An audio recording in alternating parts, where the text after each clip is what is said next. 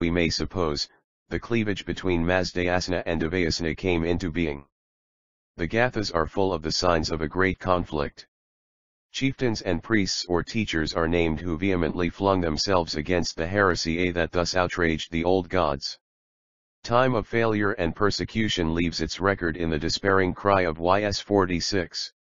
Neither high nor low will own the one. I ought to point out that my view of Mithra in Zarathustra's thought goes very little beyond that of our two leading German Iranists.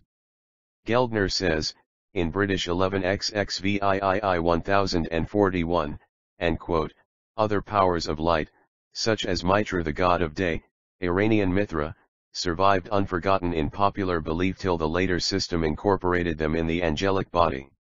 The authentic doctrine of the Gathas had no room either for the cult of Mithra or for that of the Hauma. End quote. Bartholomew, Air WB, 185, says the same, Namich end quote, and, das in der streng Saraflurisken Lehr als Gottheit nicht anerkannt war, ebenso wenig wie sie be Hauma. De aber der Glaube an im Volke sie fest wurzelt, waren die Priester späteren genetigt, sein Verurung zuzulassen. End quote. Mithra, then, did not belong to the Mazdayasana, must he not fall to the Devayasana? Or are we to father on Zarathustra the system described by Plutarch, p. 399, below, by which Mithra becomes an end quote, intermediary end quote, //.eottt/s, between light and darkness, dwelling as it were in the Hamstaknmai limbo? I think alternative is simpler, and its difficulty is reduced by recognizing a better and a baser side in the conception of Mithra. Imagine Zarathustra assisting at a Toro Baliam /142 early Zoroastrianism prophet, and the rulers of the land follow the lie, he has but few cattle and few folk. But at last the tide turned with the conversion of Vishtaspa and his nobles, and Zarathustra can concentrate on his missionary work among the misguided people who would not accept the reform. His triumph within his own lifetime was probably limited to aristocratic circles, unless we may believe that he won over the farmers and graziers in whose interests he spoke so constantly. The end quote, Ruder de Vaucult held its ground among the uncivilized nomad says tribes, end quote, Geldner, and as the Yashts abundantly show, the divinities included in it were soon installed as angels in the Mazdayasana, under sanction of Zarathustra's authority, and with nothing sacrificed except their collective name. So hard is it to reform a religion. The gods of polytheism may be cast down to hell, but they need only change their designation to be back in heaven again, with a new colleague in the very prophet who had protested so strenuously in his lifetime that God is one. From the doctrine of spiritual powers that originate and perpetuate evil we turn in due course to ask what Zarathustra understood evil to be. Naturally came the lie end quote, first. False and degrading views of God, and of what God demands from man, were to his profound and yet intensely practical mind the darkest of sins, because of what they produced. Religion that made truth its center could not be content with requirements touching only the externals of life. The triad of thought, word, deed is perpetual in the Gathas, and holds its own throughout the history of Zoroastrianism. Darmstädter, Zarathustra's doctrine of evil 143 p8 ff, insisted upon the close parallelism between the Avestan triad, Humata, Huta, Varsta and three Vedic terms, Sumati, Sukta, Sukta, two of which are verbally identical and all identical in literal meaning, now end quote, good thought, good word, good deed. End quote, the Vedic words are, as Darmstädter goes on to show, purely ceremonial, they mean respectively prayer, hymn, and sacrifice. Argues that in the prehistoric Aryan their equivalents which were, however, not brought into close relation outside the Iranian area had a similar liturgical meaning and retained it in the Avesta. If it were not for the Gathas, this would be fairly plausible, it is at least not incongruous in the later Avesta. But the whole atmosphere of their author's thought seems alien to any such development. It is the association of the three that makes them so important, and this is admittedly Iranian, and may be safely set down to Zarathustra, in whose use of the triad there is absolutely nothing to suggest that it has hardened into mere ritual. What are we to make of the antithetic triad of ill thoughts, ill words, ill deeds, or the neutral with no qualification, mana, vaka, syayokna? Must follow the simple and obvious interpretation, and note that Zarathustra made good and evil alike to be functions of the three parts of human life. Right thoughts of God and duty, right words to comrades in the faith, right actions, which meant mostly the zealous performance of a farmer's varied work. Such were the virtues which were destined to give the follower of Asha a happy passage over the bridge of doom into one, though for this purpose it is not indifferent that Sumati and Humata are in distinct declensions. 144 Early Zoroastrianism, the house of song. And even so the guilt of heresy, lying, or cruel words to the faithful, deeds of apersion or lust or blood, weighted the scale against the soul at judgment. I have let fall a phrase the expansion of which belongs to my next lecture, but there is an application of it which is in place here. What provision does Zarathustra make for the annulling of sin? The answer appears to be that there is none, except the piling up of a credit balance of good thoughts, words, and actions. If a sinner turns from his evil way and does what is just and right, he shall save his soul alive if he can crowd into the rest of his life merit enough to outweigh his one sin. And if a righteous man falls into evil ways, his future will depend on the time he spends in accumulating liabilities. Zarathustra's practical mind was so concentrated on the supreme importance of securing right conduct that he did not discover the superior importance of character as the fount of conduct. But the fact that we can detect shortcomings in his system will not blind us to the immense step he took when he taught that God is pleased not by feudal offerings but by practical benevolence and a life unspotted by the world. Zarathustra's ideals in ethics and religion can be illustrated by an examination of the two adjectives which everywhere sum up all that is good. The epithet which belongs peculiarly to Mazda and his associate spirits is spanta, usually rendered, holy, One. The similar procedure in Persian jurisprudence should be recalled. A man accused of a crime was, at least in theory, judged by his whole record, and if his merits outweighed his crime he was acquitted. See Herodotus I 137, p. 397 below. Zarathustra's doctrine of evil 145 and often found in comparative and superlative degree, Spanya, Spni sta. It is found in the Gathas applied to Mazda himself, to his spirit, to Aramati, and to pious men. In the Haptane Haiti first appears the holy immortal's specific title Amtsaspnta, which became the ordinary name of the six spirits of Mazda. The exact connotation of Spnta has been a subject of debate. Its historical identity with the Lithuanian Spntas, cannot wholly, be questioned, nor the relation of them both to Gothic/MNSL, sacrifice, Old English Husel, Shakespeare's unhouseld. But there is believed to be some ground from Parsi tradition for regarding beneficent as nearer the meaning in the Avesta. It may have arisen from association with another verb meaning to which benefit, in its present stem sounds very much like it. There is actually a Gathic verse Ys. 5121, cp 387, where we find sponto asamspnvad, man who wholly a advances right. Bartholomew, stoutly defends wholly, regards this as an intentional paranomasia. I should prefer to think of a popular etymology helping to color the sense of the word. But, even apart from this, the tendency of thought was strong enough to make the idea of ritual holiness or purity pass quickly out of sight in favor of the practical and ethical connotation. To the antithesis of Sponta is Ingra in the notable verse already quoted, and Bartholomew, whom we find inventing a new word on occasion to improve in three antithesis, to one sav, whence the future participle sausiant. 2. Dr. Casartelli compares the development of a moral meaning who in French sage, originally only one knows. 3 Cys 30 / below, p 34,9 f.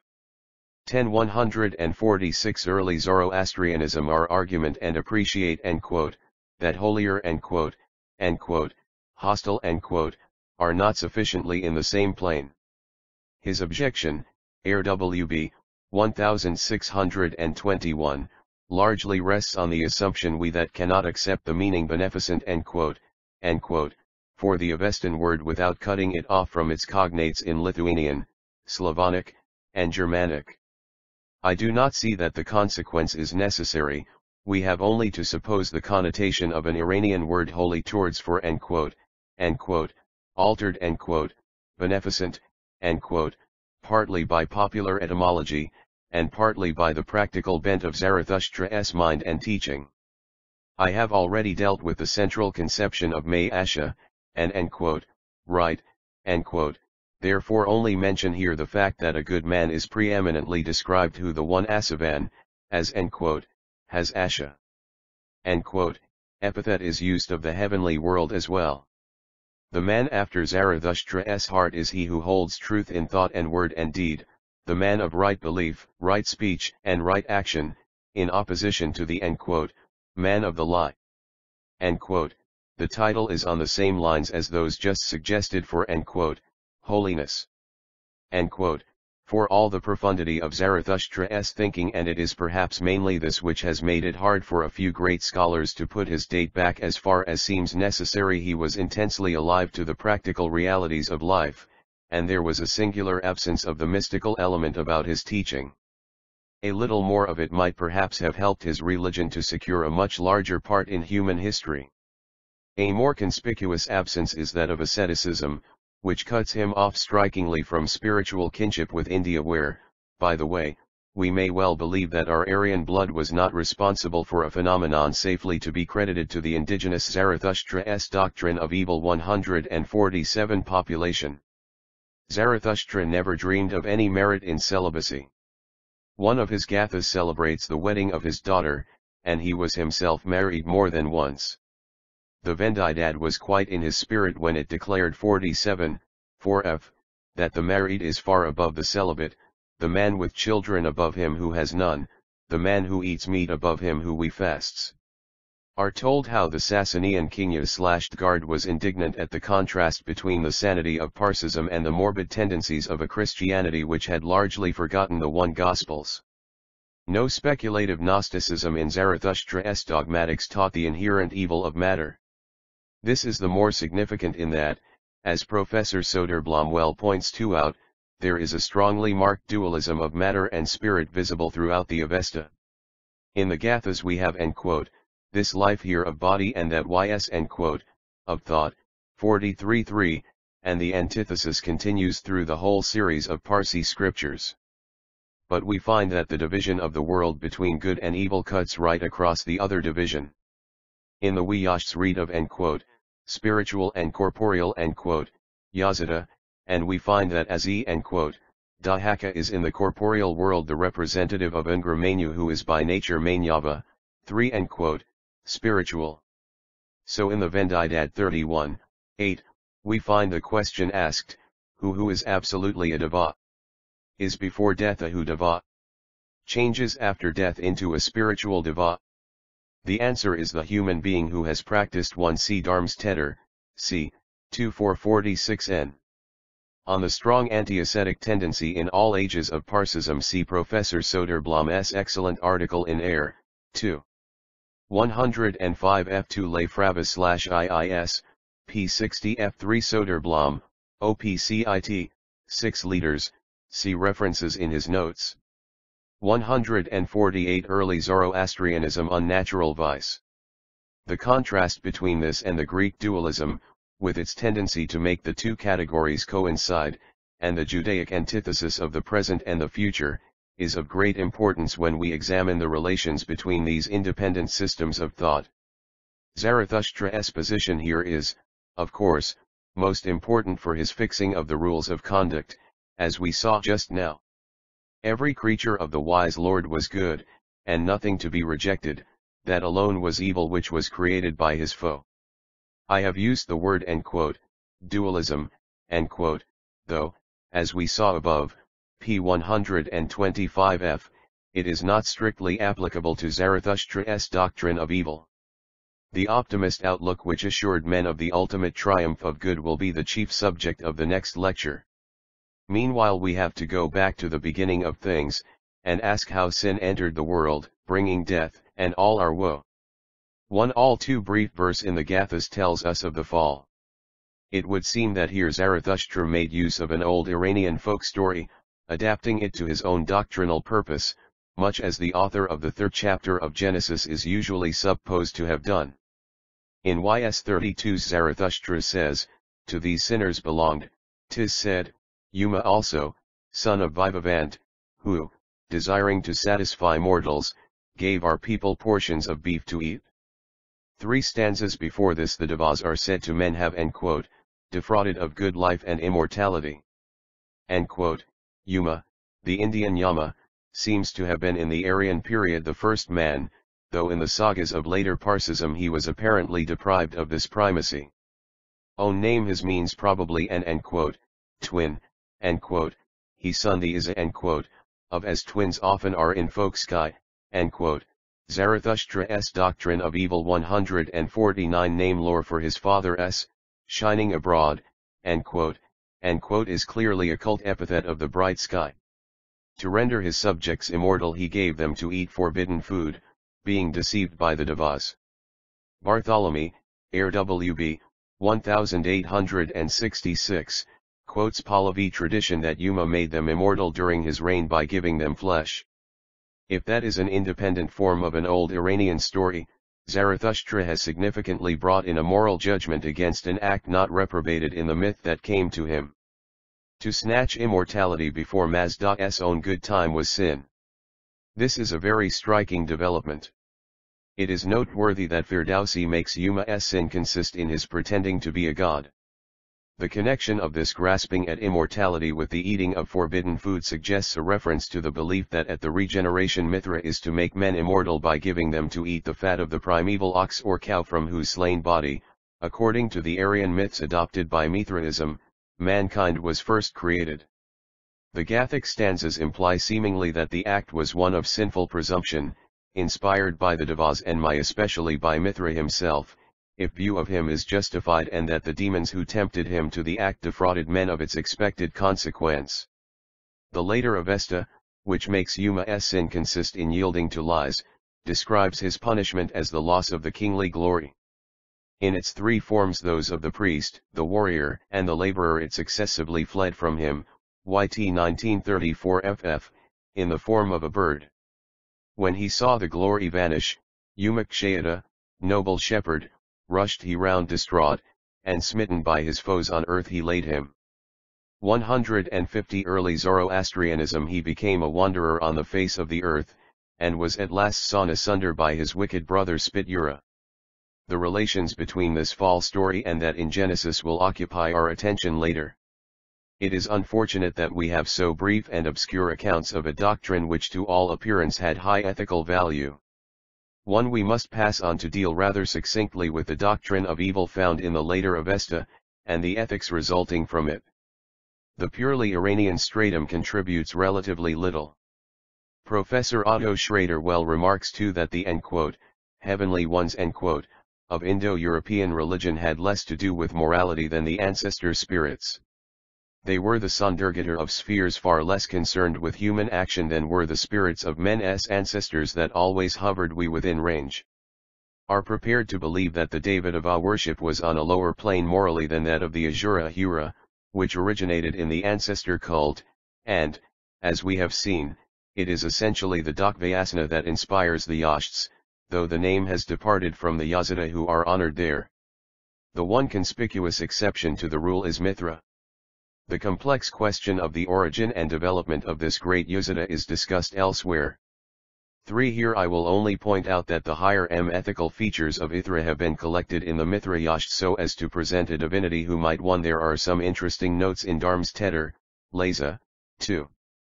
624. He cites the self-glorification of Yuma in the Shahnameh, and he gives references for a Talmudic adaptation of the story for King Solomon. Air, 2-2, Art. Aryan religion noted above, p. 74.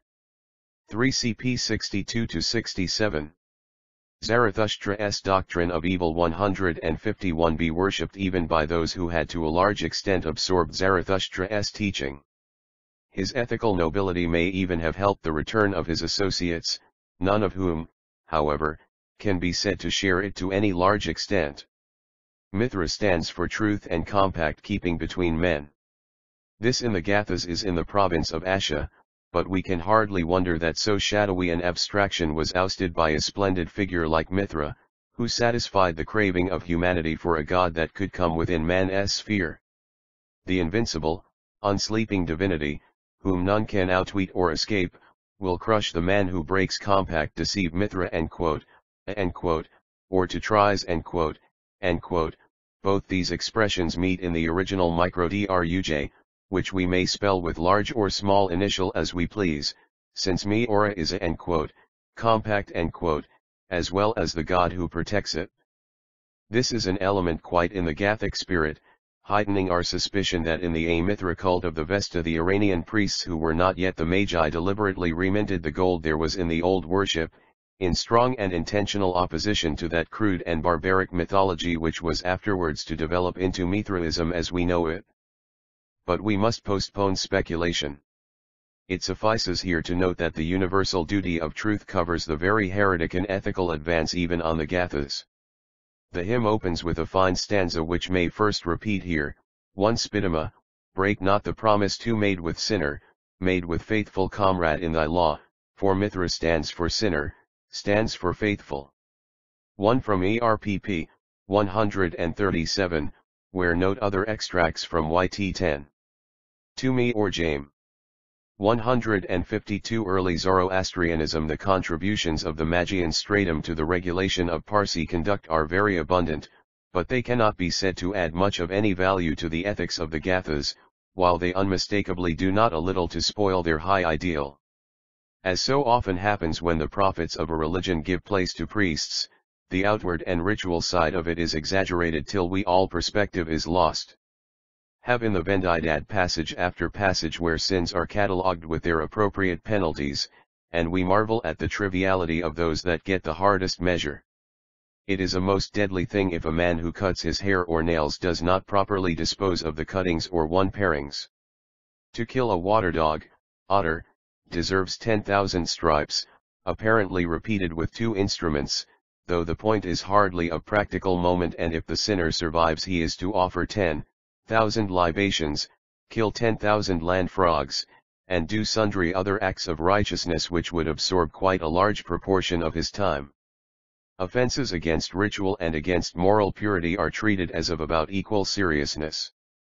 Against this we have the fact that, in however vague and one-sided a way, the makers of the Vendidad did realize the possibility of repentance, atonement, and remission. Das Sturdala's account of the Parsi provision for expiation and atonement too shows clearly enough that the very idea of it does not belong to the early Zoroastrianism with which I am concerned. It starts with the latest Avestan texts, say one very interesting and primitive taboo, for which cf. J.G. Fraser, Golden Bough 3, I-57, etc. These cuttings were capable of being used against their former owner so as to cause him grievous harm.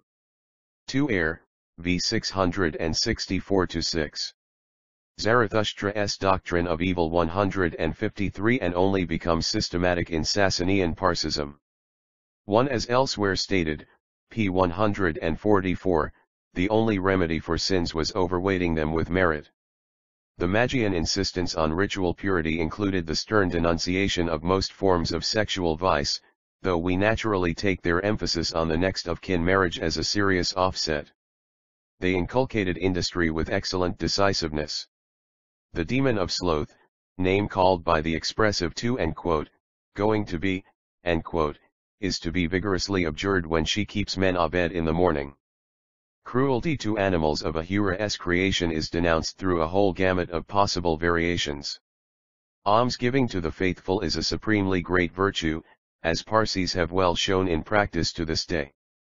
It is a pity that so many good things should be overweight and pushed out of sight by tiresome and foolish ritual, sometimes nothing less than disgusting that prayer should harden into mechanical repetition of formulae that the Gathas themselves, still chanted in a dialect obsolete for ages, should have sunk into mere spells, the exact pronunciation of their words achieving what their author sought by pure life and diligence in an honorable calling. But, after all, it is the line on which all religions begin the downward way, and Parsism never lost the upward look and the striving for better things. One hint of pardon in another life may be seen in YS 514, see note there. 2 Busyasta, derived from the future participle of the verb to be. Lecture V. The last things each man's work shall be made manifest, for the day shall declare it, because it is revealed in fire. And the fire itself shall prove each man's work of what sort it is. Paul. The later stages of thought in Israel before the rise of Christianity were before all things characterized by the growth of apocalyptic. The line of distinction between apocalypse and prophecy is fairly definite. Prophecy is concerned with the will of God for the present and the immediate future. In apocalypse the future contemplated belongs to another order. This present world inspires too little hope for the kindling of high religious enthusiasm, and the faith of men who fervently believe in the omnipotence and the perfect justice of God comforts itself by the assurance of a theodicy beyond the veil that only death can draw aside. Israel's, however, was not the earliest literature to develop apocalyptic. Without attempting to discuss any views as to the actual contact of two systems of thought and the influence of one upon the other, we may note the fact that centuries before the earliest Jewish writings of this kind Zarathustra was expressing in difficult but quite unmistakable language the conceptions I have 154 the last things 155 described. Pictorial representation of a future soon to be realized, though not in this world, supplied for him constantly the inspiration of his appeal to men that they should choose the right and resist the lie, for so it would be well with them when at last the justice of God won its final triumph. For thus we must begin, linking on the subject of this lecture with the last. I showed that if Zarathustra's doctrine of evil is fairly called dualistic at all, it is only so for the present sin. When time has run its appointed course the powers of darkness will be broken, and broken forever.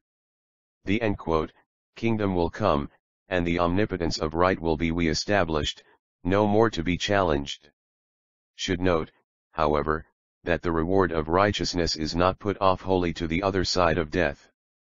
There is a quaint stanza in which the prophet asks a hero whether in this life he will attain the reward, 10 mares, a stallion, and a camel, besides salvation and immortality in the life to come. For, as he goes on to declare, a man who refuses to give a promised reward to one who has earned it will merit punishment here, as well as hereafter. YS 44:18. Similarly he promises YS 46:19, a pair of cows in calf to him who deserves the future life. May probably also interpret on the same line the declaration in YS 3414 that the reward of the wisdom that exalts communities shall be given by the Ahuras to the bodily life of the pastoral folk. But the grim facts of this world drove Zarathustra to rely mainly on the future, however wistfully he may pray for some earnest of that future here and now. Nothing but a great theodicy, to come in God's good time, will adequately compensate 156 early Zoroastrianism the peaceful and pious herdsman for all that he has to suffer in the present from savage raids of Devayasna. May take it as fairly clear that the line along which Zarathustra came to his conception of a better world was that of a powerful conviction of with the justice of God.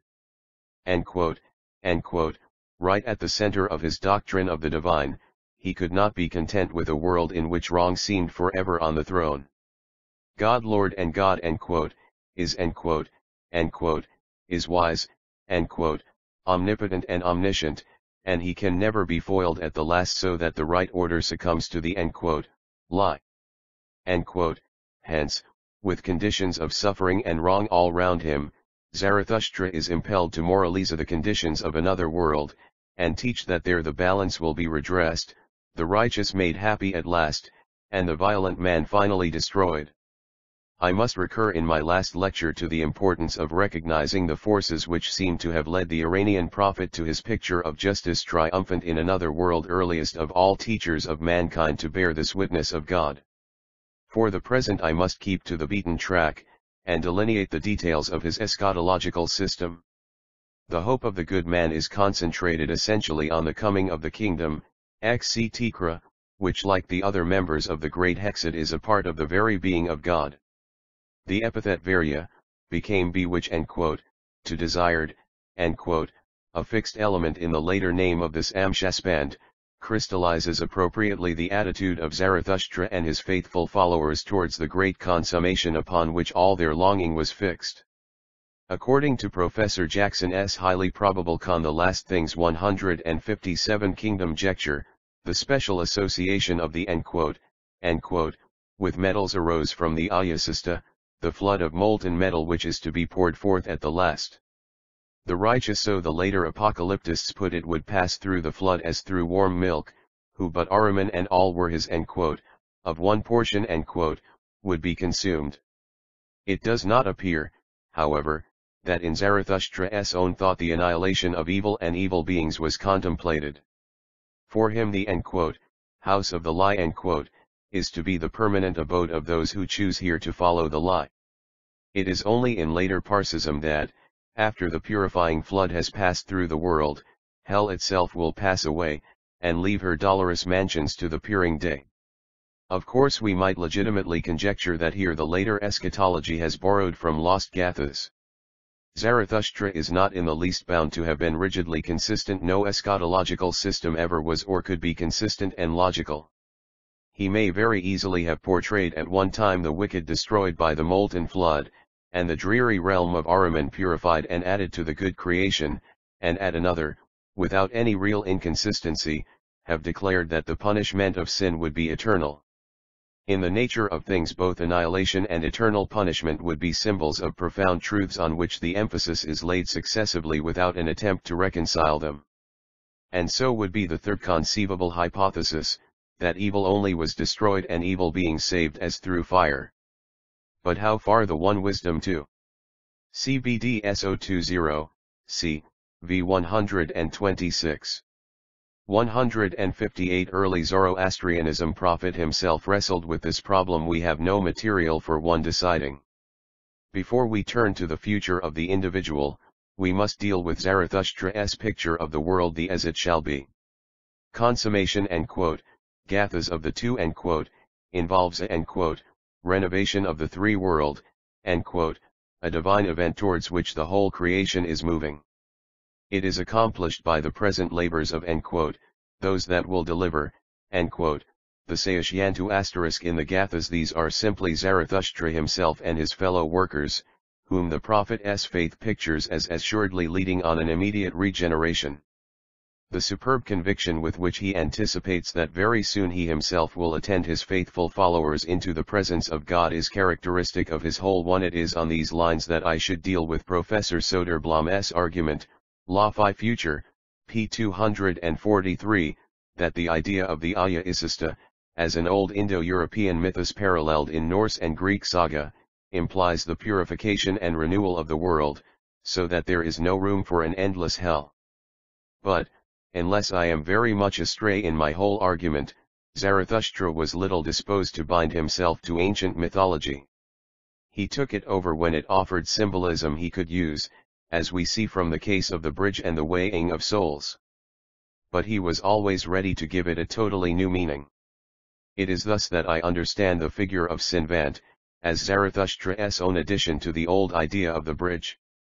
Something like this, I imagine, took place with the molten metal. Zarathustra kept the idea, but there was no necessity for him to interpret the myth in any stereotyped fashion. He is so positive and so often insistent on the everlasting torment of the Dragvato, that the mere fact of an earlier meaning for the Ayasista taken up again in post-Zarathustrian ages, as so often happens, proves little against it. I am half inclined to conjecture that the metal was for him an ordeal, whereby the separator did his work. Tuya, with or without the epithet Maz or Mazista, great, est. quote. 3 For Sokarati, the abstract is post-Gathic. 4 The verb cfyss09. 4 Future participle of sav, quote, benefit, quote, cfp 145. The last things 159 tone in proclaiming future destiny. Violence and wrong may hold carnival around him now, but never does his eye lose the vision of a new heaven and a new earth in which right shall dwell forevermore.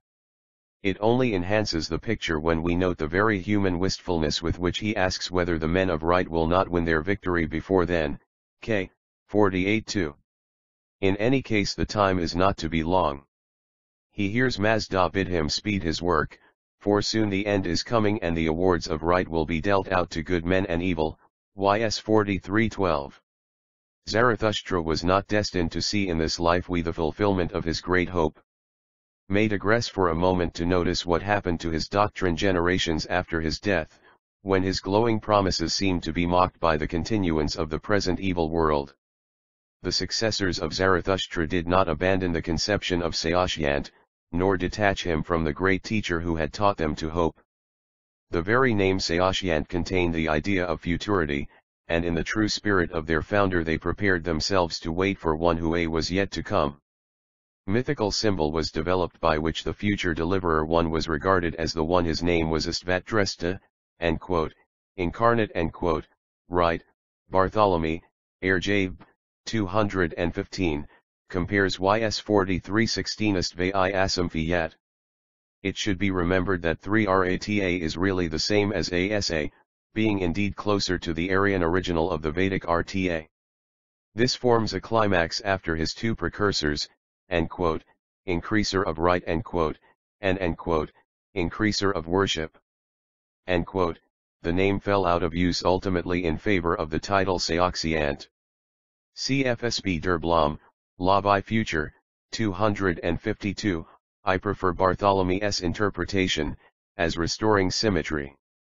As Soderblom himself says, the fact that his own rendering he, quote, who restores the body, quote, is found in YT 13129 does not prove that it is right. 160 Early Zoroastrianism prophet's true seed, though only to be born ages after he passed away. But in essentials the eschatology was unchanged. From the rather vague and general pictures of a renovated world we turn to the much more precise promises and warnings which Zarathustra has for the individual. The diligent and peaceful husbandman is to find comfort under oppression in the certainty of a blessed future YS 28:5, and even the may robber horde, quote, be converted to the religion by this message. He calls his gospel a mantra, an old Aryan word which had always had the suggestion of inspiration about it. Later ages, in India and Iran alike, saw it degenerate into a spell, but Zarathustra knows no magic. He will only try to convince men by the reasonableness of a message which he knows to be from God. He seems to have taught, though the Gathic texts are far from explicit here, that the merits of the Ashavan were being faithfully recorded day by day, to be brought out at the last day. Bartholomew's statement of this teaching may be quoted, RWB, 702, the victory of the world of Ahura over that of the Devas is secured by the preponderance of good works over evil at the last account. The promised reward is secured for the individual by the preponderance of good in his own persona reckoning. Zarathustra as overlord Ahu, takes care that none of the faithful man's good works shall be lost, but entered in the account to his credit, and treasured uf in Ahura's house. As judge Ratu, he accomplishal the final enfeebling of the world of the Druj, and the Fena dominion of Ahura Mazda. He finds the same teaching in the Ahanavarik, YS 2713, the great creed of Parsism, composed aft, the last things 161 Zarathustra's day, but at so early a date that the key to its meaning seems to have been mostly lost. We may thus render it, after Bartholomew, even as he, Zarathustra, is the Lord for us to choose, so is he the judge, according to the right, he that bringeth the life works of good thought unto Mazda, and, so, the dominion unto Ahura, even he whom they made shepherd for the two poor. On this reading of the creed we see the prophet marked out by Asha, the right order of things, to take command of this life asterisk, and then at the last to present before God the merits of his faithful followers. Vohumana has a practically collective significance, as often. This final work will bring the complete one. See his elaborate defense of it in Zoom Air WB 126-133, where he gives Geldner's translation and his own in parallel columns and discusses differences between them. Geldner's investigation 11, Study N, 1882, p. 144 ff, laid the foundation of an intelligible DEI explanation of this profoundly difficult text. I should add that /oi Dr. Casartelli is not satisfied that the Ahu is Zarathustra and not ID, Mazda. 2. It will be advisable to quote Bartholomew's own words, as I have reproduced him rather freely. I add Geldner's version for comparison. Bartholomew, / we der best Oberherr, so der best, Richter ist namlich Zaraustra, gemäß dem Heiligen Recht, der des guten Sinns Lebenswerke dem Mazda zubringt, und, so, die Obergewalt dem Ahura, Zaraustra, den sie den Armen als Hirten bestellt haben. Geldner, wie der Außerwelt Regent, so wurde von asa selbst als Lehrer der Welt in den Werken des Vohumano, der Guten Gesinnung, bestellt für Mazda. Und die Herr, I schaft gehort dem Ahura, der den Hilfsbedürftigen Hirten bestellt. 1162 Early Zoroastrianism Victory over Evil, the Coming of the Kingdom of God. In the light of this future climax of his work we are to contemplate his preparatory functions in earthly life as shepherd of the poor, oppressed husbandman whose virtues are at last to win Ahura Mazda's reward. Pahlavi books depict a treasure house, Ganj, where works of supererogation were stored for the benefit of those whose credit was inadequate. The idea makes the genuinely Iranian Hamstukn impossible. We are coming to this doctrine presently. It cannot be original, though the treasury in heaven, where merit is safely stored against the judgment, is a thoroughly Gathic conception. Compare YS 43-2, and the statement on p. 160. In close agreement with this lofty ethic is the thought on which the Gathas lay great stress, that the man's own self, Dana, is the real determiner of his eternal destiny. The ego of the liars will bring them to hell by their own actions, their soul and their ego will distress them. YS 3:120, 46:11. It is very suggestive that Zarathustra tacitly ignores the part of the human personality which popular belief would have chosen for guardian on the way to paradise. Genius like the Fravashi, which was, so to speak, good ex officio, was not good enough for him. 1. The self, which became fairer or fouler with every thought, word, or action of the man who owned it, was a fitter guardian angel or attendant fiend. The exquisite 1. The special discussion of the Fravashi doctrine below, Lecture 8, deals with the reason why these spirits were only associated with the righteous, see pages 257-9. There is also a note on the relation between the two words Dakna. The Last Things 163 fragment of the Hadhak Nask, generally known as Yash 22, works out this idea entirely in the spirit of the Gathas. 1. We have seen how two constituent elements of human personality, the Urvan and the Da'and, fared at death. What about the body? Among the Persians, it was buried, and covered with wax 3, which implied a desire to preserve it, very different from the implication of the Magian Dakama. According to the later Vesta and the Pahlavi writers, to quote Professor Jackson's summary 4, the physical constituents of the Gqa which enter into combination at birth and go into dissolution at death are, 1. Tamt, or the entire body with its various anatomical portions, 2. Ast, the bones or frame, 3. Gaia or Astana, life, vitality, which is lost at death, VD 59. Although the corporeal body is resolved into its elements at death, the form, T and Hirpitanu, is once more renewed at the resurrection, YT 1361, Fram 43, and the individual assumes the new body of the hereafter, Pal Tanu I Pasaln, at the rejuvenescence or renewal of the world, Verso 40. The teaching of the Gathas on the resurrection of the body is deduced by Professor Jackson from YS 37, where Aramati, who presides over the earth, gives continued life of their bodies, and in day 1 free verse paraphrase of this text, so far as it affects the passing of the righteous soul, will be found in my ERPP, at the end. Sundry other features of Parsi eschatology are woven in. Bishop Casartelli has also put YT 22 into English verse, keeping closer to the text. See his Leaves from My Eastern Garden, Market Waiton, 1908. 2 on the 5 spiritual constituents of man, found in the Yasht of the Fravishis, see below, p. 256 f. 3 on this statement see below, p. 202 f, and the note on Herodotus, I 140, p. 398. 4 Grundriss, 2. 674-164 Early Zoroastrianism Structability. Since the bodies sleep in her bosom, her bestowal of a d'ia upon them accords well with the character of a genius who cannot consistently be associated with corruption. If so, we see opposite deductions from the purity of earth. The Magi refuse to pollute her with the touch of a dead body.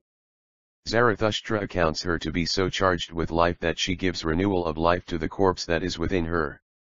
Only, he does not allow this life-giving power to the material earth, but to the exalted spirit, a very part of the Creator's being, which watches over the earth he made.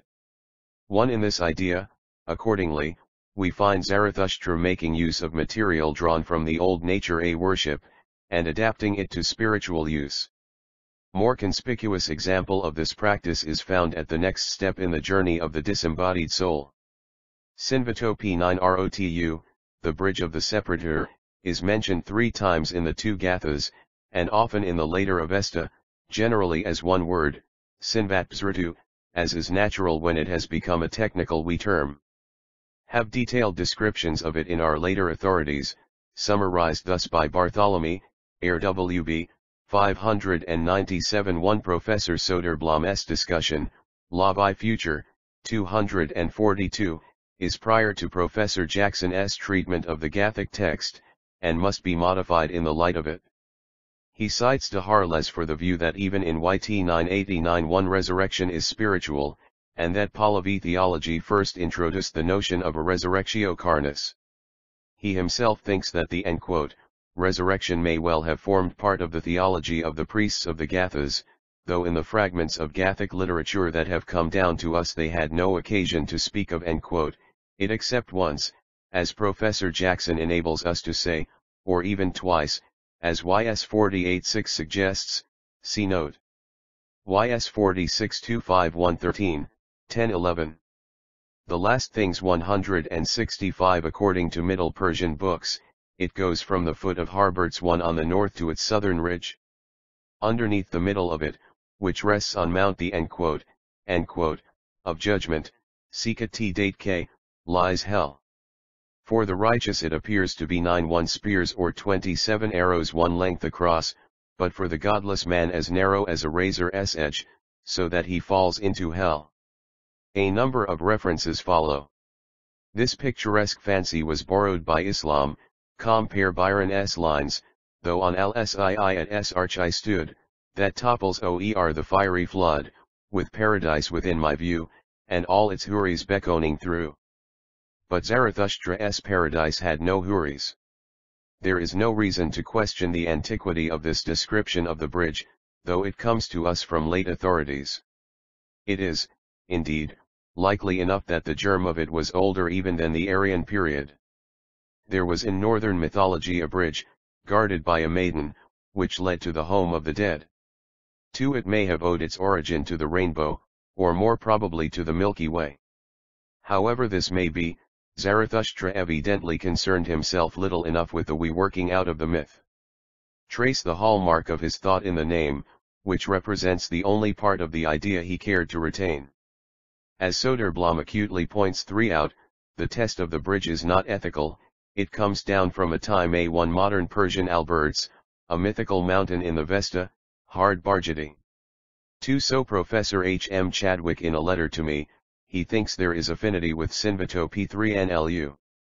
See other parallels in Soderblom, Les Fraviches, 70 F3 Les Fraviches, 70, following Dahar Les. 166 Early Zoroastrianism when vigor and agility which could get over a tightrope without turning dizzy were qualities for admission into paradise. Zarathustra had no use for blondins, any more than for houris, in his paradise, and in retaining the bridge from the popular belief he added a judgment which the soul had to undergo before passing over.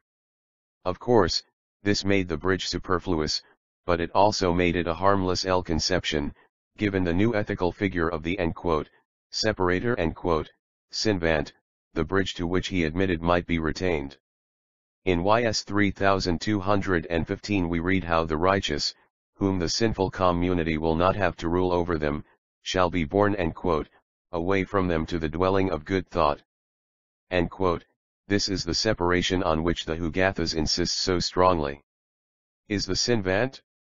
The answer seems to be supplied decisively by YS 4617 where in paradise, O Jamaspahbhagva, I will recount your wrongs before him who shall separate, Visinayat, the wise and the unwise through right, his prudent counselor, even Mazdahura. Minor differences between the translators here, referred to in the note, do not affect the certain inference, and that God should be the judge of all is what we should expect. But Mazda is not alone at the bridge, though his function there is supreme.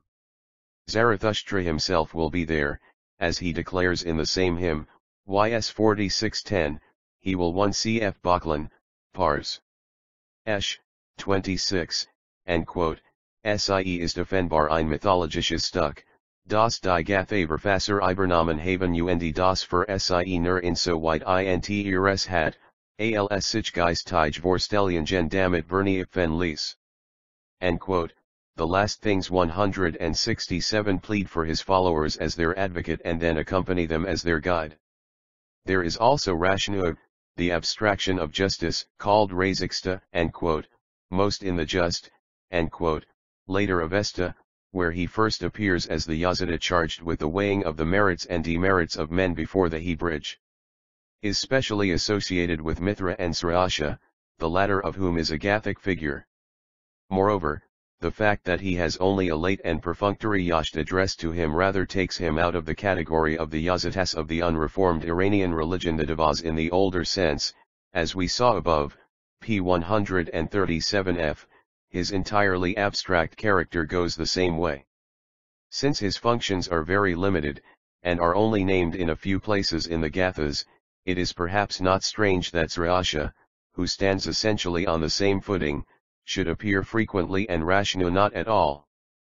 But it is equally possible that Rashnu is a later impersonation, conceived in the true spirit of Zarathustra's system, but after the Gathic canon was closed.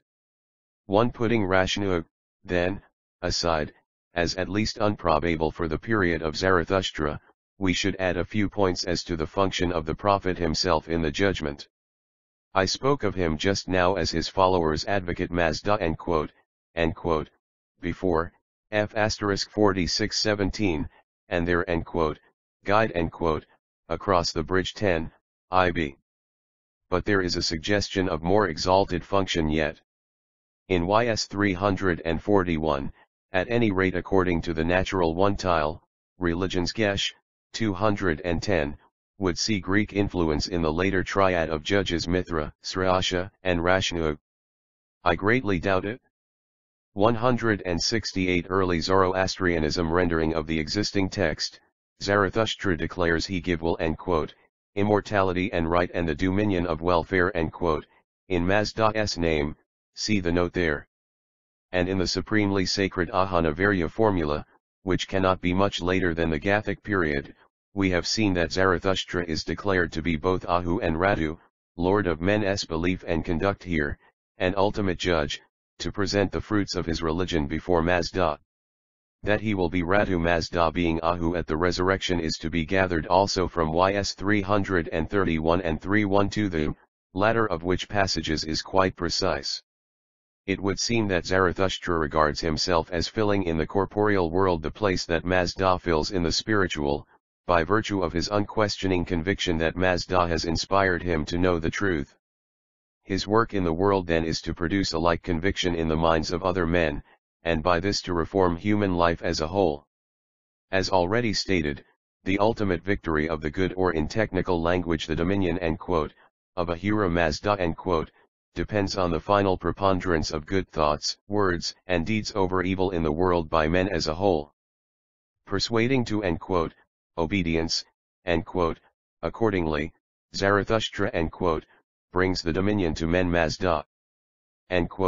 If he judges on their life record, it is as preacher of a revelation which they have accepted word or rejected, the that I spoke, he might say, him judge shall it at the last day. There is nothing in the least incongruous or self-assertive in the prophet's claim, and certainly nothing to prompt any inference that sentences in which it is made could not have come from his own lips. The last things 169. It may be noted, by the way, that any difficulty which might have been felt as to the apparent coincidence of function between Mazda and Zarathustra at the judgment is discounted further by the appearance of other names yet.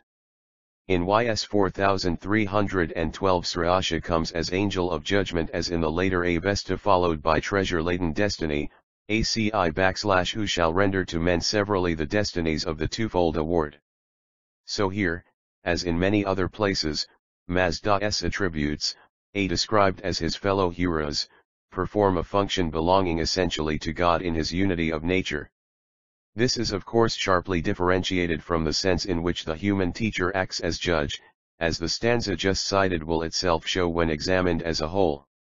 2 or 3 other points may be referred to in a connection with the concept of judgment. Striking anthropomorphic phrase appears in YS 34 *, whereof and made the separation faithful hostile is YS by the pointings of the hand. If 434, QB, refers to the same idea, the hand will be that of Mazda. Reserving for the present some consequences of the central doctrine of the weighing of men's merits and demerits, we may take up the question of the individual judgment, as contrasted with the general.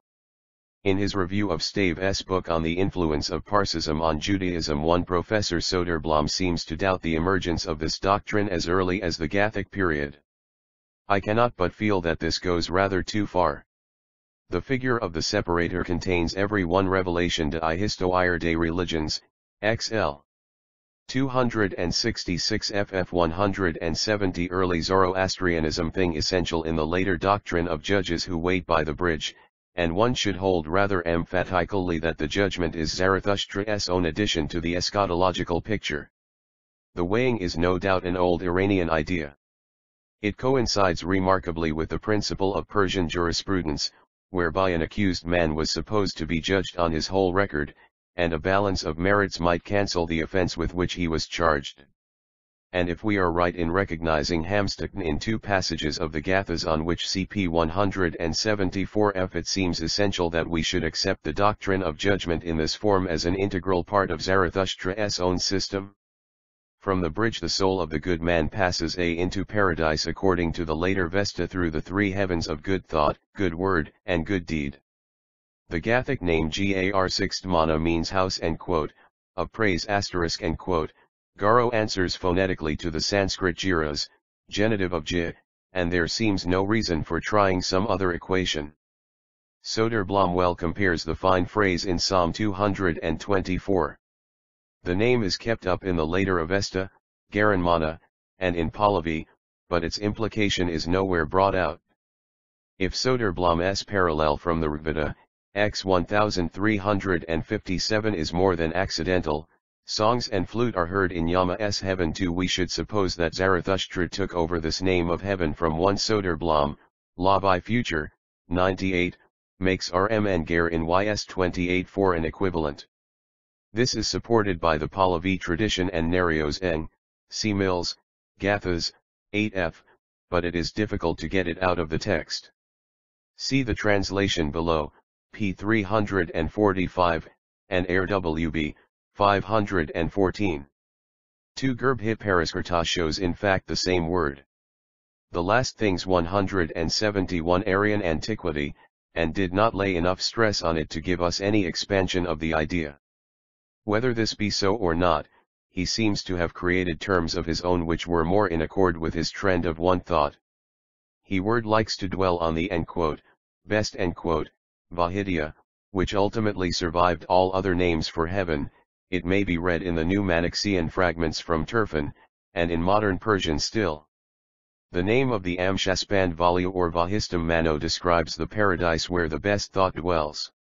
2. It seems fair to claim that Zarathustra anticipated Marlowe and Milton in the great doctrine that the mind is its own place, and in itself can make a heaven of hell, a hell of heaven.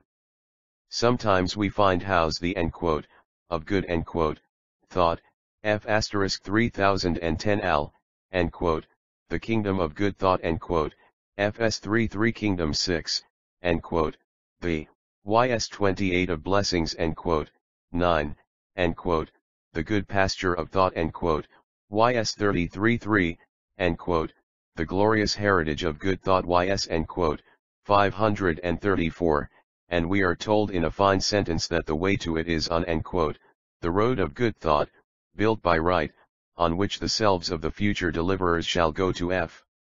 Reward the 34:13.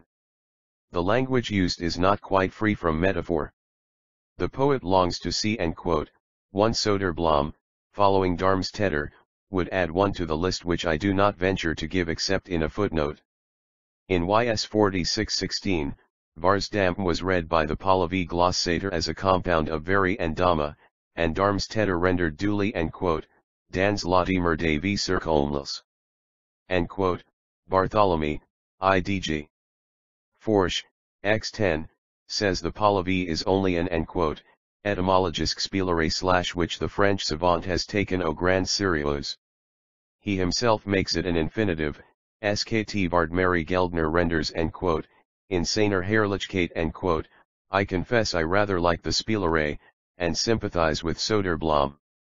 See my law by future, 99, and note on Ys 4-6 ie2c below, p 349, note on F * so 4. 172 Early Zoroastrianism Right and Good Thought, the throne of mightiest Ahura and the obedience, Sreyasm of Mazda Ys 28:5. But there clearly cannot be any approach to a spatial conception of the place where the wise Lord is throned, when obedience, to Mazda comes as its correlative in the next line. Perhaps the nearest approach to localizing the paradise is in Ys 301 the felicity that is with the heavenly lights, which through right shall be beheld by him that wisely thinks. But we need not stay to show that this involves no more real localizing than when we speak the of heaven as the abode of the blessed. Later Avesta made more of this when it stereotyped the phrase anararaikal, the lights without begin yet thereto the commoner terms for heavening. And hell are vahisto of hus, the asisto best, worst existence. The Gathic names for hell are of the same mintage. It is the house of the lie, druj, and of worst thought, the home of the devas, the worst existence, and the like. Remorse is the sharpest of the pangs of hell. Whoever went on the downward path, his own thoughts, along that rugged way, pursued, like raging hounds, their father and their prey. But there are more symbols employed here. Hell is full of darkness, sad voices, stench, foul food, and cold. It would seem that the conception of it sprang from the privations of winter on the steppes during the migration southward, when the preciousness of the house fire made Adder the very symbol of all that was best for man. For the Iranian, hell and the demons were always in the north. The idea of darkness is the distinguishing feature of the house, the last things 173 of the lie. It is worked out in the later fancy which conceives the damned so close together that they seemed an indistinguishable mass, yet in the dark the ness each ever wails, alone. Symbolism of fire was kept out of this eschatology for obvious reasons. It was left to the imagination of Milton to combine the symbols, a dungeon horrible on all sides round as one great furnace flamed, yet from those flames no light, but rather darkness visible. The picture is quite in the spirit of the Gathas. The basis of the darkness motive was very likely Aryan. In the Rigveda, 7:104-3, hell is a place of wee darkness in the depths of the earth. Have seen already, p. 128f, how the evil spirit was imagined before Zarathustra to dwell below as the god underground, in the phrase of Herodotus. The prophet, then, is using again imagery made ready for him. But as usual he takes care to stamp it with his own hallmark, and make it clear that imagery is only meant to impress ideas that are wholly of the mind. If ideas of space are left intentionally vague, we soon find that those of time are defined with vivid clearness. There are 3 different phrases to indicate the duration of future reward and punishment. Typical passage is YS 457. He whose awards, whereof he ordains, men shall attain whoso are living or have been or shall be. In eternity, ams rotate I, shall the soul, Urva, of the righteous be happy, in perpetuity, Udaitita, the torments of the men of the lie. All this doth Mazdahura appoint by his dominion. 174 Early Zoroastrianism we here of course might render immortality in but in YS 48:1 we read, that which was long since foretold shall be dealt out in eternity to demons and to men. AM9R9 Tat is capable therefore of meaning simply endless existence. The phrase Yavoi Vispai, to all time, is unmistakable in YS 46:11, where it is said of the Carapans and Kavas, pages 140, 157, their own soul and their own self shall torment them when they come to the bridge of the separator. To all time will they be guests for the house of the lie. The same phrase is used of the happiness of the righteous. In the light of these 2 expressions we doubt means can hardly that deriga, long, eternal, in this connection. YS in 3011 long punishment, and 3120 the future long age of misery, of darkness, ill food, and crying of our woe, as clearly endless as in 33 him who 5 the long of his life treads the straight ways unto right, wherein Mazdahura dwells.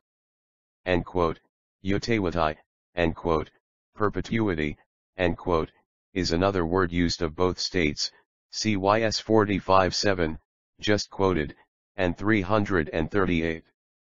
The future of the righteous and of the wicked is accordingly marked out clearly enough, and the contrast is as that of noon and midnight. So reasonable and practical a thinker was not likely to overlook the fact that a large proportion of men will not easily fall into classes between which there is a great gulf fixed. Since provision was admittedly made for this in later Parsism, the presumption is in favor of the expectation that Zarathustra would not omit to deal with it. And there are 2 Gathic passages where the recognition of the limbo doctrine, the last things 175, seems to suit the language and the context better than anything else. I quote them after Bartholomew, to whom belongs the credit of having first found the key, according as it is with those laws that belong to the present life, so shall the judge act with most just deed towards the man of the lie and the man of the right, and him whose false things and good things balance. YS 331, see notes on the passage, p. 358. Zarathustra is himself the Ratu, judge, here, though he does not expressly make the claim. Less certain, but with a high degree of probability, is the reference in YS 484, he who makes his thought now better now worse, and even so his self by deed and word, who follows his own inclinations, desires, and choices, his place shall be separate according to thy judgment at the last. The maid Separate place here is explicit in the later Avestan Misvagatu, place of the mixed. It was said to extend from the earth to the stars. Was this large allowance intended to suggest that one Professor Bartholomew draws my attention to an oversight of mine in ERPP 98, by which I assign the priority DT to Roth. As a matter of fact, Roth's well-known paper in ZDMG, XXXVII 223-9, was 2 years after that of Bartholomew in the same journal, 1881, and was written to controvert the criticism of de Harles. Soderblom, Law by Future, 126, thinks the Dasters read too much into YS 33:1, and that Zarathustra thought as little of Hamstukten when he wrote it as Paul thought of purgatory in 1 Cor 3:15. Dr. Casartelli also thinks the doctrine later, Mazdaisnian religion, p. 194f. But neither he nor Soderblom had before him Bartholomew's treatment of Hamamiasate as from Ham, skt Sam, Greek d, and the root Mayas, mix, cognate with skt Mipaired, and ultimately with Missio and Lybbfjn, C. Wald, Latine Etymology F. Borderbuch, 488. This brings in Lab Misvan and Paul Hamstukten to be etymological as well as semantic associates. 176. Early Zoroastrianism. There would be a preponderance of souls that could not be classified as Asavan or as Drestvant. Souls in this limbo only suffered the changes of temperature due to the seasons, and the regeneration would bring their dubious position to an end. Later speculations of this nature need not be described, but one specimen might be noted, the case of Kirisispa. This hero might have been expected to go to Giaronmana for his exploits in dragon slaying, related in YT 1938 FF and elsewhere. But he was unfortunate enough to offend the fire, by attempting cookery on what seemed an island but was really a sea monster's back. The monster withdrew into the depths, utter suffering extinction in the process, and the manly-minded Kirisispa fled affrighted, though the Pahlavi commentator assures us that he proved his manly-mindedness by keeping his wits under obviously trying circumstances. It seems a little hard that he should be condemned to limbo for an act so unintentionally disrespectful to the majesty of fire. The story is worth repeating for the patent contrast it affords to the lines of Zarathustra's thought. His middling souls were, we may be sure, determined on more ethical principles, but the scanty indications of the Gathas are not enough to satisfy our curiosity further. It is interesting to compare Plato's treatment of the same problem in the Mythos of the Phasto, c. 62. Roth compares also a passage in the Quran, Sur 7, where men of this kind abide on the ridge of the wall separating paradise and hell, content to escape the torments they see on the one side, but full of unquenchable longing for the joys visible on the last things. 177 other. Milton's Paradise of Fools, located on the outermost sphere Ptolemaic of the world, is another interesting literary parallel. Some other details in Zarathustra's eschatology will emerge from the reading of the Gathas as given below. What has been said will suffice for a general picture of his system. Later accretions, consistent or incongruous, may be examined in Soderblom's great monograph, in Casartelli's authoritative account of Sasanian Parsism, and in Böcklin's suggestive but too ingenious exposition of parallels between Parsi and Jewish eschatology. Few general observations must suffice here. Specifically, Magian eschatology was probably limited to speculations as to a new heaven and a new earth. Have the authority of Theopompus for their belief in immortality, but even Theopompus is not nearly ancient enough to guarantee his evidence as applying to Magianism apart from the Iranian and the strictly Zarathustrian elements which they assimilated. Of course, I must admit in my turn that to prove the absence of an individual eschatology in original Magianism lies outside the evidence. There is one obvious point of view from which Magianism would naturally come to a belief in immortality. Death is conspicuously the creation of Ahriman, one of whose standing epithets is Porumorka, many slaying. Even, then, if immortal ity formed no part of the original doctrine of the Magi, and it seems to me improbable that it did belong to their system before they took up Zoroastrianism, it would be commended to them by their tendency to make the world evenly divided between 178 early Zoroastrianism, the two opposing powers. Light and darkness, health and sickness, knowledge and ignorance, love and hate, these were antitheses necessarily linked with the conception of Ormuzd and Ahriman. Life and death could clearly not be omitted, and the certainly Magian notion of the supremely polluting power of a corpse would tend to suggest that the good spirit must annul that which was so conspicuously the triumph of his foe. This, however, only meant that the Magi accepted immortality, not that they inherited a doctrine based on the analogy of nature, like the unreformed Iranian religion, or like Zarathustra could contribute original and profound thought to the establishment of the far-reaching conception which was to influence so widely the religious thinking of men. The more characteristically Magian speculations, the flattened earth, the vanishing of shadows, the uniformity of speech, how and the like, I have dealt with elsewhere. Far these Magian ideals contribute to the enhancement of happiness in the world that is to be, the ready eye may judge for himself. Meanwhile, among the Iranian peoples whose belief in a future life Zarathustra had inherited and developed, the picturesque and mythical side of Th and Amp, Lt. doctrine naturally went on gathering new features. The hints of the Gathas were improved upon too. Indeed, we must not generally say that the Gatha have reduced to mere hints elements of mythu already existing, which in post-Reformation days recovered all their old exuberance. For example, Th Gathas allude 1 to the nectar and ambrosia if W1 CYS 3411 and note, p. 363.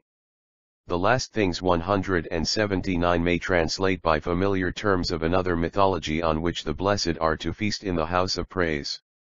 It is there, as we should expect, a passing symbol, no more to be taken literally than the fruit of the vine which Jesus spoke of drinking in the kingdom of God. In the later Avesta there is more precision. The climax of the exquisite description of the passage of the soul into the presence of Ahura in the Hadhaknask Yash 22 is the answer from the throne to the question addressed to He newcomer by one who has arrived before him. 16 How didst thou die, O righteous man? How earnest thou, righteous man, from home stocked with cattle and where birds gather and pair, from the corporeal world into the spiritual, from the world of perils into that where how perils are not. Fell it that the long felicity has come to thee? 17 Then spake Ahura Mazda, ask him not of whom thou art asking, who has come on the awful, painful, distressful path where body and consciousness part asunder. 18 Let them bring him food of springtide butter, this is the food of the two youth of good thoughts, good words, good deeds, good self after death. This the food for the woman whose good thoughts, good words, good deeds outweigh, the evil, docile, obedient to the three authority, after her death. This Rayana is evidently the survival of an Aryan concept, seen in the Indian Amriti and the Greek and other Indo-European mythologies. As one Astaska Bayo Sanyaska, cf. The 5 parts of man as described below, p. 256 f2 for the Dana has the form of eternal youth, fixed as that of 15 years old. 3 Radu.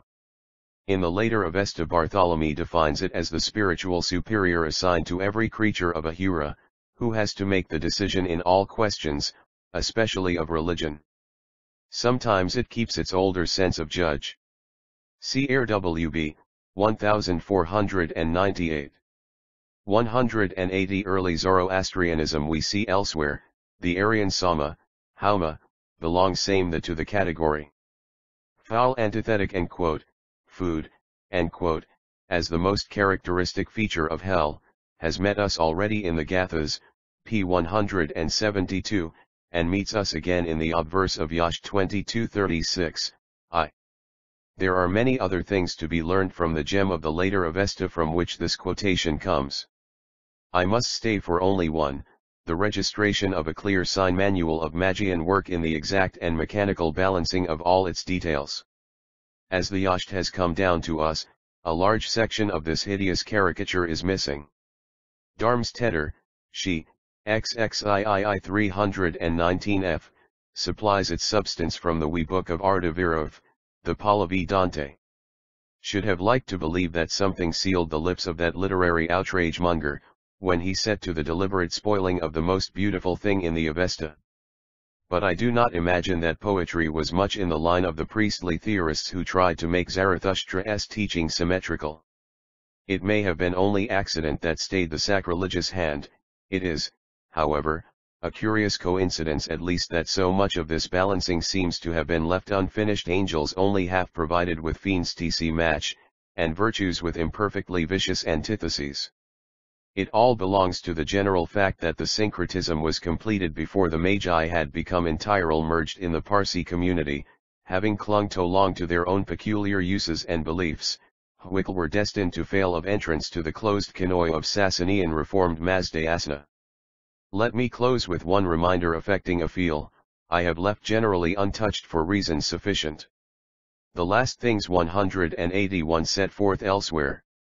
That the religion we know as Mithraism moved on a very different and a very much lower plane than the creed of Zarathustra has been already made clear, also that most of its primary characteristics were so independent of our prophet, and so charged with Semitic and other alien ideas, that its study cannot help us in the delineation of the religion with which we are concerned.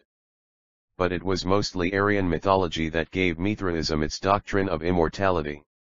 The long, stern struggle between Mithra and Christ now lies many centuries back in the past, and nothing but Christmas Day remains to preserve the significant fact that the birthday of the unconquerable Son has long been we added to the victor's spoils. Can record then without grudging the value of the testimony of Mithraism as to the wistful hope of humanity. It is faithfully enshrined in Mr. Kipling's splendid song, which, if it is far away from one Zarathustra, would in this regard at least not be unworthy of his thought. Mithras, god of the sunset, low on the western main, then descending immortal, immortal to rise again. Now when the watch is ended, now when the wine is drawn, Mithras, also a soldier, keep us pure till the dawn. Mithras, god of the midnight, here where the great bull dies, look on thy children in darkness, O take our sacrifice. Many roads thou hast fashioned, all of them lead to the light. Mithras, also a soldier, teach us to die aright. One what Zarathustra thought of the nocturnal Torobaliyam, alluded to in the second stanza, is noted on p. 129. Lecture 6 The Magi may at sek topi serat tto //ovtwv axvavioquira. Herodotus. We turn now to what I have provisionally called the non-Aryan stratum in the Avesta. In delineating this I must premise that I am venturing largely off the beaten track of scholarship, and endeavoring to blaze a path for myself through a rather difficult wood. I have indicated already that the Yashts, and kindred parts of the Avesta, represent with tolerable exactness the unreformed Iranian religion. They are posterior to Zarathustra in time but not in matter, except to a relatively small 1 degree. Like many another great religious reformer, Zarathustra overstepped the people's capacity. His success was mainly with the court circle, and depended on the fortunate accident that he discovered a monarch of high character and spiritual receptivity. Of really popular elements his religion had few, and as soon as the founder himself and his royal convert were gone, the religious conditions of the people largely reverted to the previous level. Only the prophet's name remained, and some of the simpler conceptions of his system, which were preserved by the very fact 1 cf. Bartholomew's dictum, Zum RWB, 245 The later Avesta contains a great deal that is wholly non-Zoroastrian 182 The Magi 183 that they were misunderstood, and could therefore be assimilated to other elements of a practically undisturbed polytheism. The systematization of Zarathustra's doctrine, in a form that in some of its most serious aspects really approximated to their original, was reserved for the age of the Sassanians. It becomes very clear as we study the Avesta that a mere reversion to Iranian polytheism will not account for all its features.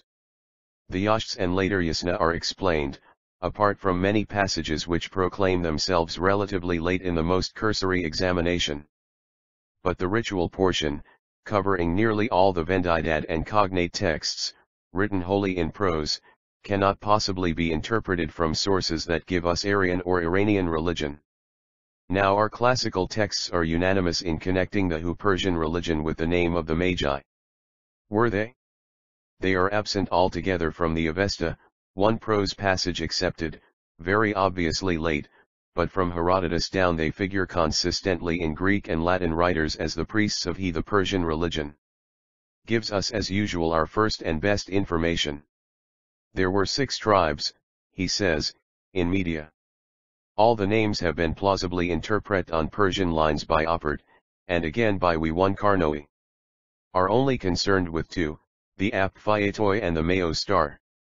The former word is obvious Persian, Aryazantava, having Aryan family, or perhaps Arizantava, having noble one family. My one Dr. Casartelli has kindly called attention to an able article nom by Professor Carnoi, of Louvain, on Le des Mages, Le Musean, NS, 9. 121-158, 1908. He discusses afresh the names of the 6 tribes, regarding them all as Aryan. For /oi of Toy he would 184 early Zoroastrianism should not allow the word Aryan the wide connotation we generally give it. We can hardly believe that 5 out of the 6 tribes were non-Aryan, though we may be fairly certain that some of them were. If we take Arya here as denoting the aristocracy we shall probably not be far wrong. The alternative cognate Arya of course means this in any case. It will anyhow mean the same as it does in the Behistun inscription, not the old Persian form of it, where Oromazda is God of the Aryans. The Magi are accordingly outside the ruling caste, whether they belong to what we call the Aryans or not may be left open for the present. But we might separate the language question, remembering that scientifically we must think of Aryan first as a language term one exclusively, with freedom to recognize the prefix Ari in Skt Arigurda, etc., so that it is equivalent names to 01a/heroi. Like Aptiotrs, with strong horses, require the original sense of area, while such as Apiaptois, friend, of Aryan / demand the derived. If we say that the word meant we noble, both in the social and in the deeper sense, shall probably be near the truth. As Aryan I argue in the text, did not mean what we make it mean, in any case. As to may it, Professor Carnoi urges that it must fall into line with the rest, which he has interpreted as names of social castes. His argument is certainly plausible, though we can hardly expect assured proof. He connects it with FAP, r/a.vt, Ma'av, which by a careful linguistic analysis he brings into line with the Gothic and Old Irish word discussed in the excursus below, p. 429. The meaning he reaches Seloi is qui aid, qui travail aguerrir et repousse lesmo. This is undoubtedly appropriate to the Magi as shamans, but does it explain the absence of the name from the Avesta as satisfactorily as the explanation I venture below? 1 E. Meyer, Gesh Dalt, 328, thinks Arya in Darius' usage means the Old Persian language. It is to Ptrsa what is Eaav to Boyros, but I do not think we must exclude the possibility that others beside the ruling caste spoke Old Persian. Meyer notes that the Magi 185 postulate the existence of various different races within the same speech area. It is well then to remember that the Behistun rock itself, with its 3 languages, bears witness to Media as a trilingual country.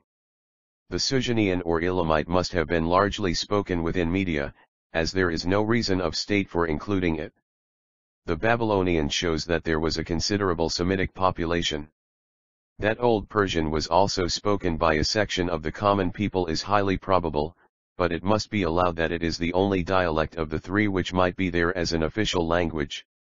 In Palestine, for example, Aramaic was the native tongue, Greek that of all dealings with the outside world, Latin was there simply as the official language of the government, which was very likely understood by no more than a minute proportion of the Jews. I do not suggest that Old Persian was in the same case in Media, but it is as well to recall this consideration that we may not overestimate the predominance of Aryan speech there. To this Aryan speech the name of the Magi seems to belong. To summarize here the results of a more technical detached note at the end of this book, p. 428f, there appears to be reason to believe that it was a name which the Magi themselves did not use, they kept it out of the Avesta, except in one passage. If the other tribal names of Media are Aryan, as is probable, there is a presumption that this will be. And there happens to be a phonetically exact Indo-Injusculus, Choif. 423, Aptaf, a, means Persian, as the scholiast explains it, he compares Herod, 762, where it is stated that the Medes used to be called Apioi. 186 early Zoroastrianism European equation available, which, as I read it, will meaning give the slave. It was, then, a contemptuous title given by Persian conquerors to a subjugated populace, and especially to the caste which had probably been foremost in resistance, as the revolt of Wigamata would lead us to expect. Remember how Cambyses, when he heard of the Magian revolt, adjured those present, and especially the Achaemenians, not to let the kingdom go to the Medes, of whom the Magi are simply a leading tribe. One compare also the notice in Herodotus, cited too elsewhere, as to the popularity of Gamada with the native population. The historian tells us that the Persians kept as their greatest feast the 4 Maoau, the anniversary of the day when Darius and his 6 slew Gamada, and the Persians were only stayed by darkness from massacring all the Magi. On this Persian 5th of November no Magian may appear in the light, but they keep within their houses for this day, having perhaps some reason to fear another pogrom. Tisias also mentions this commemoration 5, which was no doubt intended to remind the subject population of the consequences that would follow if they tempted fortune again with an effort to throw off the yoke. I must not stay to discuss the possibility that the one Herod, 365 2 CP 196. 3 Herod, 379 4 so Herodotus, Tisias, see next note, makes it a Anao and Amp, LT, OV5 Gilmore, p. 149, Aeri Rots Ilpo at Cop New York TSS XAO/AAO and Amp, LT, Obmuios RJV2 and Amp, LT, FSA 7JS6 of Lpire. Was the name Tisias gives him a religious title, assumed when he ascended the throne? Maker of holiness, or beneficence, would be suitable, and though Tisias did not go to a Persian school, where to Aksrajatva was third subject in the curriculum, he can hardly have invented this good Persian name *spantidata. The Magi 187 Magophonia had a history behind it, attaching itself to an old festival of uproarious character under cover of which Darius and his comrades were enabled to kill Gamada. It is worked out as a theory, involving some exceedingly interesting consequences, by Dr. Lewis H. Gray in Air, v. 874f. The ubiquitous witch rebellions, all the energy and resources of Darius were needed to quell, bear eloquent testimony to the strength of the indigenous populace. The Apt-Avrol were probably the only Median residents who had kinship and sympathy for the Persians. The story of the revolt leaves us, accordingly, with the impression that the Magi were the natural leaders of the indigenous people of Media, whether Aryan or non-Aryan in language. Might even explain along these lines the connection between Magians and Chaldeans, which causes confusion in some classical writers. This may arise simply from the general belief that the Magi represented the native, non-Persian element. Can we find signs of the presence of Magi in the country before the conquest of Cyrus? Our earliest Greek source too makes the Median king Astyages consult the Oniromancers of the Magi. This, however, in view of the historian's date, can count for little.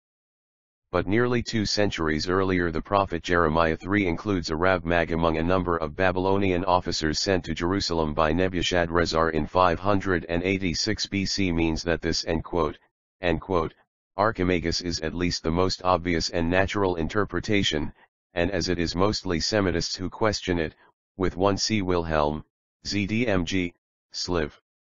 1910, 153. 2 Herod, I 107.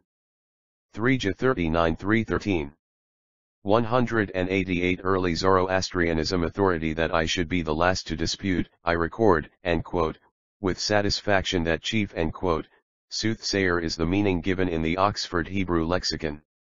Moreover, according to Zimmern and 1 Winkler, the name of this official, to Nergal Scherzer, means Nergal, protect the king, and in their account of Nergal they expressly compare Ahriman, who they think owed his origin at least partially to Babylonian mythology. The probability that the specially Magian contribution to Avestan religion was colored by Babylonian ideas is strong, as I shall show later, p. 238-41. I have observed already, p. 135-7, that the Ahriman of the Vendidad is not the figure of the Gathas, from which the Magi selected a casual epithet and turned it into a proper name. The head of a caste of exorcists, who by potent charms can keep the Satan from harming the king, answers remarkably well to the Magi who exercise their apotropaic functions in Plutarch, p. 399f. I fancy some of the opposition arises from the axiom roundly stated by Drive 3 Cheney, that the Magi have no place in Babylonia which is just what has to be proved. The opinion of Dr. C. H. W. Johns for that the Rav Mag may have been master of the horse in the Assyrian court must naturally carry great weight. But perhaps if we can show reason for expecting to find Magi, as a priestly caste, in Babylonia at this date, the objection to the most obvious explanation of the name may disappear. So far, then, we have convergent evidence which caught 1 Schrader, 3, p. 41-6. 2. See Drive A.S. Peak, Century Bible, in LOC 3 and BIBL, 4000. Asterisk and BIBL, Ibid the Magi 189 traces the Magi to Media and Jerusalem respectively during the last generation before the accession of Cyrus. Our next item is not concerned with their name, but with their characteristic cultus, in a detail which we can prove to be peculiar to them. Ezekiel describes in ch 8 a series of abominations taking place in the temple at Jerusalem, the date being accordingly a little earlier than that at which we have just seen the chief Magus in the suite of the Assyrian general there. The vision itself is dated 591 BC, but the practices in question may be either contemporaneous or earlier. First comes a debased animal women worship, then, as a greater abomination, the weeping for Tammuz, finally, as greatest abomination of all, some 25 men with their backs turned to the temple, worshipping the sun toward the east, and lo, they put the branch to their nose. Inter LXX predators, from the down, seem to have made nothing out of this last clause. The recognition of the Magi here supplies a perfectly simple key. Taking Ezekiel's phrase as it stands, we see in the rite a very natural concomitant of sun worship. In many forms of primitive religion the cultus of sun and of trees is closely united, and the holding of a bow before the face when worshipping the sun is likely enough to have been the starting point of the usage, which meets us next in a developed form. Now we have various notices from antiquity which connect the they Magi with the ritual use of rods pd/3 swa. Were said by Dionel to divine with them. The scholiast who quotes him for us adds that they were 1 c. 350 BC, Miller, Fram. History Grays, 2. 91, notice that Demon does not call them Magi, but Median, soothsayers. 190 Early Zoroastrianism of Tamarisk. This detail appears in Strabo, 1514, who tells us that in Cappadocia the Magi guarded a perpetual fire, before which for an hour every day they chant, RRJVC/MR, VRU, VPavstav 1 EOI/RE. This would have been recognized without hesitation as the explanation of Esk. 8:1716 and Amp, GT, had not the obvious difficulty of seeing Parsism in Jerusalem at the beginning of the 6th century BC forced the commentators to look elsewhere.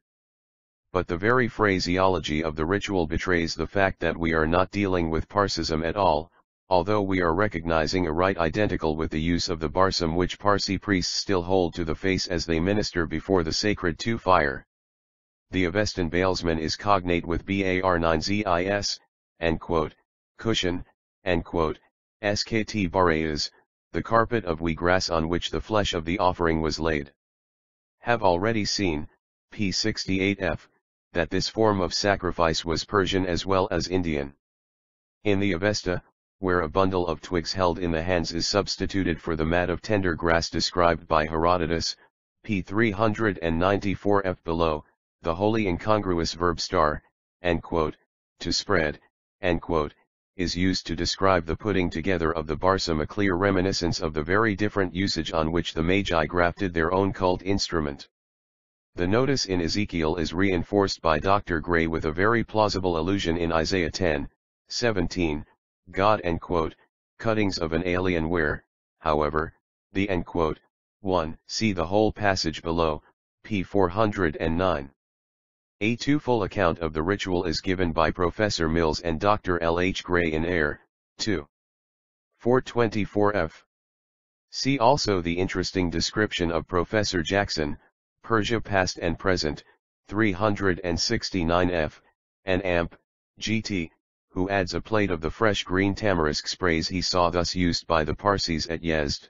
The picture takes us nearer to the use of 25 centuries ago than any descriptions we have from the interval. The Magi 191 context is not so clear. It may be noted, however, that there is a remarkable coincidence with Ezekiel, if we read the Isaiah passage according to Dr. Gray's the suggestion. Adonis plantings of Ansar El to the Tammuz or Adonis worship in Ezekiel, and the God slips of a strange branch to the held to the nose by Magian sun worshippers. Each prophet thus points his denunciation of idolatry by bringing together two heathen cults, and the same two, one that of the vegetation spirit, the other that of the sun, adorned with an emblem which itself showed how closely kin they both were. 2. That in these biblical passages the Magian cultus appears in company with usages derived from Babylon or other parts of the Semitic world is quite in keeping with probabilities otherwise ascertained. Indigenous dwellers in Media and Babylonia, they had, as we have seen, a definite status in Babylon, as well as at the Median court. Indeed, we may even question whether we are not to seek for their origin further afield. Their most characteristic features are not at all Semitic. The method of disposing of corpses, and there are few racial features more permanent than those concerning the treatment of the dead, is as little Aryan as it is Semitic, if we are to 1. See Drive G. B. Gray in LOC, Internal Criticism COMM, and Professor J. G. Fraser, Adonis, Attis, Osiris Z, CHX2. It will be seen how superfluous is the emendation of the Hebrew text offered by Professor C. H. Toyin in BIBL, 2. 1463. I should note perhaps that I gave this explanation of the Ezekiel passage in 1892, The Thinker, 2492, I probably got it from Hogg, Essays, p. 4. The interpretation is accepted by Professor Jackson, Persia, IE, and Dr. L. H. Gray, Air, 2424n. So also Mr. J. J. Modi, King Solomon's Temple and the Ancient Persians, Bombay, 1908, p. 40. 192. Early Zoroastrianism determine Aryan custom by the practice of Iranians where it agrees with that of Indo-Aryans. It is characteristic of various barbarous tribes north of the 35th parallel and lying between the 45th and 70th meridian. In Strabo's 11th book we have at least 3 cases which have a general similarity. The Massagetsa cast out those who have died from disease, to be devoured by wild beasts, p. 513.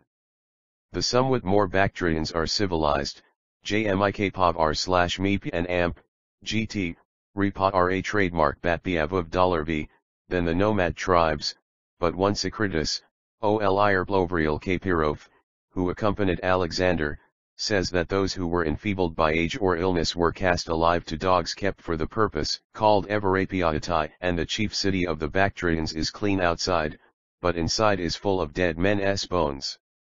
Alexander stopped this custom, p. 517. The Caspii in the Caucasus starved their septuagenarians to death and exposed their bodies in the desert.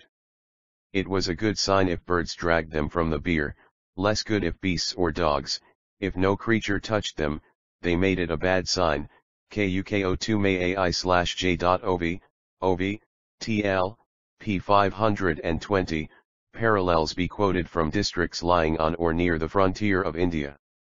Aristobulus, A.P. Strabo, p. 714, gives to YBT Weinradia Tov Retexaver Jakata among the customs current in Taxila on the Upper Indus, in curious juxtaposition with Suti, for which, however, he does not vouch so positively.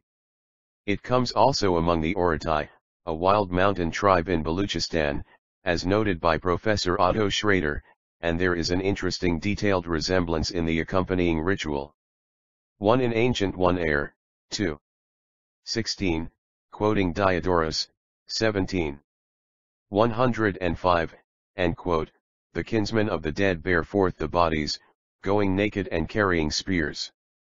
The Magi 193 India, Professor Rhys Davids 1 observes, and quote, people exposed corpses to be destroyed by decay and birds and beasts. Children, bhikkhu's, kings, and Brahmins were burnt. As burial is not mentioned. End quote. There is nothing answering to this in Europe, we have no reason to suppose that the practice was Indo-European. It is not likely therefore to be Proto-Aryan, even though found among nomad tribes speaking Aryan languages, it seems essentially aboriginal. The same may be said of other Magian practices. May safely regard them as an aboriginal folk, who retained under the influence of religion usages which were generated in a low state of culture. They gained, it would seem, a reputation for occult powers among tribes more advanced than themselves, and the retention of their characteristic customs was bound up with this reputation and the profitable results of it. That an inferior race may enjoy such privileges as powerful shamans, can be shown from parallels elsewhere. 2. Professor J. G. Fraser cites for me the case of the Kurumbas on the Nilgiri Hills. These aborigines are employed as priests by the Badagas, who dread them having laid the corpse in a coppice such as they have in their country. They strip off the apparel, ku/aov, that is on it, and leave the dead a man's body to be devoured by wild beasts. End quote. Corpse bearer in the Vendidad 10, 8, must be naked. Modern usage understands this document to mean that he must substitute end quote, clothes end quote, darms teder in loc. The stripping of the corpse itself is also, naturally, a feature of the Parsi procedure. See the full account by Professor Soderblom in Air, 4. 502-5, where other savage parallels are cited. One in a letter to me, October 1912, he refers to his Buddhist India, pages 78-80. End quote. The period is about 6th century BC to 3rd century AD. End quote. 2. I repeat here some material from my paper in the Transactions of the Third International Congress for the History of Religions, Oxford, 1908, 2. 92-13 194 Early Zoroastrianism intensely, though strong enough to have perpetrated Mayo, p6 via on a large scale when convinced that the Kuru Mbas were bewitching them. Similarly in New Guinea the end quote, Motu, immigrants, employ the Koitapu, aborigines, as sorcerers to heal their sick, to give them fine weather, etc. The aboriginals, as such, are believed to have full powers over the elements. End quote. Of course, the Magi may well have risen in the scale of culture since they first secured this reputation for mysterious power. The parallel case of the Brahmins in India will serve as an illustration. The success of these foreign shamans in securing a monopoly of the priesthood for a cultus wholly alien to their own is no difficulty when we consider the conditions.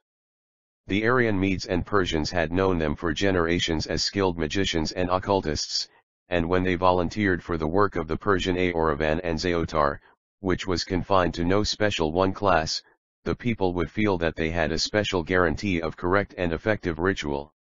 It would be like the now case of Micah, who exclaimed, and quote, "Know I that Yahweh will do me good, seeing I have a Levite to my he," Judges end quote, Priests 17:13. Could have performed the ritual himself, but it would now be much more certain to secure what he wished from it. At this point it will be well to leave the Greek sources for the Persian. The Behistun inscription tells us in detail about the usurpation of Gaumata the Magus, who pretended to be Bardiya, 2/xet, in Greek, the younger son of Cyrus. Darius says that Bardiya was slain by Cambyses, his brother, the people not knowing of it. When Cambyses went to Egypt, 1 CFYS 26 and 1016, Geiger. The Magi 195 the end quote, lie end quote, broke out in Persia, Media, and the other provinces. Gaumata appeared from Pishyavada, from the mountain Arkadri, the former is often supposed to be Haipizai in Persia. All the people went over to him, and Cambyses slew himself. The sovereignty which Gaumata thus took from Cambyses had been from long time past in the Achaemenian family. No one, Persian or Mede or Achaemenian, could depose Gaumata, whom the people feared, lest he should slay the many who had known the real Bardiya. At last Darius called on Oramazda for men help, and it was given, with few end quote, he slew end quote, Gaumata and his foremost allies, in the Median province of Nisaea. Darius names his 6 comrades in the perilous enterprise towards the end of the inscription, 418. Here, as in the other essentials of the story, Herodotus is accurate, except for one of the 6 Persians' names, and the omission of the name and who of Gaumata, simply is the end quote, Magus. End quote. Even in the name which Herodotus wrongly inserts among the 6, we find that his mistake lay only in promoting too high a man who in an inscription at Naxirustum, NRD, figures as end quote, bow-bearer, of Darius. End quote.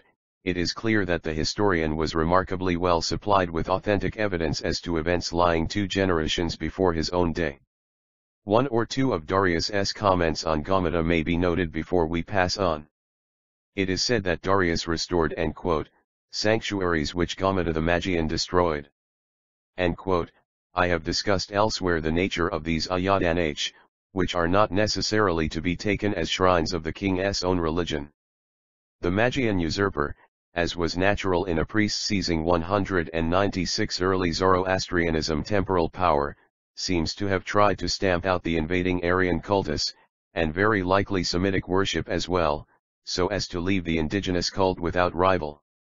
Darius in restoring the temples of other religions, together perhaps with his own, was only acting with the statesman-like tolerance we have seen in him already.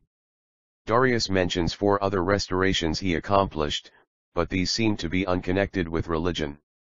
From Herodotus, 367, we add the significant statement that the Magian did great end quote, benefits to all his subjects, so that when he died he was lamented by all in Asia except the Persians themselves end quote, that is, presumably, the Aryan minority, whose unwelcome yoke the aboriginal Medes thought they had shaken one off. The long succession of revolts which Darius had to quell within the first year or 2 after his accession has already been called as evidence that the Achaemenian house had no popularity to start with. After 8 years of Cambyses this was not strange. The Magian's usurpation was essentially an attempt to regain the ascendancy his caste had enjoyed under Median kings, CHDTI 120. As we have seen, it is not much less than a century later when we begin to hear of the Magi again. I have been using Herodotus already, but only for the history of a political event, What he tells us about the religious position of the Magi evidently comes from observation in a later period. From the first, the Greek writers assume that the Magi were priests, with special skill in divination and oniromancy. They were already essential for all priestly acts, and one the historian shows he had information from popular sources, and not only from nobles. The Magi 197 identified thoroughly with the Persian religious system.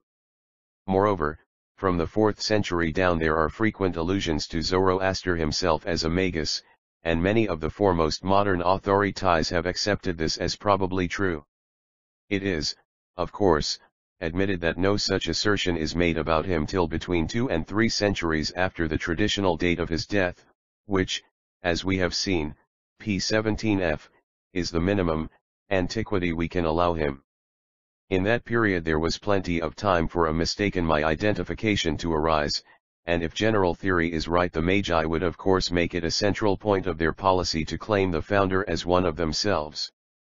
Their chance of regaining power, of winning the position which Herodotus so truthfully makes them claim in their conversation with Astyages, was obviously when the direct method of Gaumata had failed to persuade the people that they were necessary to them for the due performance of the rites of a common religion. For this purpose they had to minimize the differences between their own religion and that into which they tried to insinuate themselves. Their ancient reputation as a sacred caste, already secure for many generations among the non-Aryan Medes, would win them easy entrance among the followers of a religion which in those days was ready to receive proselytes from any race. Once thus established, they would point out that Zarathustra, who had certainly performed some priestly functions, p. 116, was a magus, and had handed one in the Gathas. We have the Turanian Phryana accepted by Zarathustra as one of the faithful. CYS 4612 and, Wilhelm S. notes, ZDMG, Sliv. 151-198 Early Zoroastrianism down to them sacred lore.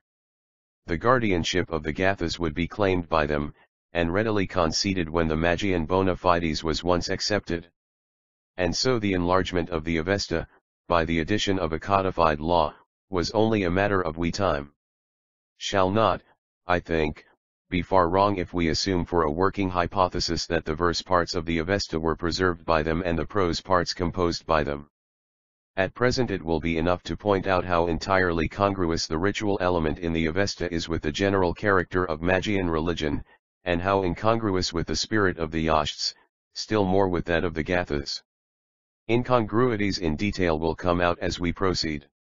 First, however, let me try to present the features of Magian religion which the priests could emphasize as common to them and the adherents of Iranian Mazdayasna. The picture of pure Magianism which we have secured from Ezekiel, p. 189f, includes sun worship with eastward position, and the use of the now barsum. This last, as we have seen, is an adaptation of Iranian usage.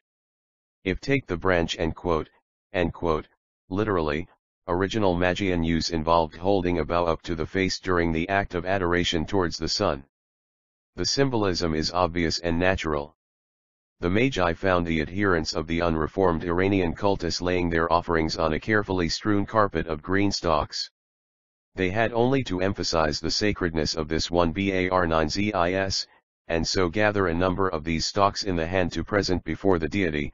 The application of a variant one, I assume that the Iranian word once meant what its Indian equivalent meant. The Magi 199 form of the old name completed the identification, and the old use faded away before it. Not immediately, however, for we remember that it was still in vogue among the Persians when Herodotus was gathering information, though the Magi had long established themselves in the monopoly of priesthood. That will serve to remind us how cautious they were in attempting to innovate. Of course we may leave open the possibility that in some other part of Iran the barsum was in earlier use. The sun would be an obvious link to bind together religions even more distinct than the Magian and the Iranian, reformed or unreformed. One difficulty may be named. In Herodotus, 737, the Magi comfort Xerxes in his alarm at the portent of a solar eclipse by telling him that the sun was tripisect for the Greeks, but the moon for themselves. This seems to imply simply that divination in Hellas depended on the sun, were they relying on the solar elements, real or apparent, in Apollo, and among the Persians on the moon. In Babylonian religion Sin, the moon, takes precedence of Shamash, the one sun, but this will hardly help us. More to the point is perhaps the importance of the moon in its connection with the Urka. Could we be more assured of the antiquity of the identification of Soma and the moon, we might regard this as a hopeful solution. I cannot suggest anything completely satisfactory, assuming that the historian's notice is correct. It is too strange to have been invented. But perhaps we may infer that in any case the sagacious magi were depending on a Persian connotation of the moon as foretelling the future. 1 Jastrow, Religion of Babylonia, 1898, 68. 200 Early Zoroastrianism, leaving us free to believe that their own reverence was paid primarily to the sun. The sun, of course, took one of the first places of honor in all the phases of religion that we are discussing now, and we do not need to assume that it was the first place for all purposes that was assigned to the moon in these words, but only a special connection with divination. Since the Magi were so specially concerned with interpretation of dreams, there is appropriateness in the function assigned to the Queen of the Night. Closely akin to this is the honor paid to fire. This was one of the Proto-Aryan divinities, as appears from Herodotus, I-131, and from the Vedic cult of Agni. Zarathustra himself had retained this element in the religion, insofar that he had made fire the foremost emblem of deity, and the instrument of the eschatological regeneration. If then the Magi were in any sense fire worshippers to the same extent, for example, as the Scyths, with whom the Magi, if one Iranians, may first it should not, perhaps, be assumed too confidently that the Scyths were Iranian in anything but language. Professor J. G. Fraser, Adonis, Attis, Osiris II, 246, says that the Scythians seem to have been a Mongolian people. He brings an exceedingly close Mongolian parallel for the ghastly funeral custom ascribed by Herodotus, 471 f, to the Scyths. As an argument for the Mongolian affinity of the Scythians, it is discounted by other near parallels, Chinese, Patagonian, etc. quoted in this context by Dr. Fraser. He does not however cite the custom in proof of the affinity, which he simply states, without reasons, as probable. But it must be noted against this that Professor O. Schrader, who on such a subject has paramount authority, speaks of the Scythians, who, ethnographically, seem to represent a part of the primitive Iranian race, left behind or scattered westward, and who remained in more primitive conditions of culture, Air, 216. The Magi 201 well have been kin. They would find here a very obvious point d'appui. Two remaining points of contact may be put together in a sentence drawn from the conclusion of Wilhelm S. important paper on priests and ZDMG, Heretics in Ancient Iran Sliv 142-153. He assumes that when the Avesta was written all Iranians were united in the worship of Ahura Mazda, and perhaps even leaned towards dualism, but the people of West and South Iran had another dualism of Bran, in which the cult of the stars took a more conspicuous place than it does in the Avesta. Some of the details here may perhaps invite amendment, but the essence of the sentence contains, I think, a central truth. All independent references to the Magi make much of their astrology. It will be remembered that popular etymology interpreted the name of Zarathustra himself as Aarpo6Vr, p77. But apart from the special cult of Tishtraya and his fellow regents, we find very little star lore in the Avesta. There is, however, just enough to make the connection. As to dualism, we saw above, p 125f, that we cannot use the term to describe Zarathustra's theology, except by defining it in our own way. But the Magi may very well have been real adherents of a dualist view of the world. In the parts of the Avesta which we have provisionally assigned to them, nothing is more patent than the mechanical division of the world between creatures of the good power and creatures of the evil. There is a very marked difference in spirit from the treatment of the subject in the Gathas. As we see elsewhere, p. 131, Zarathustra's own doctrine of 202 early Zoroastrianism evil amounted only to a strengthening of the old Iranian doctrine of truth as the highest virtue, with falsehood as the sum of all evil. To that source of every wrong the prophet attached a descriptive title, Engramenu, which, however, he did not make into a real name. The fiend might almost as well have been called Ismadava, an amp, lt, Rajuo, wo9, on the indications of the Gathas alone. It seems a reasonable conjecture that the Magi commended their own dogma of a division of the world between good and evil powers a mere relic of animism, which gave birth to a dreary ritual of apotropaic spells, by adapting the Gathic titles of Ahura Mazda and Engramenu. The latter name, in fact, waited for the Magian Counter-Reformation to give it currency. Its presence is a sure sign not so much of Zarathustrian religion as of Magian adaptation of the same. There are 2 points in which the classical writers testify with great clearness to a radical difference between the Magi and the Persians. They are expressed together in a sentence of Strabo, p. 735, Mayo. Toi/f, phi bov ignratov kriv ax yuxri tov soy, 0 in amp, gt, o/3 pu, tov $s equoi fj.tjtpd, ti, t vep ecro alvev 6/ult and amp, lt, t-ti. The first of these may depend on Herodotus, I 140, cp 398, though the omission of the dogs, which Herodotus and the Vendidad couple with the carrion birds, may possibly be significant. Strabo may have seen the tower and quote, much of silence and quote, as it is today, with vultures alone to operate. Herodotus, as we see elsewhere, insists that the Persians bury their dead, after covering them over with wax, possibly as a preservative. He is very emphatic on the difference here the Magi 203 between Magi and Persians. This, of course, entirely agrees with the patent fact that the Achaemenian kings themselves were buried. May add another instance of burial from Herodotus, 7. 117 While Xerxes was at Acanthus, a member of the Achaemenian house named Artachases died, a man of immense stature and powerful voice. All the army joined to make a barrow for him, and he was buried with great pomp. In obedience to an oracle the Acanthians sacrificed to him an amp, lt, j an amp, gt. Rajapoi, 1 to etovo/ulkifavtsovo/u.a is tempted to recognize here the familiar sacrifice of the Yashts, aito namanayasna, with a worship in which the name as is invoked. A foil to these genuine Iranian usages, we have the tremendous emphasis with which the Vendidad thunders against any defiling of the sacred earth or sacred waters by contact with a corpse. In Farg. 13 the burial of a corpse is a engrasin without atonement anaparakua, it is Manu's counter-creation to the beautiful Hera Vedi or Arashosia.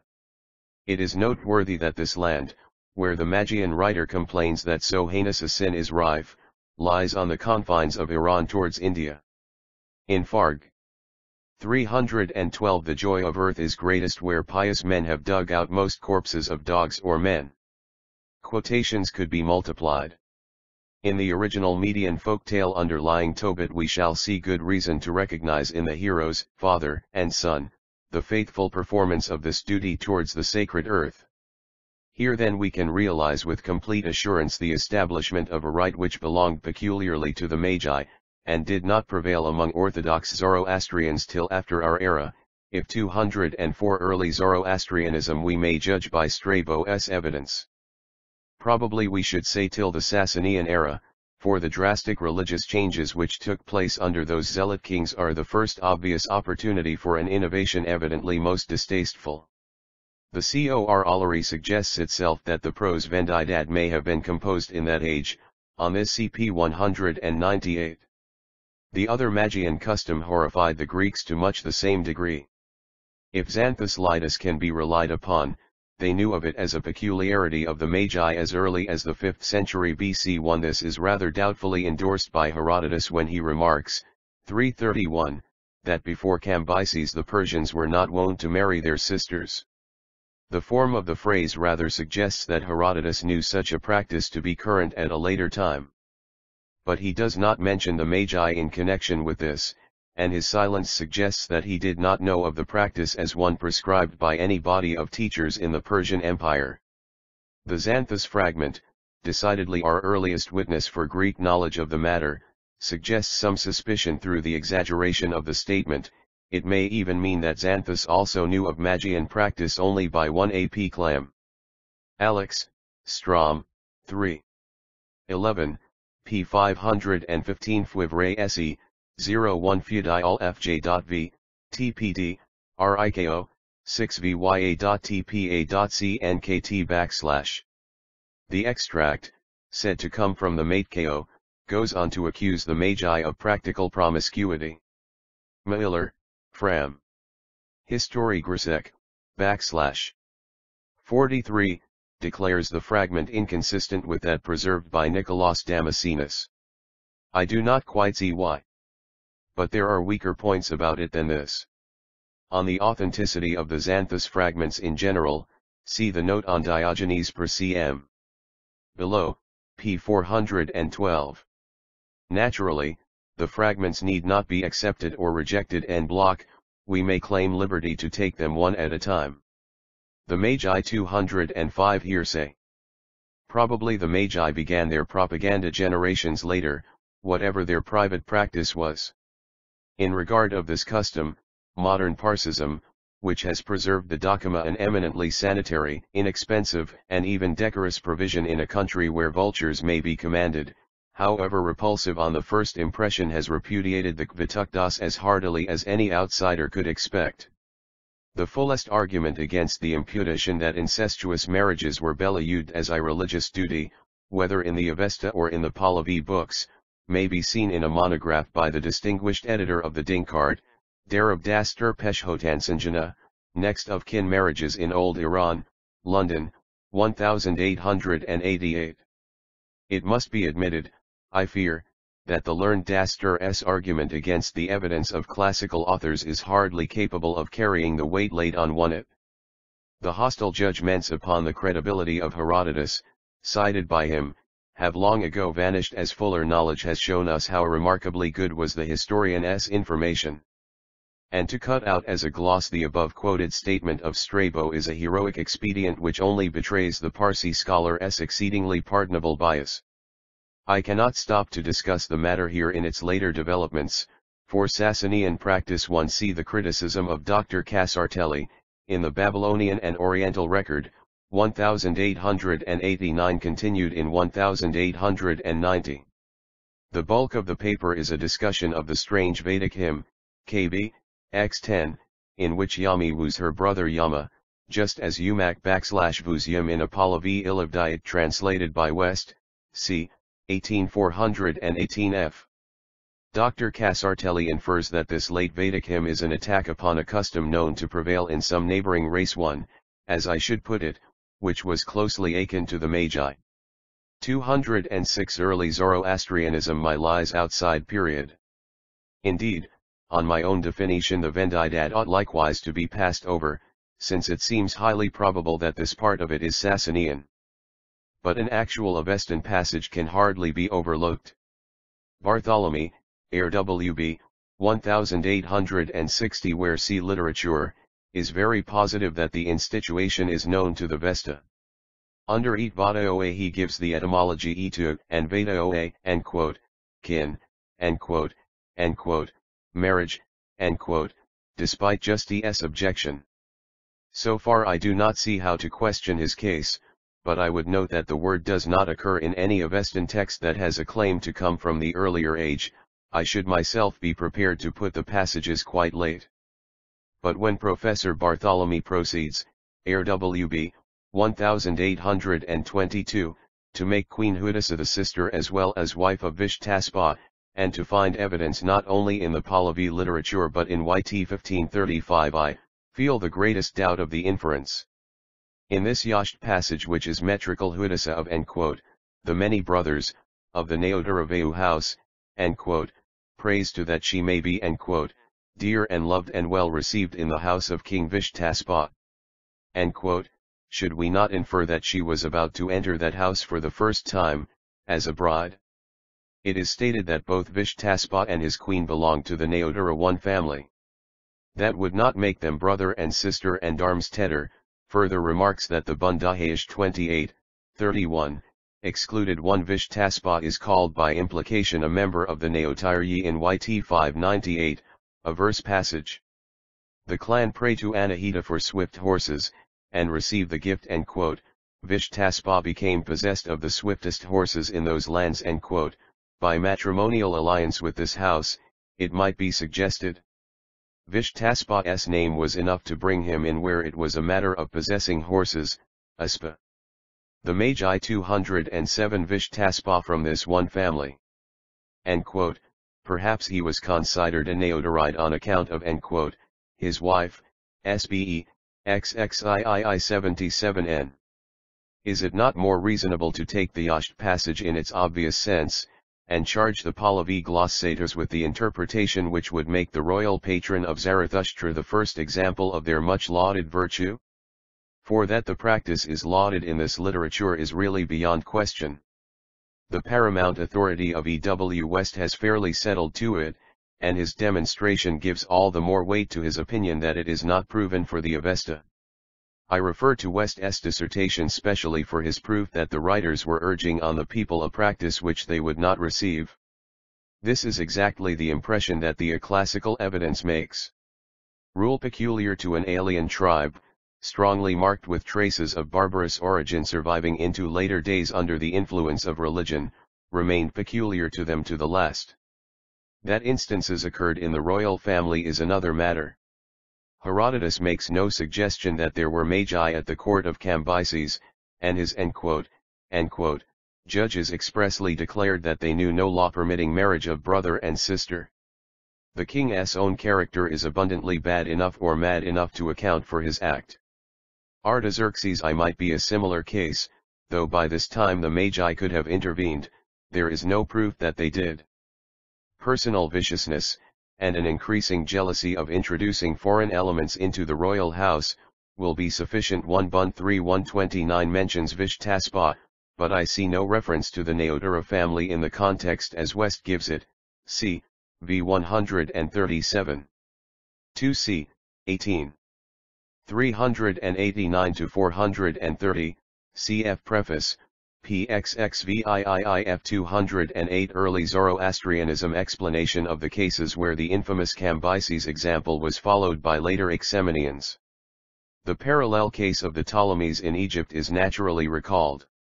Here, however, there was the incentive of native practice in their adopted country, against which the natural Greek instinct seems to have failed to plead.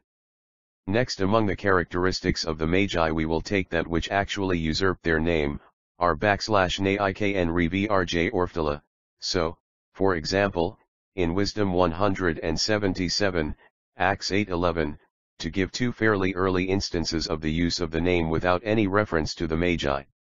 It is hardly necessary to stop and prove that the Magi were generally believed to be preeminently skilled in one magic.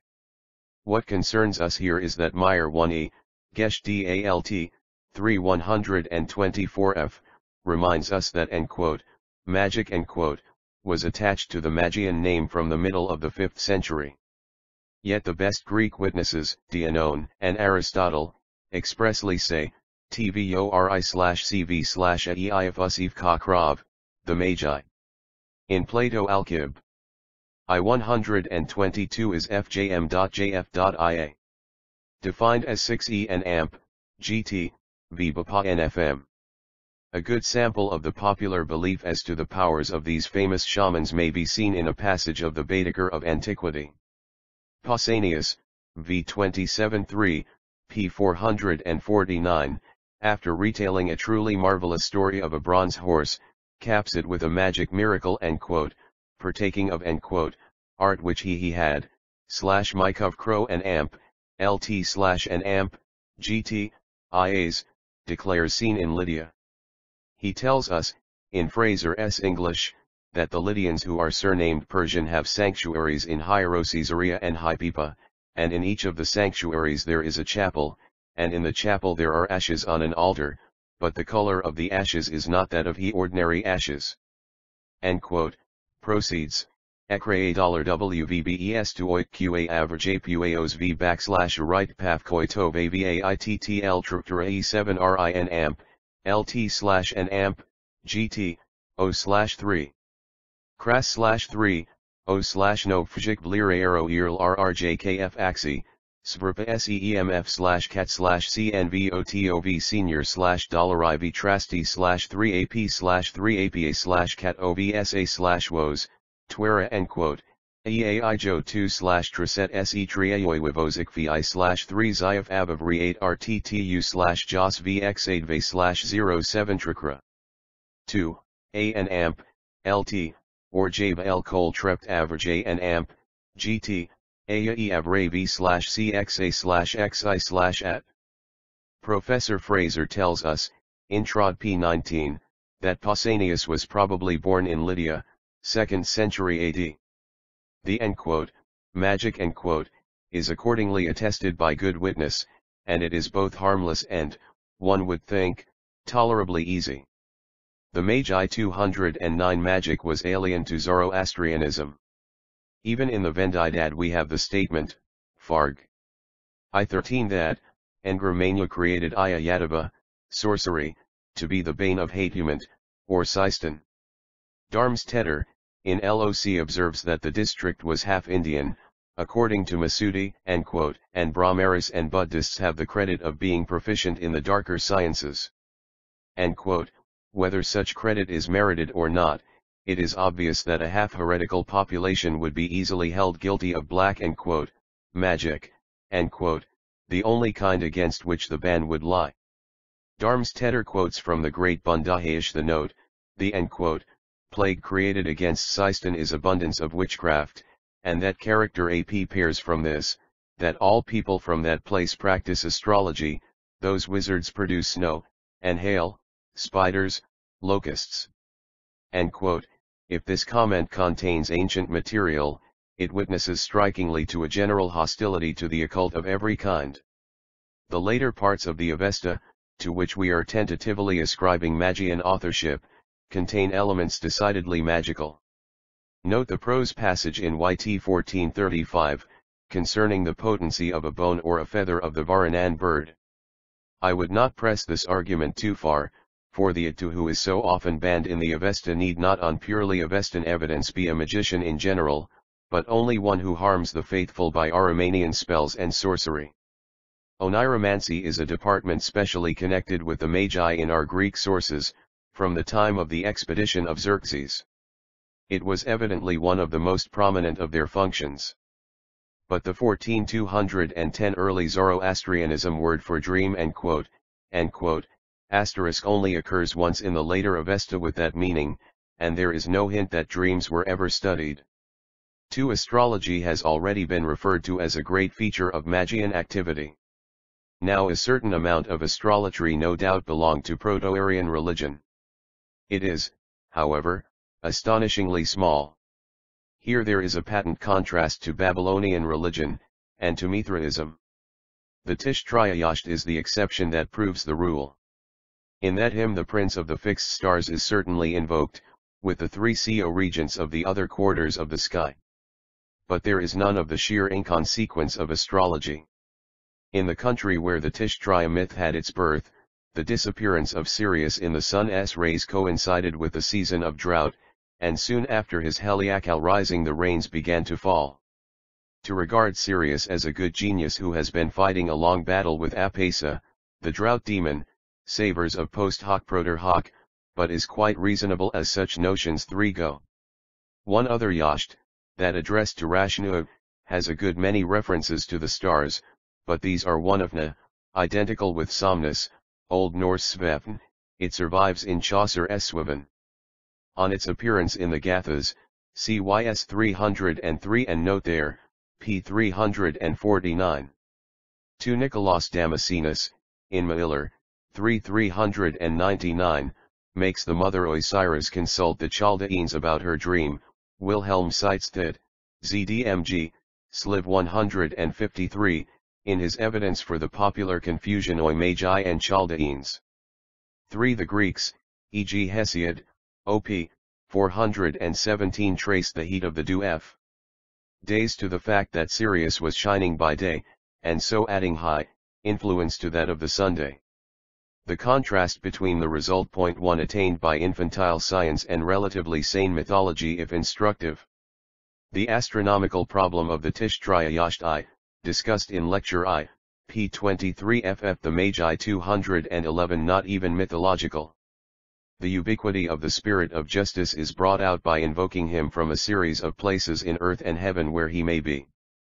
3 of the 4 regents Sadav Isa is omitted perhaps by mere textual accident are thus named, and the stars that hold the seed of the waters, the earth, the plants, and the bull, the stars that descend from one spenta manu. I need not collect Avestan references to the stars, which are all on these 2 lines. There is never a suggestion in the Avesta that the destiny of the individual or the nation can be read in the sky. Whatever real astrology there was must be associated with the Magi apart from the Orthodox religion. There is one curious phenomenon here which can only be explained on some such theory as I am advocating. The planets are malign influences in the developed Parsi system. Each of the great regent stars has a planet as his Aromanian 3 antagonist. And whose wandering yet these stars, strange irregular motion seemed like an element of disorder in the sky, bore the names of the great Yazatas. Anahid was Venus, Bahrain Mars, Harmas Jupiter.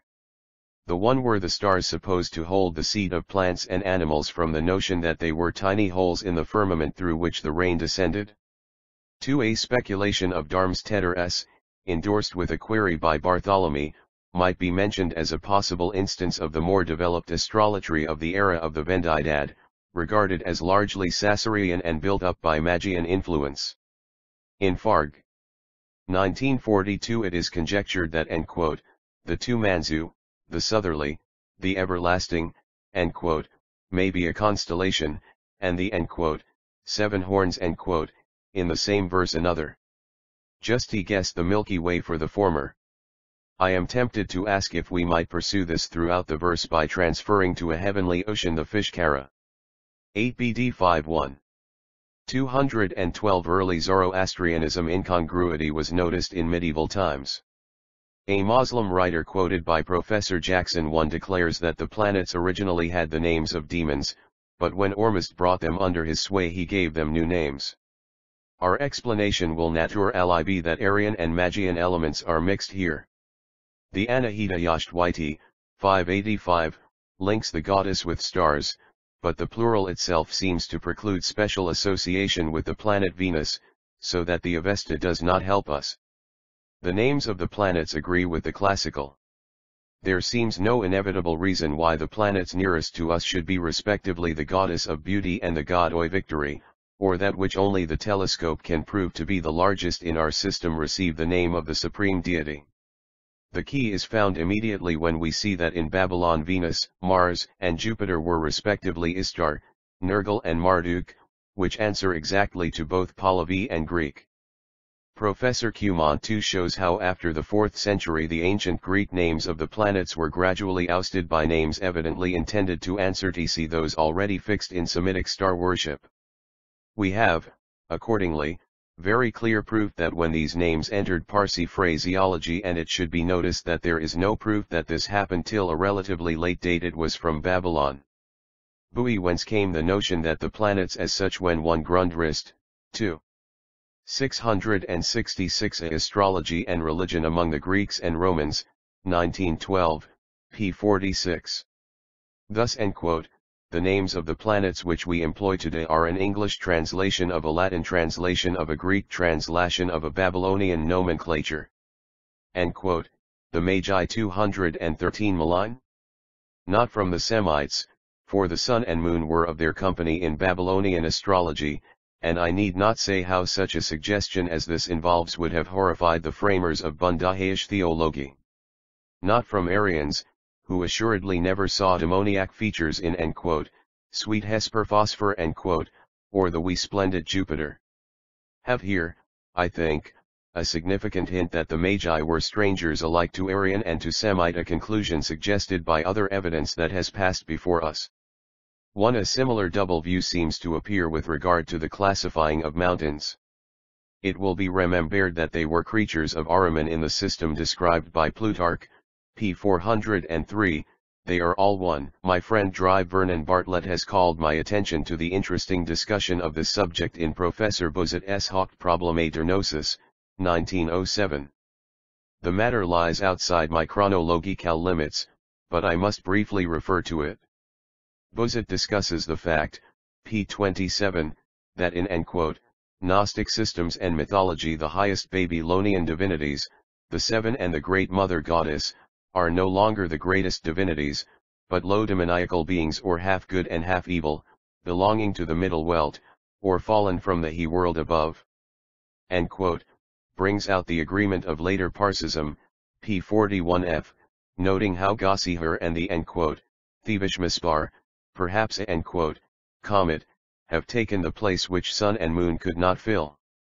He thinks the agreement of Mandaism and the Gnosis enables us to explain this by dating it from the time when Babylonian and Persian religion came into antagonistic contact. The Persians accordingly turned the revered Babylonian planets into demons, a theory resembling the discarded view of the relations between the Avestan Deva and the Indian Deva. Professor Buzet rejects almost with scorn Cumont's explanation that the wandering stars were malign from their very nature. But Cumont is, I think, indisputably right. This way of looking on the planets answers Magian we thought exactly, as the treatment of mountains will show. Can explain the phenomena by simply noting where essentially incongruous systems failed to mix. 214 Early Zoroastrianism to be smoothed out when the regeneration comes. What, then, of Aryan worship on hilltops, Herodotus, CP 391, or the commanding glory of Alberts and other sacred hills in the Vesta? Like the planets, I take it, they introduced irregularity into the balanced order of things, and so Ahriman must be held responsible for them. This ultralogical idea conflicted with the prevailing instinct, as is shown by the fact that even the Bundahish preserves a trace of the other view BD note the Fostering Hills of 1241. Since the mountains were sacred for Semites as well as Aryans, we may recognize here yet another hint that the Magi were neither. 1. If I am right in thus interpreting features where there is some definite evidence for differentiating Magian and Zoroastrian doctrine, I think I may go on to select others in which incongruity between Gathas and later Avesta may be read in the same way. Here of course we shall have to ask whether the deviations from Zarathustra are due to the Magian 1 Clement, Prim. Christianity, 165, brings biblical parallels, in view of the rough and mountainous character of the land. It was natural in Persia to expect in the last days an earth entirely level. With this we may connect the prediction in Z. 1410 where, however, the point is the elevation of the New Jerusalem over a vast surrounding plain, and in the Sibylline Oracles, 3777 ff, all the paths in the flat land and the rugged hillocks and the lofty hills and the raging billows shall be smooth and navigable in those days. The Apocalypse also, I think, proceeds from this assumption, otherwise it could not depict the New Jerusalem as it does in 2:16:1. I cannot see where the Sibylline oracle goes beyond Esai 44, which Professor Clement wisely does not quote. Nor can I understand his inference from Revelation 2:1-16. For these reasons, though wholly willing to admit apocalyptic imagery as a field where Magian influence may have told, I do not include these suggestions in my discussion in Lecture 9. The Magi 215 influence or represent simple reversion to the standpoint of the old Aryan religion. Generally this will give us little trouble, guided as we are by the truthful picture of Persian religion in Herodotus, when checked by the comparative method. Veneration for the sacred elements of earth and water was a common feature of both religions. Know this of the Persian, and we infer it for the Magian. The dakama was always explained as a device whereby earth and water could escape dilution from a corpse. Then worship of these elements in one form or another was so general in the countries where the Magi are found, that we should be justified in presuming it for them, were the evidence much weaker. Further, there seems a great difference in spirit between the later Avesta and the relevant narratives of Herodotus in regard to these cults. A word may be added on the last head. The actions of Cambyses and Xerxes towards the elements became a very obvious stumbling block when these cults were defined on Avestan lines. Cambyses profaned the fire by burning the corpse of Amasis, HDT 316, the scandal thus produced, duly recorded by the historian, may be safely assumed to be reflected from the ideas of his own time, assisted by the tradition of the horror caused in Egypt by the destruction of a royal mummy. Cambyses outraged the earth by burying 12 Persians alive, 335. Xerxes scourged the Hellespont and cast fetters into it, 735. The words of his defiance should be noted, for they exactly bear out the explanation given above, p. 59, which was written and without reference to this passage. King 216 Early Zoroastrianism. Xerxes will go over thee, whether thou wilt or no, but to thee, as is right, no man doth sacrifice, for that thou art a foul and salt river. Contrast 7. 113, where the Magi sacrifice white horses, cfp 59, to the Strymon. Now it is easy to plead that the character of the royal sinner would make a lapse from orthodoxy not my very surprising, it remains true, to continue one quotation, that the most probable explanation seems to be that the kings were transgressing only Magian orthodoxy, which had not yet entered the religion of the court and nobles of Persia, whatever may have been the case with the popular creed. That a purely Aryan cult underlies the history seems certain. The Aryans had no reverence for the 2C, for it was the waters as sustainers of plant life that they worshipped. At his actual crossing of the Hellespont Xerxes was very reverential, 754. At sunrise he poured a libation into the sea, and one from my paper at the Oxford Congress of Religions, 1908. Tile cites the case of Tiridates traveling to Rome by land as evidence that the sea was Aromanian, Religions Gesh, 250. This would probably mean that a 1st century Arsacide inherited an old Iranian impulse. The action would thus be in line with Xerxes' defiance of an element the Aryans never knew, and therefore never loved as the Greeks and the Germanic races have done.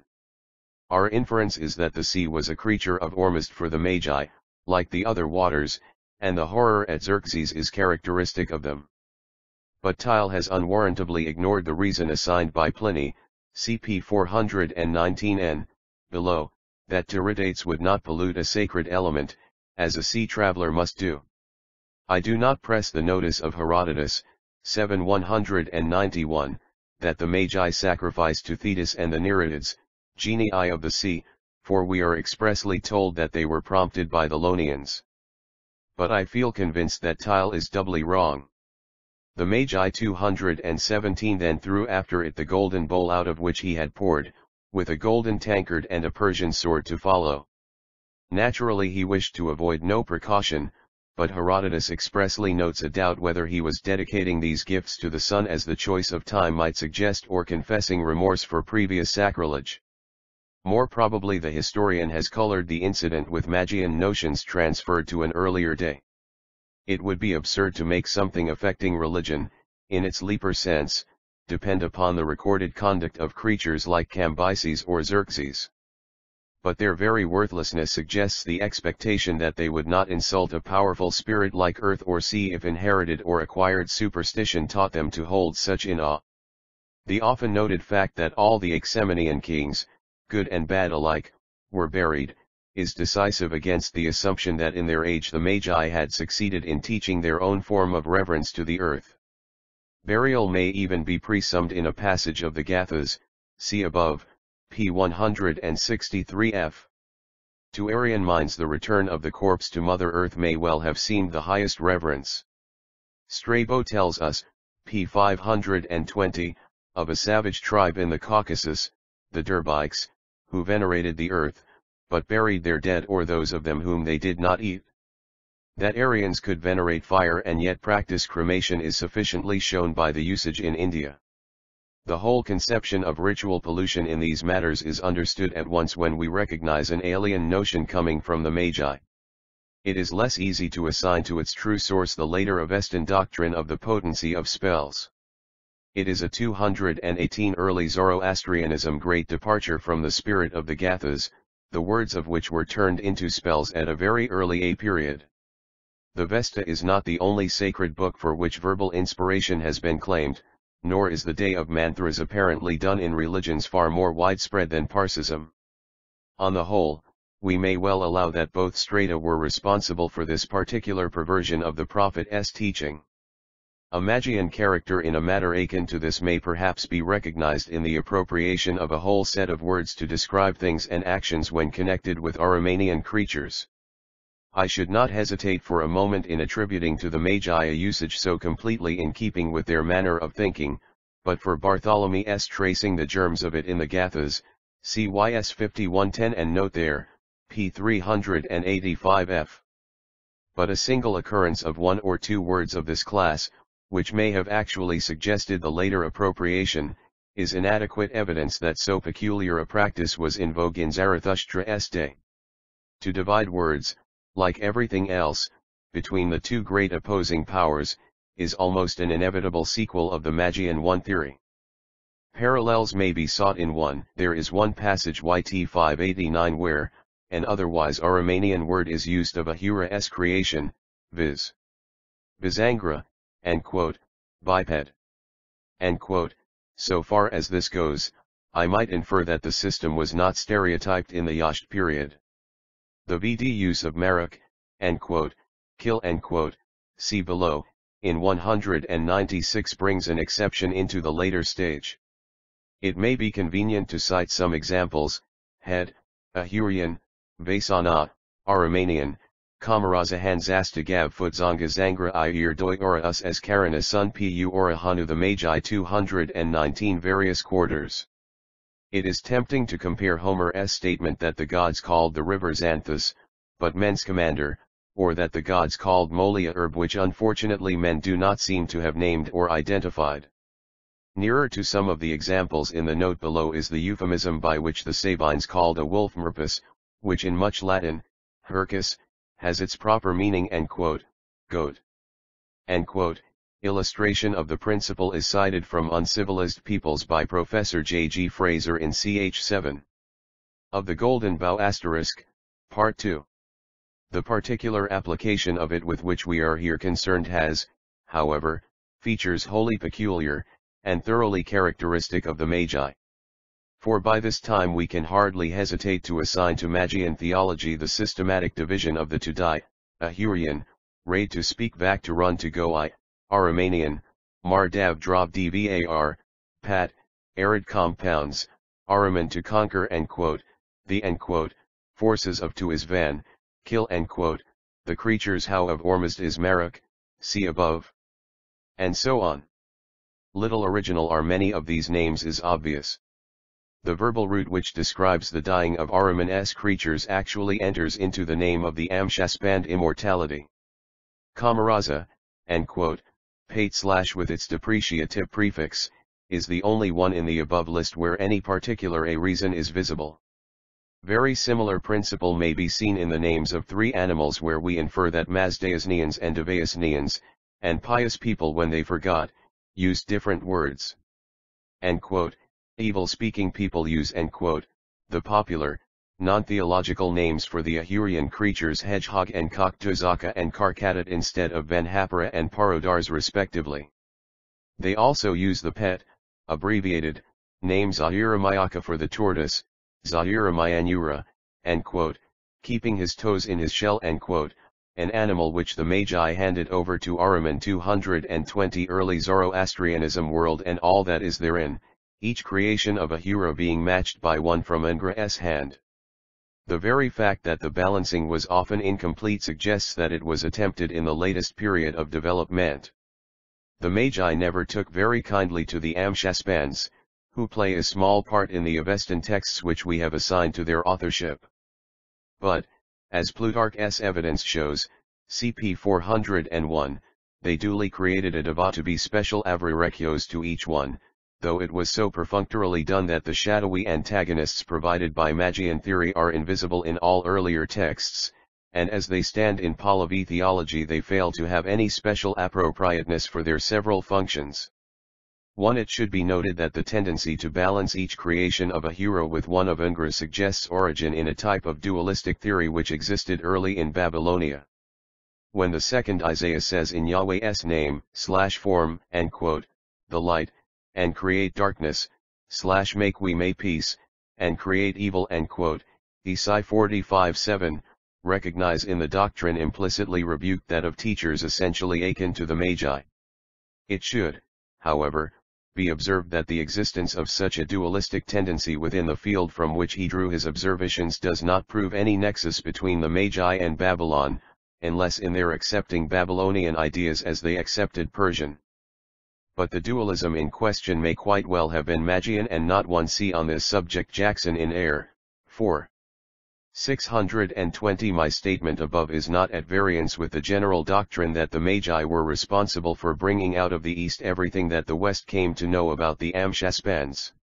How much they transformed them may be seen from the Cappadocian evidence. The Magi 221 Babylonian et al., in that case Kohut s and quote, anti-Parsic polemic in N Isaiah L and quote, is only mistaken in its identifying Magian and Parsi. Finally, one can hardly question the responsibility of the Magi for the ritual, or very nearly all of it. Zarathustra, if we are to judge from the Gathas, resembled the rest of the world's great prophets in his indifference to anything of the kind, and native Aryan religion had only a simple system which would easily yield to the elaborate, under stress of the tendency which everywhere stimulates the growth of the externals of religion.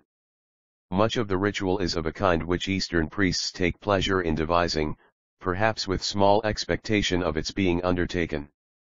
This especially applies to the rules that are to govern women, rules very obviously man-made. It appears, however, that Parsi women still yield partial submission to some of the most trying of them. The large use of Jomazat, QS. *306/m.I/ui.a, is rather hard for outsiders to stomach, no doubt Jachin Sun Gout / the sacredness of the indispensable ox and cow is an Aryan feature just as much as it may have been a Magian. Here the Semites, too, were entirely in accord. But we naturally cannot dogmatize as to where they would draw the line in practical application. Another point of difficulty is raised not infrequently in the Vendidad, where penalties are often so extravagant as to make the reader infer that they never had any particular meaning. Perhaps the lowest depths of absurdity are sounded by Fargard 14, where is set forth the manner in which the one see his paper, ZDMG, XXX. 709 by Sayadiat, Cheney Anisai, i.e. The idea was first broached 222 early Zoroastrianism may slayer of a and quote, water dog and quote, or otter and quote, redeem his own soul. And quote, Darmstetter may well be right when he says, these and quote, exorbitant prescriptions seem to be intended only to impress on the mind of the faithful the heinousness of the offense to be avoided. And quote, if language were intended to mean anything, we might think that, as the penalty starts with 10,000 stripes with each of two kinds of whip, the piled-up complications that are to follow do not really matter very much. But to appreciate the elevation of the Gathas, the reading of this section of the Vendidad may be found of educational value. I venture to present at the close of this argument some tentative suggestions which have occurred to me after hearing my friend the Reverend John Roscoe on the Central African tribes, of which he has a unique knowledge. Their points of contact with the Magi may be variously interpreted. Mr. Roscoe shows that the kings of Uganda belong to a stock, the Gallas, which has left very strong traces in Egypt, and it might not be utterly impossible to postulate some very early connection with aboriginal tribes on the other side of the Persian Gulf. But the discussion of such prehistoric conditions must be left to experts. The parallels are presented here simply because they illustrate remarkably well the cultural stage which was crystallized by religious conservatism in the Magi. First may be mentioned the use of Gomez, which is regular among the pastoral people of Bunyoro, a northern Bantu tribe. In connection with this we may place the Waganda use of the urine of the parents of twins in purificatory ceremonies, such as the Magi 223 birth being regarded as preeminently fortunate, if both the twins live. This is remarkably like a prescription of the Vendidat 13:8, by which a man and woman who have contracted the next of kin marriage may supply urine that is a permitted substitute for Gomez. Might, indeed, say that the ceremonies for purification of the relatives after a death, in which Gomez is the chief agent, VD 8-12, have a striking general resemblance to the equally tedious and elaborate lust rations practiced among the Bantu tribes. Next comes the fact that the people to whom we may specially trace the last mentioned rite practiced endogamy. The Baganda are strictly exogamous, but their kings, like those of the pastoral tribes, made their sisters queen. For generations past, before the coming of Christianity, there had been no children of these marriages. The king had a number of wives from the common people, whose sons were ultimately destined to fight for the succession. But doubtless in earlier times a genuine Kvituktas was the rule. We may even parallel the Magian usage which the horrified Greeks always associated with this, the institution of the Dakama. For though the Bantu peoples regularly buried their dead, and regarded each clan as responsible for the placating of their kindred ghosts by a strict ritual of inhumation, we are told that human sacrifices were an exception. Men and women who had been slain in sacrifice were left unburied because they no longer belonged to their clan but to the gods. In some cases provision for the corpse was anticipated by the exposure of victims alive to sacred crocodiles, with their limbs broken. Now to be thus sacrificed was regarded as 224 early Zoroastrianism especially privileged, and those left unburied because given to the gods had in this seeming neglect a wee happiness all their own.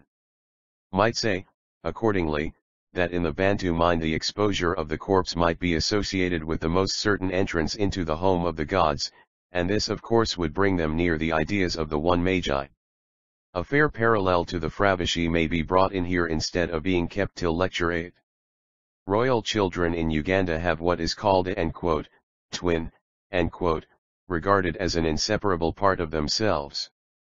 It is the umbilical cord, which is carefully preserved and placed with the jawbone, the seat of the spirit after death, to be venerated as jointly representing the dead man's personality. The affinity with the external soul is clear, but I think the Fravashi is recognizable on one of its sides, and there is the suggestive parallel for the union of soul and the Fravashi at death.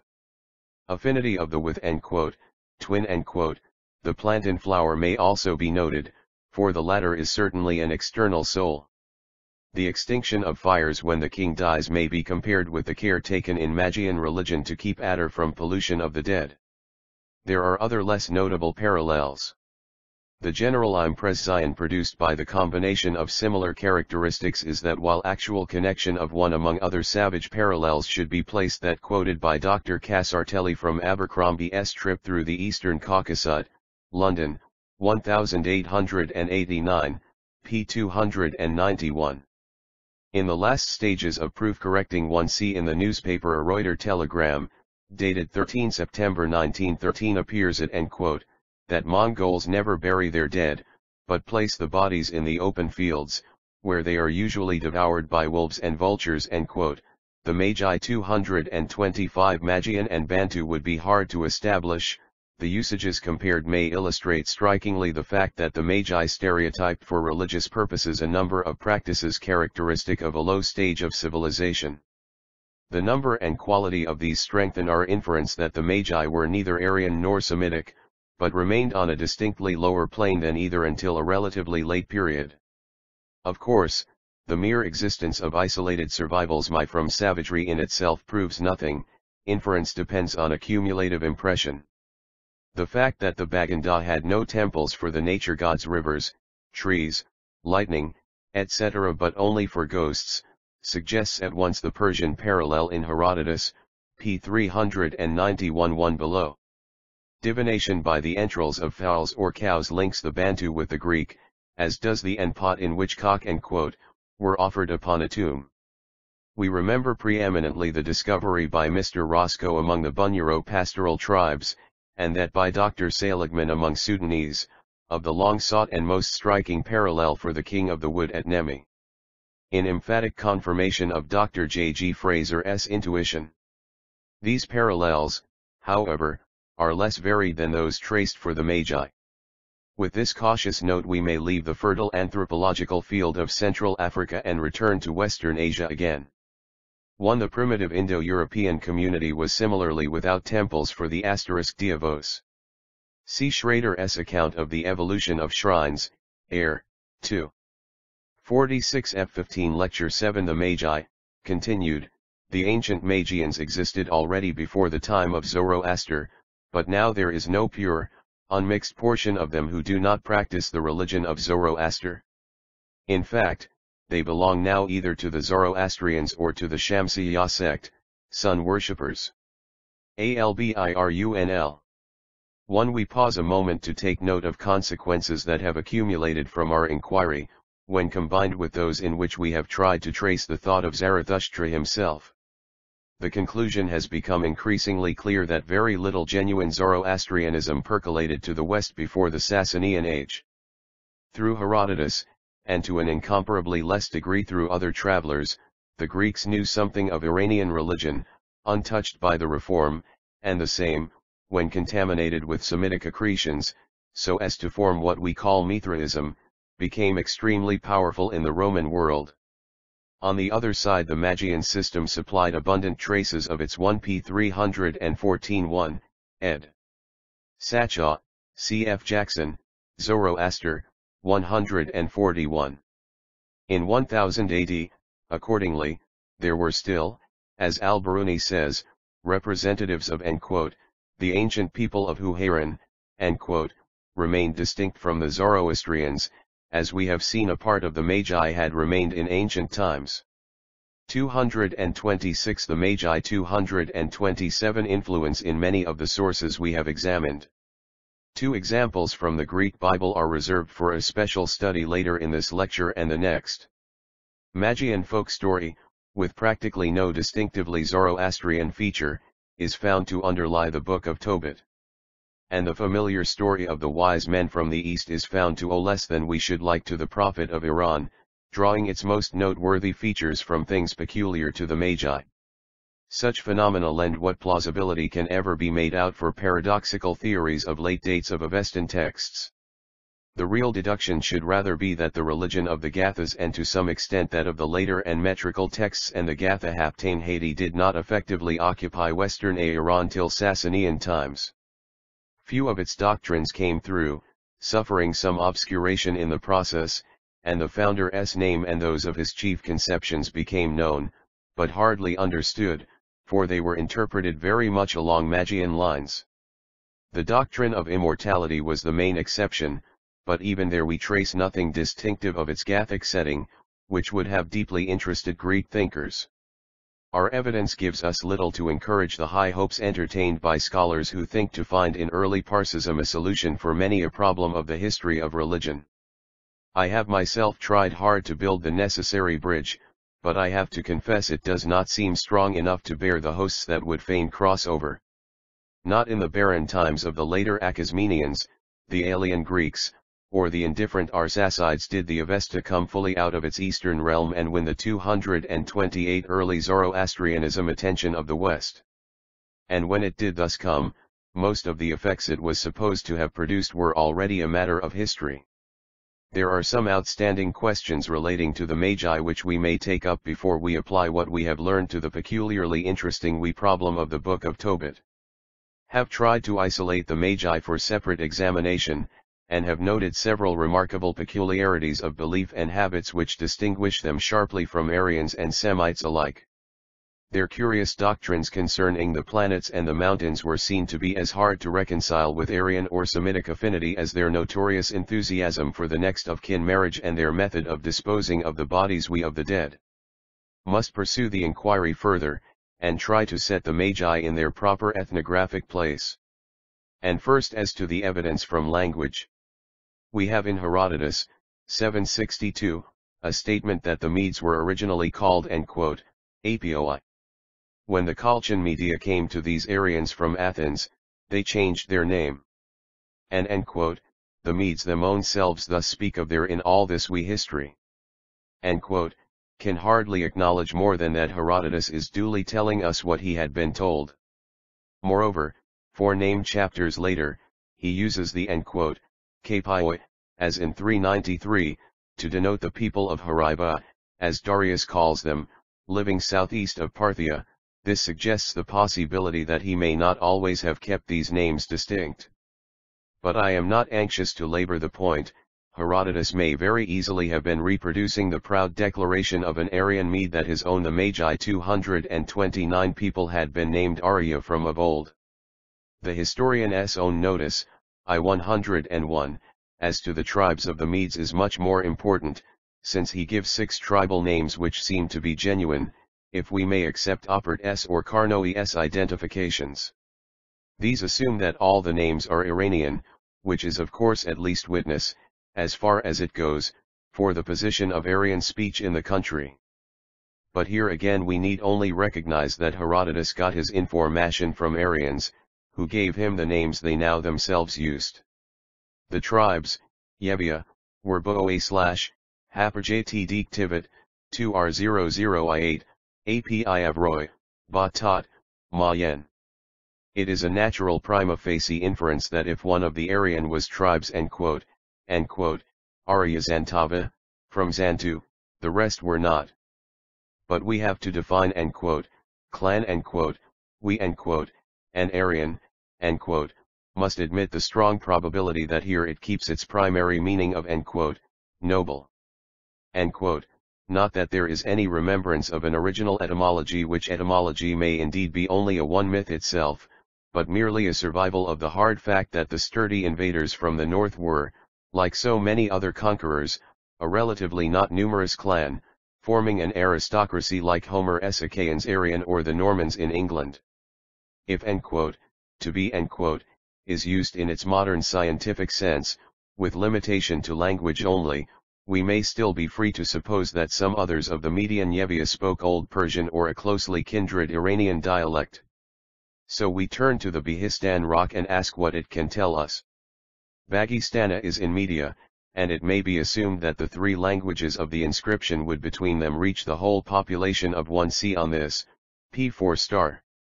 230 Early Zoroastrianism Media. These are Old Persian, Assyrian, and Sugenian. Old Persian was accordingly adequate for all the Aryan-speaking people who would see the inscription. There was no use for Gathic or later Avestan, a fact we shall find of importance later. But why were the other languages there? 1. Agreeing with that of the inscriptions of Sujana, closely akin to Elamite, Tile, witnesses that Cyrus brought with him from Elam the progenitors of a population that kept up the old language, or found their kin already settled there. The other, Assyrian, necessitates our recognizing Semitic colonies in Media. The general result must surely be that the 5 Median tribes which were not Apphiw may have spoken the Semitic or the Elamite dialect, and so fall outside the limits of Iranian. I do not say this is proved, but only that Tile, see next page, does not bring us far. If I am right in my reading of the Ezekiel passage, p. 189, we may reasonably expect to find the Magi spread far beyond the limits of Media, as indeed their affinities with certain aboriginal customs would encourage us to presume.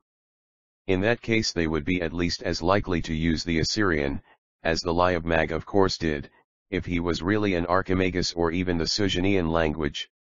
Of course, we have always to remember that we decide nothing about their racial affinities by determining their language. After defining the language of the Behistun inscription, which stands between the Old Persian and the Assyrian, Tile proceeds, 1 Religions Gesh, 2. 53, p. 44 in Nariman's English version, which I only saw in the proof stage. The Magi 231. It is very possible, indeed, that the indigenous population of Media, subjugated by the Aryans, spoke a language of the same family as the Elamite, but in the time of the Achaemenids and the Aryan dominion generali it was certainly no longer the recognized language of the country. The ruling population of Media was Aryan. The names of most of the kings mentioned by Herodotus, appearing partly also in the Old Persian cuneiform inscriptions, prove this.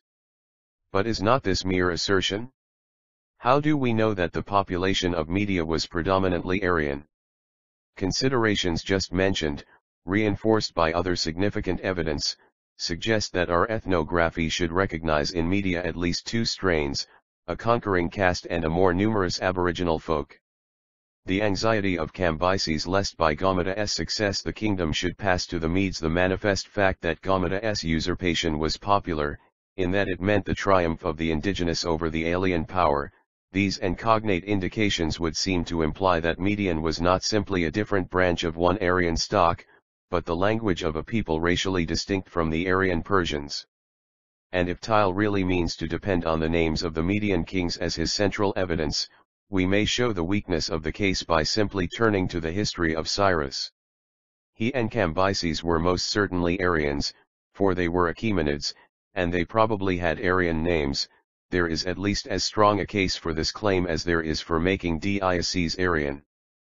But Cyrus did not originally rule over Aryans, for his own cylinder inscription shows that he was king of Ansan. Who rules over Aryans need not himself be Aryan or vice versa. Tile 232 Early Zoroastrianism thinks that the names of Median kings in the 8th century, down to the reign of Sargon II, in Assyria, are not Aryan in sound. The list of Tizias, which Oppert tried to explain from what we now call the Sugenian, he rejects, but insists on the Aryan character of Phrabartes, Bear, Bavaxitara, Kbadpw, and Ahayaka, Ai/Foiku. The last named is the subject of Professor Say's naive note, Hero A. Dotus, p. 62, reign of 53 years indicates its unhistorical character. Queen Victoria had nearly disposed of this argument when he wrote, or indicated, her unhistorical character. Assuming in preference that the discoveries of recent years have not quite brought to an as end, Professor Sayce declares, pxxxii, the long controversy which has raged over the credibility of Herodotus, and that in all sorts of unexpected places the old historian gives us hints which enable us to solve problems otherwise hopeless. I should incline to read the history in a very different way from Tile. Herodotus not only gives names of Median kings which may plausibly be interpreted as Aryan, but he tells a romantic story which connects Cyrus with the Median royal family. What if that story starts from a germ of truth after all? I am not proposing to rehabilitate Astyages as Cyrus's maternal grandfather. But I do think it possible that Aryan kings in Media may have been members of the same conquering race which under the early Achaemenids established itself in Elam. The Api of Roy, whose chieftains they were, become in this way a warlike tribe pushing west from the prehistoric home of both branches of the Aryans, and subjugating a weak native population, just as the Magi 233 Achaeans and the Dorians successively subjugated Hellas. I am not sure that the resemblance may not be something more than a fortuitous parallel. The 8-footer Achaemenid Artaches, Herodotus, 7-117, was probably typical of Persian physique, although of course an outstanding specimen, and it is hardly a wild flight of fancy to make the Persians cousins of the Achaeans, sprung alike from the great northern stock which gave big bones and muscles to Homer's Greece, dowered heretofore with little beyond veins. But all this is in the nature of things highly speculative, and I return to what is certain. I only wish to claim here that the Aryan element in Media, as in Elam and Persis, is reasonably regarded as limited to a small but dominant race, which in parts of this area imposed its language upon the conquered, like our Saxon fathers when they invaded Britain. Strabo's statement, 15. 28, p. 724, that Persians and Medes were O/X/Oyatarat/Trapa/Uukpab belongs to a period when Persian, now verging towards Middle Persian too, had become the prevailing language of the Arsacid kingdom. When, therefore, he says, p. 529, that the Lav Medes call an arrow equals type Tiras, he is not contributing towards the refutation of our thesis. Indeed, the passage quoted above might even be turned in our favor, for Strabo expressly says that the name Aryan covers partially Persians and Medes. One on this see my essay in the volume dedicated to Professor Ridgway, referred to above, p. 5. 2 Q. Mont, Texts et Monuments, p. 11n, notes the name Mecherdates in Tacitus, and 11:10, showing the Middle Persian Meir 4, Matthias, Meora, the date at which this presumably young man is named as a candidate for the Parthian throne is 47 AD. That is only 2 generations after Strabo. 234 and Bactrians and Sogdians to the north, which are in fact nearly of one speech with Persians and one Medes. It is not quite clear whether all 4 Aryan folk names are subject to v/, or only the last 2. But anyhow the Persians and Medes are assumed to be of Aryan speech, and yet there is still a qualification suggesting that the Aryan speech does not cover the whole of their area even in Strabo's day. The Aryan character of the Sogdians has been shown to us finally by the extensive new documents, but of course these are of a still later date. So also are the Mani-Chasan manuscripts from Turfan, which include Middle Persian and some specimens of a dialect supposed by Mailer to be the language of Khorasan, the refuge of the Manixians 2, Fly Eagle. I should not wish to press very far any conclusions setovv ofta 7 to 775 apf, 5 spxp1 atepo. Tivos kolkoi m suv /cat erttojv tripasaptov baxt pukai soy stave ekrite yaptajes kgu 6 //dyaa, ttot tripa /xik pov, p 724. 2. There are some features in the scanty relics of this dialect which bring it nearer Avestan than the bulk of the MSS. Thus the numeral 4 is here Katfdra instead of Kahar, Kajar once, p 46, 5 is Panjay, Pankamic, ordinal, against Pans. One document, p 101, shows the words of R, with the MP Zor, equals strength, in the Pahlavi part of the same fragment. I note 5 other instances of Zavar in Mailer's texts, and assume that these survivals are due to dialect mixture. Specially interesting are the small fragments on p98f which give the Panjay Marlaspan and 5 holy elements the last word is doubtful, they are Artaf Frabardi, ether pure spirit vat, Artak hummed, wind ap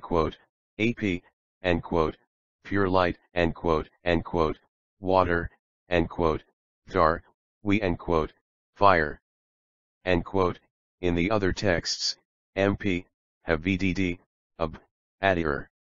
To Fravardi we must return, only noting here that both it and Arya show RT against the peculiar Avestan sh, asa, Fravasi.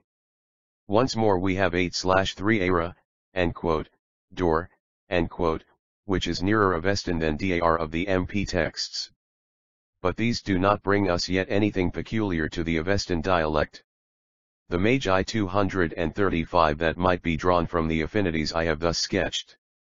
They lead us, I think, to realize more effectively the consequences of the fact that Media is the western limit of Iranian language in ancient times. Except for the perplexing Indian, or Aryan, gods at Baghazkayi and the assumed Iranian names of Mitanni chiefs, near the middle of the 2nd millennium, we have no sign of Aryan language west of the 42nd meridian, to which limit the Medes and the Kardukki, Kurds, represent the Iranian branch. One Iranian speech manifestly claims more and more of the ground as we go east. It is, therefore, at least natural to suggest that Media was the resisting medium in which the Iranian migration westward was arrested, only a proportion of the population being affected by the language invasion from Persia. The net result is that linguistic probabilities tend to reinforce the inference, drawn above on stronger grounds, that the Magi were part of the indigenous population of Media. They may have been sooner or later assimilated to the Persians in speech, but in racial characteristics, and in customs preserved by them from a remote antiquity as a sacred tribe, they owe nothing to either Aryans or Semites, and are purely aboriginal. 1. Can the Kurds represent a swarm of nomads that left the mainstream and struck southwards before reaching the north of the Caspian? The Sarmati, just the other side of the Caucasus, and the Ossets who still hold the Caucasus region, mark this path of Iranian migration. Could account for the Iranian chiefs of the Mitanni in this way. As to Baghazkayi, we must be content to wait for more information, and hold ourselves prepared to tear up some pet theories, if necessary, when it comes. On the Iranian character of Mitanni names I should be sorry to dogmatize. Have we really evidence enough? Compare p. 423 and 236. Early Zoroastrianism having attempted thus to answer the question as to the affinities of the Magi on the eastern side of their native land, we may proceed to ask whether they had affinities on the west. It will be convenient to enlarge the question to include Parsism as we have it, whether Magian or Iranian, reformed or how unreformed. Far, then, is Babylonian civilization responsible for Avestan ideas? There is a strong party among Oriental historians who are bent on finding Babylon everywhere. I am not an expert in Semitic matters, and shall not even ask the obvious questions as to the evidence on which we are to regard the Babylonian mind as the one great original force in Oriental thought. But before I shut myself up within my own proper corner, I cannot help expressing satisfaction in some signs of the times. I am not listening for the shout, Babylon the Great is fallen, from serried ranks of scholarship, but some check to the extravagance of a few learned enthusiasts is not my unwelcome. Predecessor in this lectureship, Dr. Farnell, has in his Greece and Babylon rescued Hellas from absorption, and believers in the most original nation of history will read his concluding sentence with relief. So far, then, as our knowledge goes at present, there is no reason for believing that nascent Hellenism, wherever else arose the streams that nourished its spiritual life, was fertilized by the deep springs of Babylonian religion or theosophy. With this we may set the rebuke which professional astronomers have been administering to a distinguished group of Assyriologists who have built up a system of astral mythology without apparently the Magi 237 thinking it necessary to learn some astronomy. The glory of Hipparchus as the first discoverer of Prex Zion has been restored, and with all our admiration for a pioneer civilizing agency, we are no longer obliged to credit Babylon in the second or third millennium with the lead in every department of one thought. So far as I can see, Parsism is as independent of Babylon as was Hellenism itself. Its silences are very eloquent. I may put first one that follows naturally on the topic just referred to. If Babylon was not quite so learned in star lore as some enthusiastic imaginations have feigned her, there can of course be no question as to the prominence of astrology in her religion. And in Parsism this is most conspicuously absent. Have seen that the Magi had a great reputation as astrologers, but that it was in their own right. Astrology never was at home in Parsism proper. Few sacred books have less about the stars than the Avesta. There is Tishtraya, the obvious exception that proves the rule. But it has been already observed that there is no suggestion of astrology in the use thus made of the most brilliant of the fixed stars, only a very natural mythology, accounting for the fact that Sirius disappears in the sun's rays just during the hottest season of dog the year, the 5 days. In early Parsism there is never a sign of that element which was so pervasive in Babylonian theology, nor does the later development show any invasion of the kind. Mr. See the severe criticism of by astral mythology, E. W. Maunder of Greenwich Observatory, in the London Quarterly Review for October 1912. 2. On this subject cp 23 f 238. Early Zoroastrianism. Another pervasive element in Babylonian theology is the pairing off of deities, and the prominence of mother goddesses. This is most significantly absent in early Parsism. The Greeks observed that Persian religion knew no sex distinction among divinities, and for the most genuine Zoroastrianism this is strictly true. There is, of course, one very prominent goddess in the Avesta as we have it. Anahita claims a Yasht to herself, and it is apparently as old as any other Yasht. But that Anahita is a foreigner all our evidence converges to prove. In the time of Herodotus the cult was new, and the historian's blunder in calling her Mitra suggests that she was at first simply a pendant to the great Aryan divinity, devised on the model familiar to the Semites. Herodotus himself asserts that the cult came from the Assyrians and her name, the Arabians. The undefiled, is a cult title of a type familiar to us in Greek religion and as Zay/9 and Amp, Lt. O. the like. But, as sometimes happens in Greek, there is considerable suspicion of popular etymology. Jensen III pointed out that the name stood as Nahida in the Sugenian version of the inscription of Neman, which might come from an Elamite Nahunti. Cumont IV mentions as possibly connected the Semitic Anat, which Tile also mentions, though preferring another connection. In the same note, Religions Gesh, 255n, he even suggests that Art v Sura moist, and unmighty, 1 see Diogenes Laertius below, p. 413, and note there 2 cp 394. WKZM, 8 in 1892, p. 66. Cf. also W. Foy's discussion of the inscription in the same journal, 1900, pages 277 ff4 air, I, SV Anahita. See further below, p. 394. The Magi 239 Bartholomew's view, was an attempt to translate the untitled Rabat Billet, often attached to Istar's name. Some views of the meaning of Art v this would not be at all impossible, if it were akin to Lat Artuos, the meaning exalted would lady bring it near enough to the Babylonian title in question. On this, however, I am not able to express an opinion, and will only say that a priori grounds for expecting both name and cult to be ultimately Babylonian are strong. This does not prevent its having been grafted upon an Iranian river cult, specially connected with the Oxus.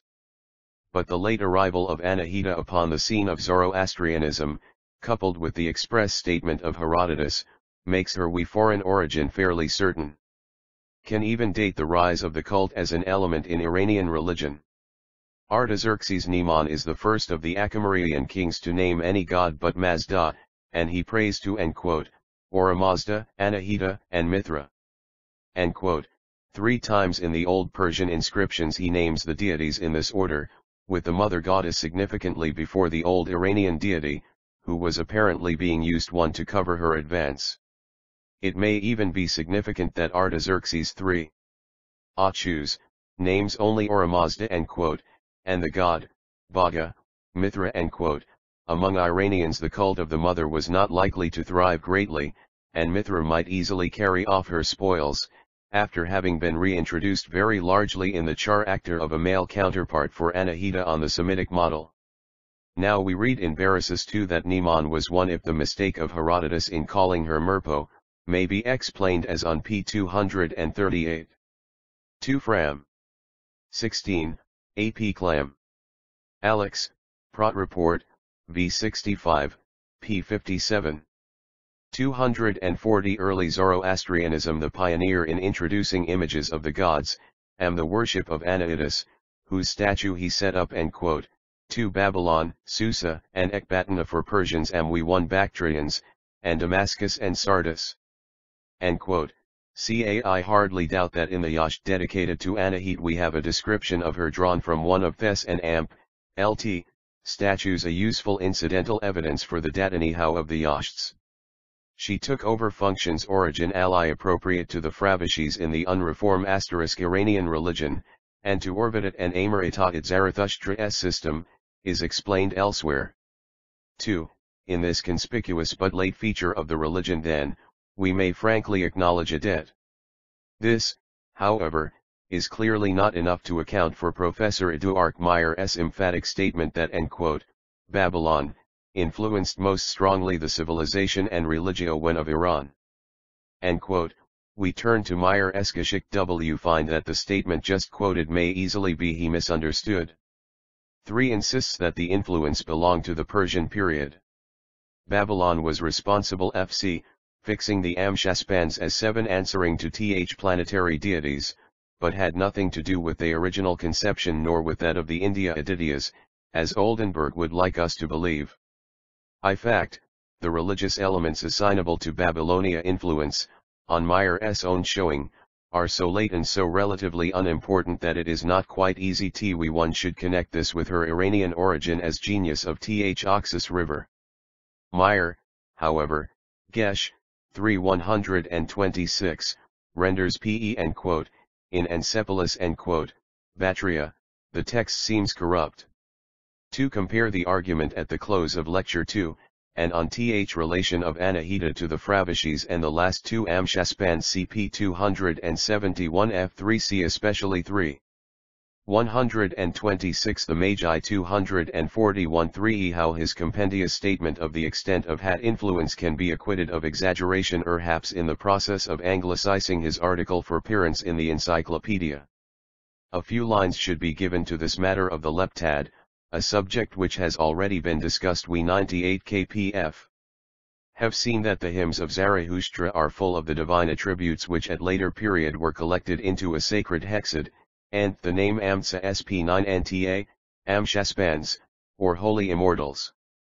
But the Gathas do not even ibus a hexad, there are other abstractions there if the rank of a hura, and we have no statement which would show us where to draw the line. There, accordingly an innovation when with the prose 7 chapters Gatha the Amshaspans are elected into one body with a special name. And n/hen in the Yashts. Later still, we find Mazda associated with the 6 to make a heptad or Jaraasha added to their company so as to produce a weity of 7 spirits before the throne, are iaturally inclined to recognize influence from the one Jabulonian planetary gods. It is worth noticing that Futyahan at a very early date the name of Mazda himself was borrowed by the one Assyrians, he was Kanhuz, icted with 7 Agigi, spirits, sevenness may very well have supplied the hint for post-Iathic Parsism. As Tilsoderblom, p. 227 f. Augusts, we may possibly recognize Semitic influence in other Indian and Iranian sevens. When, Hen, Cheney and Gunkel claim for the Semitic IDE what proved the ultimate form of Persian 1 Asura Majds, cp 31. 16242 early Zoroastrianism we may Archangelology, acquiesce without reluctance. 2 suggestions of one Spiegel have been taken up by later writers. Professor Meyer thinks that the pure Zarathustrian system made every man meet an individual judgment 3 days after death. In contrast with this stands the idea of a general day of judgment, which must therefore be an importation. Must reserve the great transaction, as it is a Gathic conception, which, however, would on the Prophet's own scheme be a new beginning for the world as a whole, and need have no relation to the individual. If the Semitists care to claim the impulse that brought the individual into the scheme, no harm is done. Professor H. Zimmern too thinks the idea of an end of the world by fire is probably Babylonian. His only evidence is Beresus, in Seneca, and one would like to ask of those who think the Aya 3/Sista borrowed, whether the Stoics must also have borrowed their Enidropon. We should need very good evidence indeed to prove Babylonian influence upon Zarathustra's own teaching, such as this one suggestion would involve. 2 smaller points may be added from Gunkel for the assignment of each month and each day to its special genius, and the recognition of 4 regent stars, 1 in each quarter of the sky, as seen in the Tishtraya Yasht. The former may have been in 1 Aaron. Alterdum Skunda, 2. 165 to 72 Inkat 3, 560. 3. See Lecture V for this and other eschatological ideas here alluded to. 4. Zum Religionsgeschichtliche Verständnis des NT, pages 17 and 8 and the former from E. Meyer. The Magi 243 operation in the early Achaemenian age, and has of course no connection with Zarathustra.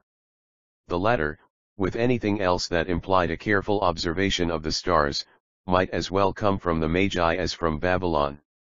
Professor Gunkel's next point, that the division of world history as a world year into 4 great ages is probably found in Bereshit, and depends on the Babylonian observation of solar precession, must, as shown on p. 237, drop its last element under the astronomer's proof that the Babylonians knew nothing whatever of precession till they could learn it from Hipparchus. As we see below, p. 404f, there is very great doubt whether the 4 ages entered Parsism before the Sasanian epoch. There may be other features of later Avestan religion in which Babylonian influence could be reasonably suspected. I have no desire whatever to contest them. The complete freedom of early Zoroastrianism from such influence comes out more and more clearly from the inquiry, and constitutes a new proof not so much of its antiquity, for to outdo Babylon in antiquity we should need to put Zarathustra back with the classical writers to 6000 BC. We, as of its geographical separation, might even present some items to make a case for borrowing in the opposite direction. There is, as already observed, an adaptation of the Iranian divine name to the Assyrian pantheon, and the date must fall in the 2nd millennium. With this may be set the fact that the winged solar disk as a symbol of deity was borrowed from Egypt alike by Achaemenian Persians and by Assyrians. Whether independently or not, and by which people first, I have no qualifications for deciding. 244 Early Zoroastrianism. The possibility that Babylon infected the Aryans in their prehistoric unity has been mooted by notable scholars, of whom we need only name Johannes Schmidt and Hermann Oldenburg. The former devised, a generation since, the one argument, worth calling an argument, which has ever been urged in favor of the old assumption that the Indo-European Uramat was in Asia. Schmidt found certain contacts between the Indo-European numeral system and the Babylonian sexagesimal reckoning, and 1 or 2 in the culturally most important field of metals. The inference was that our language family must have radiated from some region within reach of Babylonian civilization. But Hurd proved that the peculiarities of our numeral system showed really a duodecimal system, not a sexagesimal, crossing the decimal at certain points, our own 11 and 12, against the teens, are enough to illustrate it. And 1 or 2 similarities in the names of metals can we clearly prove nothing. Know too well what the long arm of coincidence can achieve in language to wrest far-reaching conclusions upon much closer resemblances than these. Professor Oldenburg's venture L is less daring. Asks whether the contrast of Varuna and Indra, the ethical and the mere elemental divinity, may not betray signs of contact with the West. The Semites reached an ethical view of life earlier than the Indo-Europeans. Is it a mere chance that suspicion of Semitic influence should suggest itself here in the similar tone of an Akkadian Babylonian hymn to the moon god, and in Vedic hymns to Varuna, who foi one religion de Veda, 195. See also p74 NL, above. The Magi 245 Oldenburg represents the moon. If Professor Oldenburg is right and his great authority prompts us to give any suggestion of his a most respectful hearing, we should probably go beyond his actual proposal, and find the contact in the Aryan period. For obviously what is said of Varuna applies much more emphatically to Ahura Mazda. But after all we find plenty of abstractions in primitive Roman religion, and ethical conceptions in the earliest Greek thought that we know. Themis and Anant, the last not unlike Asha in some respects, were even independent of Zeus. Is it not at least unproven that an Indo-European people was wholly incapable of discoveries on these lines? People whose worship included the sky, loftiest of all nature deities, and those ancestor gods who are ever the most potent to stir up the feeling of a close bond between religion and conduct, had native material on which to work without help from the outside. So we may, I venture to think, dismiss all round the notion that Parsism owes anything material to the religion of the powerful culture on her west. The conclusion would have been popular with the poets of the Yashts, who would certainly be slow to admit that they had borrowed from that quarter. As-e-Dahaka, the three-headed dragon, had his abode in 13 Awri, YT 529. So early did the name of the great city acquire the sinister connotation it has held through many ages. In the light of that antagonism, I cannot greatly wonder that only in secondary and inconsiderable matters the Parsi Bible took anything from Babel. We must now turn to another field in which at 246 early Zoroastrianism will prove that Magianism has been at work. It takes us westward again, and the result of the inquiry will be to confirm by another line of evidenque the case we have been constructing. Once more we find influences credited to Persian religion which turn out to have been almost exclusively Magian, and once more, by the unexpected absence of characteristically Zarathustrian traits, we are led to comment on the meagerness of proof that the Iranian prophet's doctrine had any real influence outside eastern Iran before the Sasanian era. The establishment of this thesis, that the Magi are really responsible for everything in Zoroastrianism that influenced the Western world, is so important that we may reasonably devote considerable space to the new evidence on this account, quite apart from the intrinsic interest of the subject itself. That there is some connection between the Book of Tobit and Iranian religion has long been recognized, but the nature of that connection has generally been read in what I venture to call impossible ways. I have been led towards an amended form of a theory I set forth some years ago. In restating the theory, I shall offer in support an attempted reconstruction of the story in what I conceive to have been something like its original shape. Since proposing theory, I have received unexpected and welcome encouragement from the discovery that it had helped a fellow worker coming to the study of Tobit from another side. The Reverend D.C. Simpson, editing Tobit for the Oxford Apocrypha, had used my paper of 1900 in building up a theory that the book was written on the Iranian background of Tobit, Expository Times, 11. 257. The Magi 247 in Egypt at a considerably earlier date than some critics allow, and that an underlying folk story was brought to Egypt by Persian soldiers of the time of Cambyses. His difficulty was the supposed presence of strictly Zoroastrian elements in this assumed original. Meanwhile I had been myself revising my own hypothesis, and had concluded, as will be seen below, that there is no need to postulate anything at all in the Median story that bears the my stamp of Zarathustra. Amended theory therefore removes the one difficulty in an account of the book framed on wholly independent lines. And simultaneously Mr. Simpson's thesis fits in exactly with my independent view of the religion professed by Cyrus and Cambyses, as simply Iranian Deva worship, without any trace of Zarathustra's reform. The date and history of our present Tobit does not concern me here, for I am only proposing to reconstruct out of it an Iranian story used in its composition. I previously assumed that this story came into Israelite hands in Media, where were settled the descendants of the northerners deported by Sargon in 721 BC, cf 2 Kings 17:6. But clearly Mr. Simpson's view will suit my requirements equally well. May first content myself with referring to his argument, only remarking that Jews in Egypt are much more likely to have originated an edifying narrative of pure Yahwism than a community of lost tribes in Media, whose loss of nationality was confessedly due to apostasy from the national religion. Tobit moves in a Median atmosphere. Its scene is largely laid in Raga, the Zoroastrian, as it 248 early Zoroastrianism afterwards called.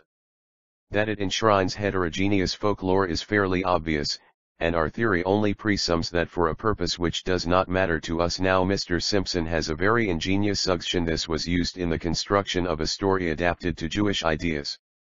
The old Semitic folk story of Ahikar is part of its material. And, as has been often recognized, the motive of the dead grateful man, found in the folklore of widely separated countries, lies at the foundation of the whole story, with the obvious substitution of an angel for the ghost, a substitution made easier by the fact that the folk story in media would naturally introduce the dead by as acting his double, his angel, Acts 12:15, or, in other words, his Fravashi. My theory is most satisfactorily expounded by a conjectural restoration of the Median story which I postulate as the original of Tobit. I have endeavored, accordingly, in an appendix printed below, p. 332f, to tell the story in outline, with notes to show my sources, and to point out the passages in Tobit which I am reconstructing, where these are not obvious from the sequence of the tale itself. My story, of course, pretends to no sort of authority, it only offers a specimen to show in what way the writer may have adapted his material. He found, we may suppose, a popular legend which with some not very serious modifications might be used among his own co-religionists in Egypt with clear possibilities of edification. Dr. Rendell Harris's The Dioscuri in the Christian Legends gives abundant illustrations of a method of adaptation which has been fruitful in the Magi 249 later days, though rarely, if ever, applied so wisely and won well. With such a purpose, quietly ignoring the features which his own religion could not accept, our author rewrote the Mark/10, saying to himself the while, truth, embodied in a tale shall enter in at lowly doors. Leaving, then, most of the details of my case to be gathered from the text and notes of my hypothetical median folk story as reconstructed below, I put together here a few general arguments in its favor. The case rests upon the broad fact that there are traces in Tobit of the most important factors in Magianism, as distinguished from the other strata incomplete of Eastern Parsism. Magic may clearly be recognized in the use made of the fish's heart, gall, and liver, though of course this is not specially distinctive. The extraordinary stress laid upon burial is most naturally explained as an adaptation from an original in which a leading motive was the proper treatment of the bodies of the dead. Kohut's suggestion that the insistence on burial is anti-Parsic polemic does not explain the language used. Alternative methods of disposal are not even hinted at. Then comes the other specially Magian practice, that of consanguineous marriages. Our author comes fairly near this when he cites the example of Abraham, but in his story he seems to contemplate the marriage of cousins, and his presumed Median original must one. There are excellent examples in Mr. J. Greek folklore and ancient Greek religion. Persephone survives in a story of saint daughter, with a Turk to play Hades. See Lawson's Modern thus the rape of Demetra and her 250 early Zoroastrianism have applied the doctrine in this way. Of course, there is nothing in Tobit even to hint at marriage within prohibited degrees any more than there is a hint of the Dakma, but the curious coincidence that two of the most earnestly pressed morals of the book concern the proper treatment of the dead, and the duty of marrying within the kin, is most naturally explained by such a postulate. The absolutely otiose dog which figures in the story, so utterly without meaning as it stands, and foreign to all the associations of the dog in Hebrew literature, bears out strongly our inference with regard to the former of these two Magian practices, always coupled together in the mind of Greek students of Persian customs. And as to the second, we find corroboration in the curious and illogical reasons, so often insisted on, for Tobias's being the husband marked out for Sarah by the law and the custom. The appeal to number 36:8, which figures in the marginal reference at Tob. 6:12, cannot bear this weight, for it only prescribes marriage within the tribe. We can hardly assume that the tribe of Tobit was so reduced that Tobias was the only young man available for my Sarah as an heiress. If reading is right, the original story had the Kvitukdas in what has always been the popular form, current today as the Parsi exegesis of the Pahlavi dicta on the subject, the marriage of first cousins. Next I come to the most obvious contact with Parsism, the fiend Asmodeus. The peculiar form in which Cod B reads the name, Ao Pozobs, Ace. Ao Fuasa, is clearly original, for Ao Osiwa is a palpable Hellenicing of a bizarre form. and with the Magi 251 ts acceptance goes one of the scanty reasons for illowing the Talmudic Ashmedai Semitic etymology. As Gryenbaum pointed out long ago, ZDMG, XXXI. 216 ff, Ashmedai in the Talmud differs widely from Asmodeus in Tobit and Ishmael and Avesta. He is not really bad, but a playful MP, with a highly colored dramatic character, very like the colorless abstraction of Parsi demonology. Would which so I'd fib, to destroy, Su Tobit, is inappropriate as soon as we get the word into a surely Semitic atmosphere. Aojo and amp, lt, w, or still better m0au9, comes very near the Avestanis Modava, when treated as a single word. But as I think it probable that all these names came into Greek through Old Persian, where alone they were made single words, see pages 109f, 425, I waive this and only point out that the V excellently represents the P of an OP *AI number Madeva, which is lost in Aoocwo. Now it is noteworthy that in the Avesta, as we have it, the actual collocation Asmadakva does not occur, though it does in the Bundahayish, which is based on a mass of lost Avestan matter. But he is, in fact, the chief of the demons after Ingra himself, in the later Avesta. Like Ingra, CP 202, he is only Wrath, a casual personification, in the Gathas, if, indeed, we are justified in giving him the initial capital at all. His bad preeminence appears to be due to the Magi. Zarathustra had been content with very few demon names, and the Magi had to make the most of rather scanty material. In my former paper I thought it necessary to explain why Asmodtus in Tobit was rather lust than hate, but it seems needless trouble. Asmodsus kills 252 early Zoroastrianism Sarah's husbands, and his motive may just as well have been the one as the other, if not rather both. It remains to comment on the only two considerations which might militate against our attributing Tobit's original to the Magian stratum of Parsism. There is just one point in Tobit which seems to point to Zarathustra's own contribution, the doctrinoi the Amisha Spenta. Raphael is one of the 7 angels who stand in the presence and go in before the glory of the Lord 15, 12 *.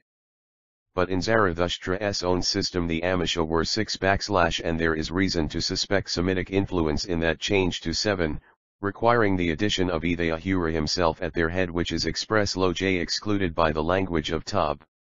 12:15, where th, Holy One added is or Srasha at the lower in we of their company may even plead that th and amp, lt, who 7 Agigi, accompany Asaramazes to the Assyrian inscription discussed elsewhere, p. 31, show a very early trace of this contamination.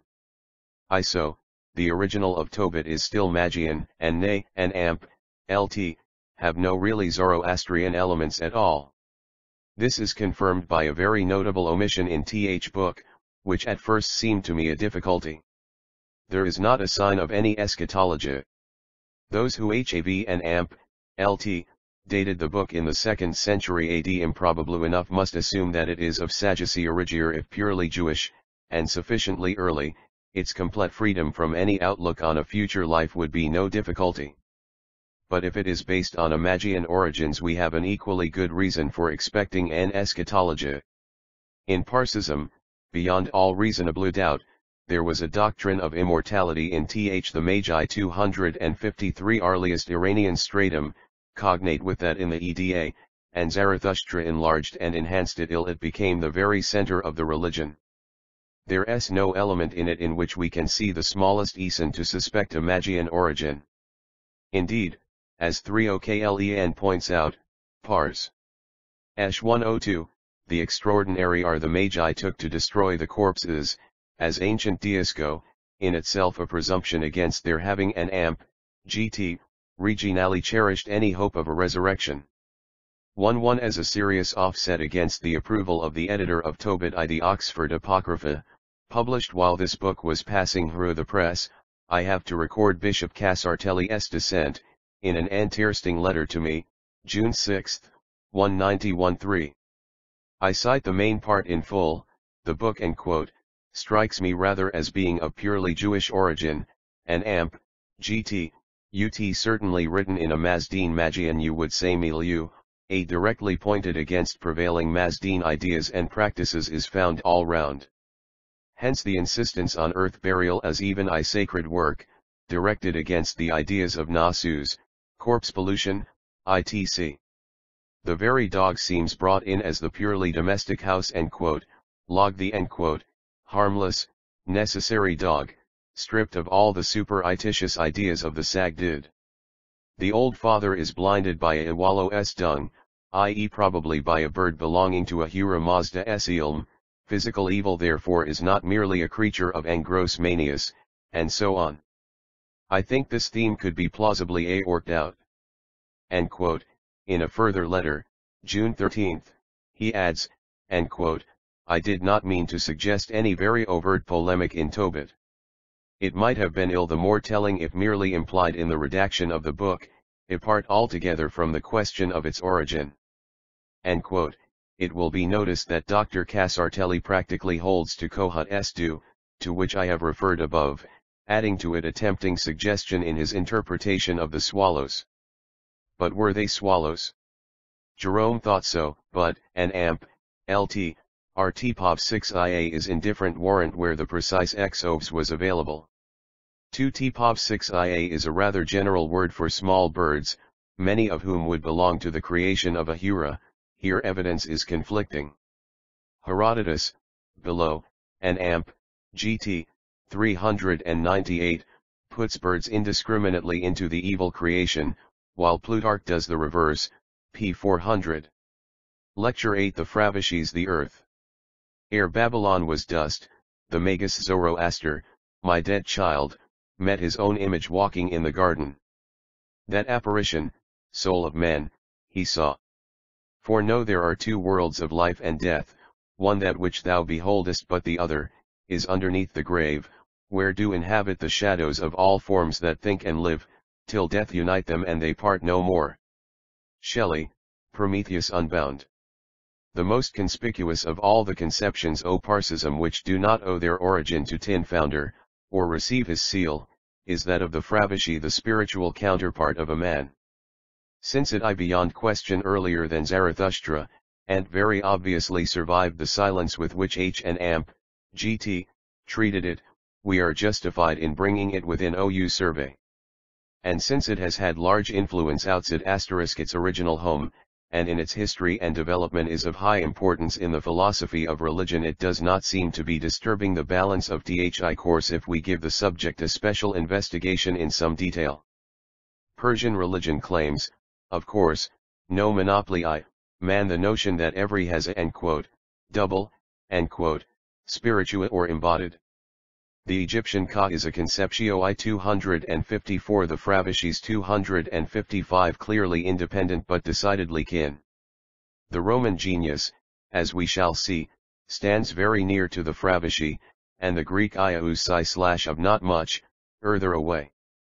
In Babylonian hymns the phrase my God or goddess is said by Cheney Eb, 5440, to be equivalent to the worshipper Sajet herself.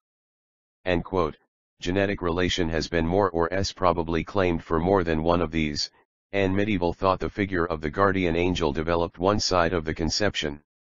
The other side, that of an embodied doppelganger, pro-iosed in popular legend a curious variety of fancies, and the lines quoted at the head of this lecture, Shelley tells of Zoroaster meeting his own Fravishi, is we translate him, and he goes on with words that describe the Parsi conception with remarkable exact one less, showing that he had somehow got hold of rude sources of information as to Oriental lore. The DEA has been used with tremendous power as in Mr. Drive Allegory in Stevenson's Jekyll and Hyde. And taught less effective as an allegory, and told with literary grace that fits it to be named even with Mr. Hat masterpiece, is the Canton story of King Orgulus in the Child's Book of Saints.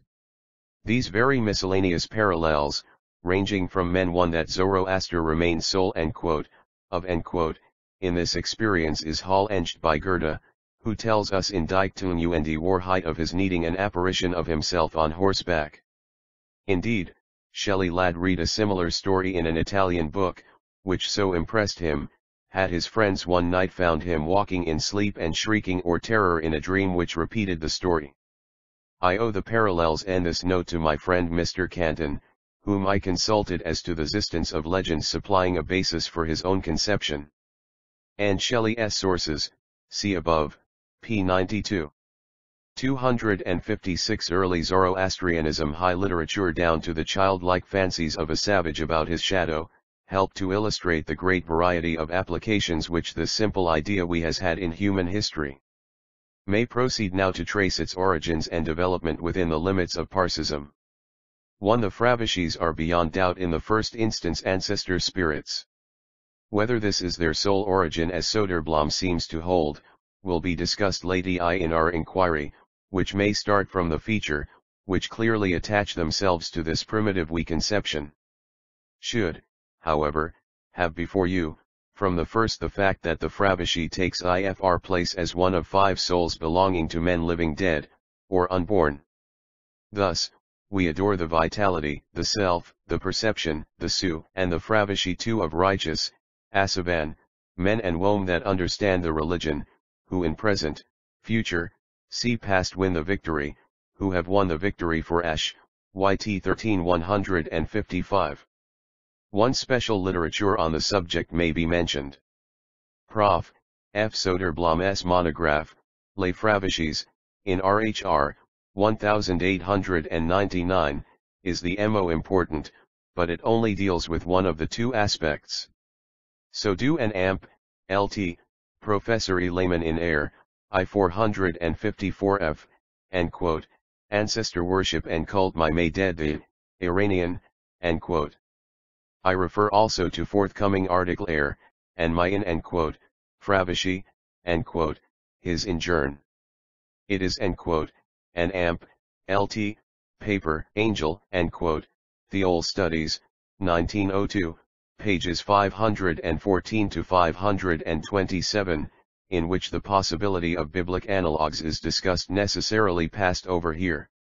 To these 5 souls, as we might call them, seem to be independent of the 5-fold division of human personality in the Palavibu.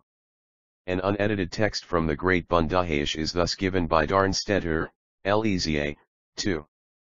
500, Aur Mazda compose 1 ong de 5 elements le core, 10, la by, / a 1 aim, ravn, la form, dvinak, etle ferdar fravishi. Le core est party material. La by estil ment li ovent 2 illegible words folio l aru estce key, dans le core, avec le secours des sens, bod, entente. 6. The Fravishis 257 The Fravishi is the highest part, the divine and mortal part, of man, and just as the Travave/Ja in New the Testament is never associated with an amp, gt, spiritual men, so in the developed Parsi theology, he Fravishi was always, as of the righteous here, done. Originally, as we shall see, this was only good Jeko's ancestor spirits are manes, in folks, till sorts of religions. To them in Parsism belonged he intercalated last 5 days of the year, which made IP the shortage of 12 30-day months, together with the 5 days preceding these, the, Gatha days. The 10, which fell in March, were called Hama, Emomedea, the etymology is much one disputed. In Iasanian times the name Farvardign, days, belonging to the Fravishis, appears, in a record F the 6th century it is given as, Popsiyev and anslated v Ekvaya, Darmstetter, Leza, 2503. The count of this festival given in Al-Biruni 1, ed. Sacha, Parli T. Connet. La form, lit image Le Maroyer, 1 estce ki est devant le seigneur Aurmazd. Ces elements out it cries de telle nature que quan su faction du demon I merd, le cor ritu en alatir, la vi au vent, la formoso lile, et1 aim se li ofrahar, de sort chu ilsne pouvant faire parier one aim. I.e. Form and the body have ejected two of the five spiritual elements of the Avestan text. And vitality soul fravashi common to the two lists. Perception beopta, answers to d, the senses, through which the soul, ravan, pal ravn, hears, speaks, and knows. A triple division appears in the Dinkart account of the Prophet's entrance into this world, Jackson, Zoroaster, 24f. The glory and Fravashi I deal with together below, p. 275. The third element the substantial nature gohar, or material essence, which was to Zarathustra's parents, combined with the elements of ilk, by the agency of the twin Amshaspans presiding over water D plants. 1 C. Soderblom, Les Fravashis, henceforth cited as Sod, 5, Bartholomew, Zoom RWB, 243.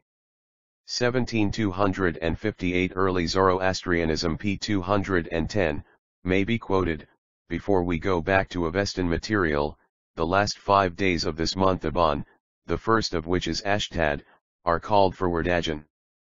During this time people put food in the halls of the dead and drink on the roofs of the houses, believing that the spirits of their dead during these days come out from the places of their reward or their punishment, that they go to the dishes laid out for them, imbibe their strength and suck their taste. They fumigate their houses with juniper, that the dead may enjoy its smell.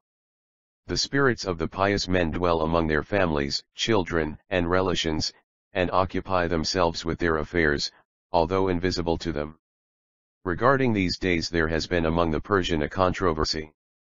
According to some, they are the last 5 days of the month Aban, according to others, they are Thi Andarga, i.e. the 5 epigomeni which are ad between Aban and Adharmah.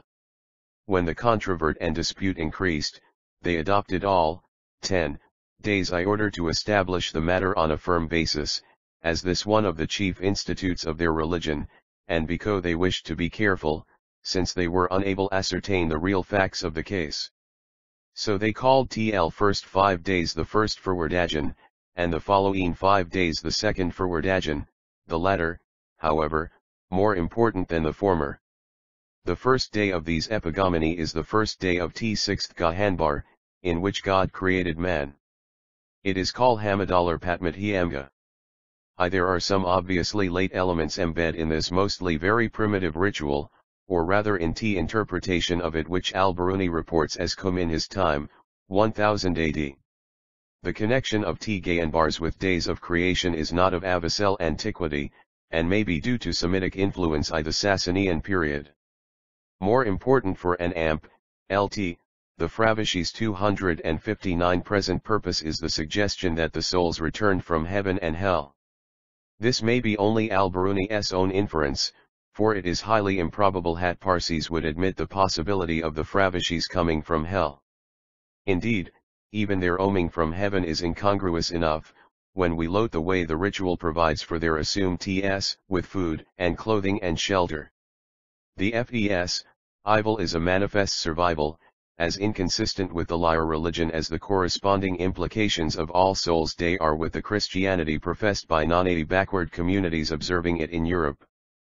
Yoader Blom, p. 21f, collects sundry indications that he Fravashis as souls of the dead were conceived to LL in places which cannot be brought into agreement with the Zarathustrian teaching that the Icha soul at death passed away from earth I together into the heaven of Ahura Mazda. Helenes, p. 42, the Avestan character of the doctrine hat the Fravashi, of the living or the dead or the unborn, dwells with Ahura, and he even questions he common assumption that unbelievers have no Ravashi, derived from the standing title Fravashis of the he pious p*66. Fact is manifest that the whole conception is antecedent to any ethical system of rewards and punishments after death.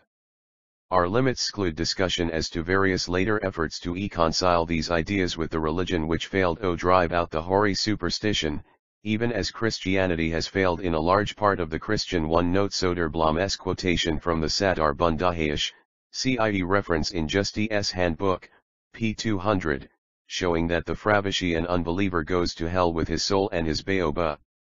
260 Early Zoroastrianism world. There is no need to attempt any reconciliation for the age of the Yashts, for we have seen already that the religion of the Yashts is frankly independent of Zarathustra and far older than his reform, to which it only yields an occasional lip service. Some quasi-physical characteristics of the Fravishis may be noted at this point. There seems a reasonable probability that Fravishis are actually pictured on well-known monuments of Iran. Sasanian bas-relief, Sod, 68-9n, appears to have the name of Ahura Mazda. Are encouraged to think that the winged figure of the upper part of a man, with a flowing robe, before which Darius is represented standing at Persepolis, is meant for the deity of his worship. But since there is evidence, especially from Herodotus, CP 391, that the Persians tolerated no images of the gods, we are justified in recognizing the Fravishi of Ahura. Wings are indeed expressly suggested by the Farvardin Yasht itself, YT 1370, and agree with the general conception of these genii as aerial and swift. Dr. Casartelli, The Religion of the Great Kings, p. 21, prefers to regard these figures as directly representing Ahura, observing that there is not the slightest trace of a belief in Fravishis in the text of the inscriptions. It seems to me that silence here does not prove much, and I would rather keep in mind the express assertion of Herodotus. We turn to the more fundamental matters raised by the Great Yasht, and deal first with the important section 49, verses ff, where the Fravishis are most conspicuously nothing but ancestor spirits. The section The Fravishis 261 has a few snatches of verse, but its material is so obviously primitive that we need not trouble to ask the date of its composition. During the whole of the 10 days the section knows nothing of the distinction Albirimi draws the Fravishis go to and fro asking for worship, just as other Yazatas do in the Yashts, and promise blessing to the house of him who will thus adore them. The worshipper must have meat and garments in his hand, for the souls returning to their old haunts need to be fed and warmed, just as in similar feasts of the dead elsewhere, see Fraser, Golden Bough, 3. 86-89. In several passages of the later Avesta, if our texts may be trusted, there is an express identification of the souls of the dead with the Fravishis. Thus YS 167, prose, Anvades Aksahivardzo Yazamade YD/IU Irastanum Urvno Suyenti, Imyant YFL Asong J. Ravaseo, adore the sunny abodes of Asha, wherein the souls of the dead rest, which are the Fravishis of the righteous. So YS 267 and 723-1, which repeat the words that identify them. It must of course be allowed that these three crucial words might be claimed as a patent gloss by anyone concerned to do so.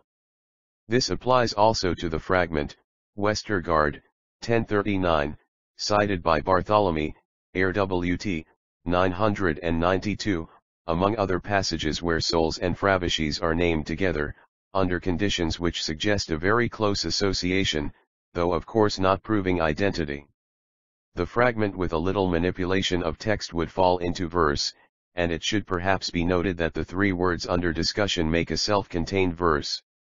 It runs thus, 262 Early Zoroastrianism. Of what origin are the souls of the dead, which are the Fravishis of the righteous? From Spenta Manu is there one origin. God who we the Spirit returns to gave it. May compare further YT 1374, which, however, is prose. Here the souls Urano, of animals are adored tame, wild, of water, earth and air, etc., and, at the we end, the Fravishis adore. the souls of animals would not be brought in unless identified with the Fravishis who are the subject of the Yasht. This, however, attaches itself to another aspect of the Fravishis, the frankly animistic element which accounts for the doctrine that all sentient beings of the good creation at any rate have their Fravishi, including even Ahura himself. To this I return later. The doctrine that Fravishi and soul united at death will, as Professor Jackson remarks, Grundriss, 2643, account for a parallelism of treatment which arose from the prehistoric ancestor worship widely current in the pro-ethnic Indo-European period. On this it will suffice to refer to the great article on Aryan religion by Professor Otto Schrader, in Hastings' Encyclopedia. Before passing from these features of primitive ancestor worship, we may note that in the mythology of our own Germanic peoples, at the other end of the Indo-European area, there is a similar association of intercalary days at the end of the year. Within one it may be noted that in Bund I8, c. v5, Ur-Harmazd creates all immaterial beings prior to the creation of matter. This belongs to the first trimillennium of the world age, on which CP 403 f the Fravishis 263 annual feast of the dead. The Germanic Kleinjahr of 12 days was added to the 12 lunar months of 354 days, instead of the 360 days, and the Germanic year ended when the sun began to turn northwards after the solstice, and not with the vernal equinox. The Roman Parentalia celebration, from February 13 to February 21, stands near the end of the last month in the Old Roman year, and recalls the Farvardigan by its character. Dr. J. B. Carter, The Religion of Numa, p. 16, notes that Comet was and dignified, and represented all that was least superstitious and fearful in the generally terrifying worship of the dead. At the same time was the Greek celebration of the Anthesteria. Miss Harrison, Prolegomena, 54, remarks on the reason for the placating of ghosts when the activities of agriculture were about to begin, and the powers of the world underground were needed to stimulate fertility. A conception comparable in some respects to that of the Fravishi, which is significantly absent to end from the Gathas, is the self die Gesamtheit der Seelisken und religios Individualitat, as Bartholomew defines it, RWB, 66, 5, of which the Gathas are full. It goes with the man after death to heaven or hell. It is expressly distinguished from the Urvan, soul, in YS 452 where the, of the twin enemy holier spirit says to the Engra, Noit nd mana ended verena noitena noit sabga noit, Ratoft noit usd nad siao kand noit ervk no haka inte. Neither our thoughts, nor our doctrines, nor our wills, nor our beliefs, nor our words or deeds, nor 264 early Zoroastrianism are individualities, nor our souls can agree. Zarathustra promises that his own end shall stand by that of his follower at the last YS, 45n, on which CERPP, 106. But a crucial difference between the end and the Fravishi lies in the fact that the bad man as well as the good has a end, see, for example, YS 494. The conception was probably suggested to Zarathustra by his own philosophic analysis of man's personality. If he knew of the Fravishi, apart from its connection with ancestor spirits, he presumably used another word to emphasize the fact that each man had his own individual responsibility, and an immortal ego within him which would pass on to will or woe. The Fravishi was too much entangled with mythology to suit him, and he had no use for a system which would not apply to all men. It is indeed not impossible that the name and the thing were hardly current in his part of Iran. The strong argument for the alternative view is that we have the word Fravasi once in the Haptain Haiti, YS 37-3, Estuntum Fravisels Narkanka and Irinka Yazamade, we adore the Fravishis of the followers of Asha, both men and women. On the whole this is probably decisive, and we should regard the end as Zarathustra's deliberate substitute for the Fravishi on its ancestor spirit side, from which, of course, comes its characteristic limitation to the righteous. It is, however, the other element in the conception which comes nearest to the end, that of the double or representative in the spirit world. If this was known to Zarathustra, we might suppose that he rejected it in favor of a deeper and more reasonable psychology. But, after all, the difference the Frabishi's 265 between the end and Frabishi is more conspicuous than their rather superficial resemblance. Zarathustra's concept has nothing suggesting a primitive superstition, and a thinker of his caliber did not need the hint which such a superstition might be supposed to provide. The obvious presence of two distinct and somewhat discordant elements in the Frabishis of the later Avesta would, apart from the features noted below, most naturally be interpreted on the lines of our general theory, by assuming the Magi responsible for everything in the Frabishi that does not arise from ancestor cultus. And since we have no other indication that the Magi were known to one Zarathustra, there would be thus a strong presumption that his end was an independent idea. 2. But if its resemblance is thought too close to be fortuitous, we must assume that the complex of the Frabishi was built up among the Iranians of Zarathustra's milieu before his time. This involves our making the most of Indo-European parallels to the Frabishi on this side, Me 1 Iutis, of course, CP 197f. First-rate authorities have pronounced for the association of Zarathustra with the Magi cf. Jackson, Zoroaster, 6-8. 2. The question whether there really are two distinct words in the Gathic de end is not yet finally cleared up. Bartholomew makes two distinct entries, but appends a note which seems to betray a wish to link them. Professor Jackson tells me he has long felt doubt about severing them. Seems he back it to me, writes, the idea of the whole word is insight, and so conscience and religion. That means, I presume, deriving it from the root seen in Sktav which Geldner view dHyd, dhl, see, think, today, see, is s, rejected by Bartholomew, RWB, 665. The coincidence that both words are scanned as trisyllables, and go back accordingly to an Aryan asterisk Dayana, strengthens the suspicion that an ultimate unity light to be found. Soderblom, p. 52, would personality i.e. earlier meaning, religion the later. 266 Early Zoroastrianism especially the Greek ioo, $@/m, v, and still more the Roman genius. My in paper already referred to, p. 525n. I observed, it is remarkable how great the general similarity is between the genius and the Frabishi. The genius, with his female counterpart the Luno, is the special patron of birth, a function which markedly belongs to the Frabishis. Both seem to combine the ideas of an inborn part of the individual and a power which watches over him. And both from belonging to individuals acquire relations to communities, the genius very markedly.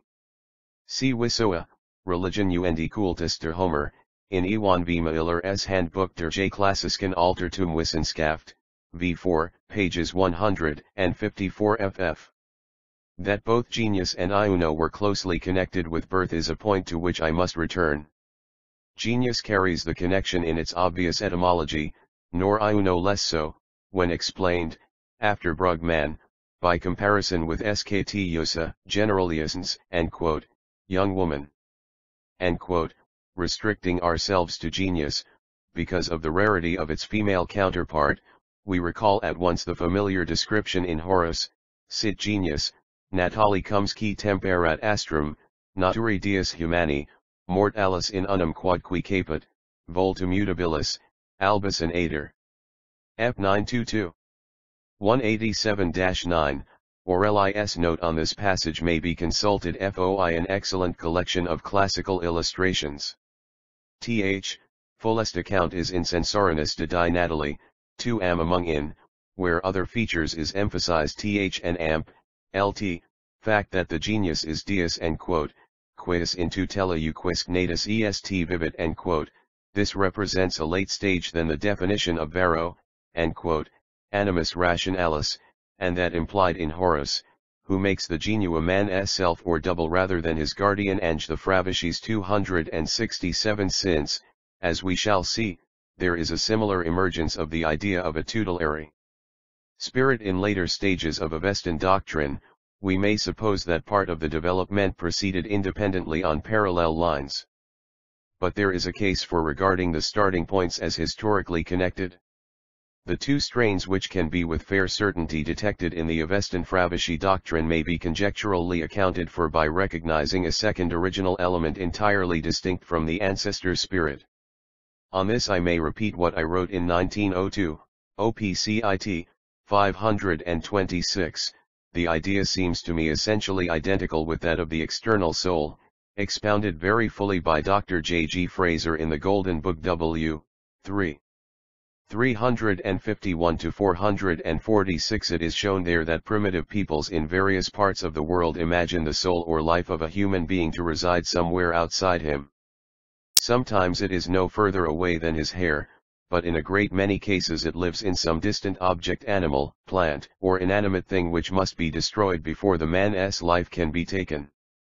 In a large class of folk tales embodying this belief, the life of a giant or a witch is safely stored in some absolutely inaccessible place, and the hero's triumph lies in his finding and destroying it, generally by the help of friendly animals.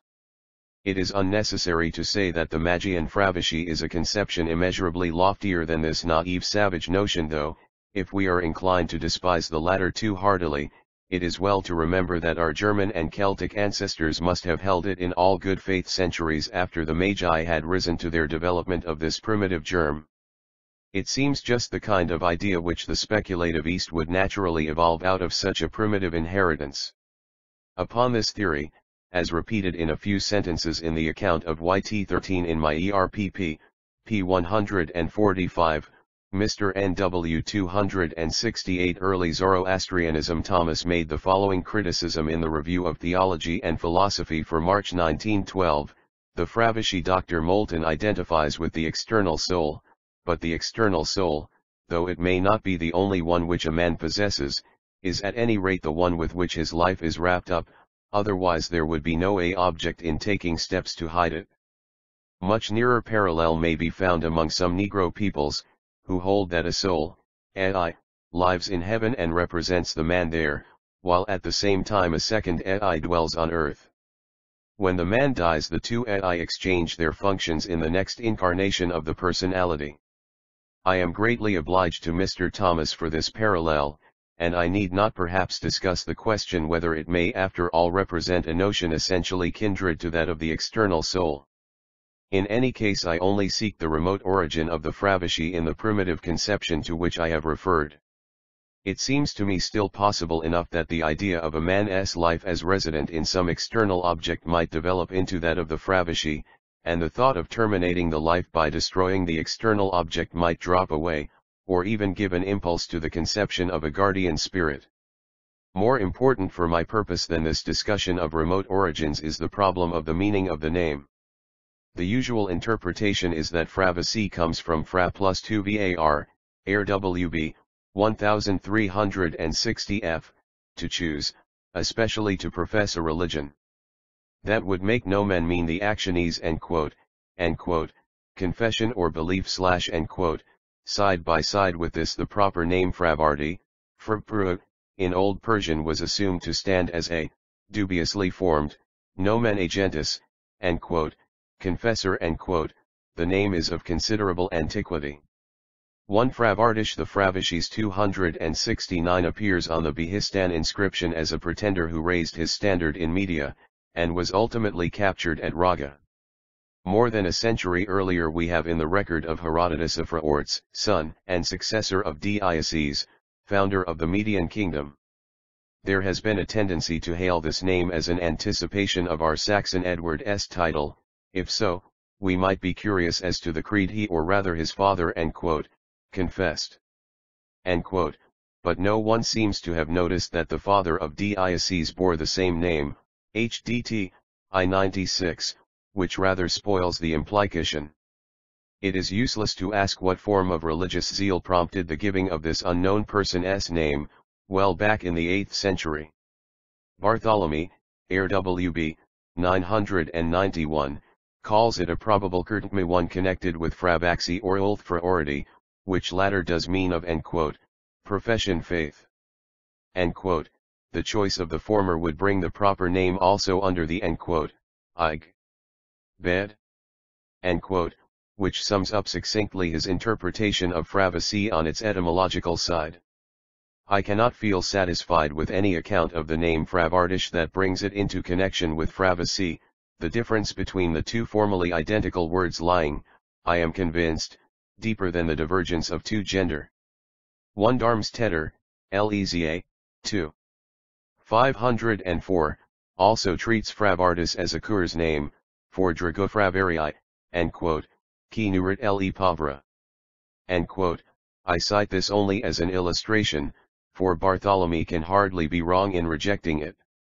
It seems that Darmstedter, like others, started to explain it as a royal name, overlooking Fraort's inconvenient grandfather.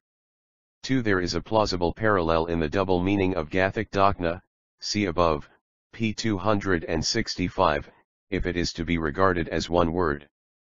But, as we saw, the development of meaning there must be very different if we are to save the unity of the word. Professor Jackson, Grundriss, 2643, mentions another Fravar protect, due to hog, which seems to be much more hopeful than the usual etymology. It involves 270 early Zoroastrianism ERPP in my, p. 142, I tentatively suggested derivation of frav from the root *var, to impregnate. The meaning birth, promotion attaches itself to one of the primary functions that the Fravashis perform. Some quotations may be given to illustrate this. In YS 231 the formula of adoration of the Fravashis ends with Isai Bart Trisva Puqrcvl Sarayan Padi Vidrot Apara Iriadantu, which preserve sons con womb sieved in the that they die not. This is presumably quoted from YT 1311, where Ahura declares that it is by the Fravashis splendour and glory that he preserves the unborn sons from death. 4 verses later he says that by them women conceive from, Vdranvanti, 4 ar, sons, t, and amp, gt, have easy delivery, become pregnant. This last is a verse quotation. In YT 103 they give vigorous offspring to those who do not deceive Mithra, or break pledges. The phrase of YT 1311 and YS 231 is recurrent, and evidently now describes a preeminent characteristic.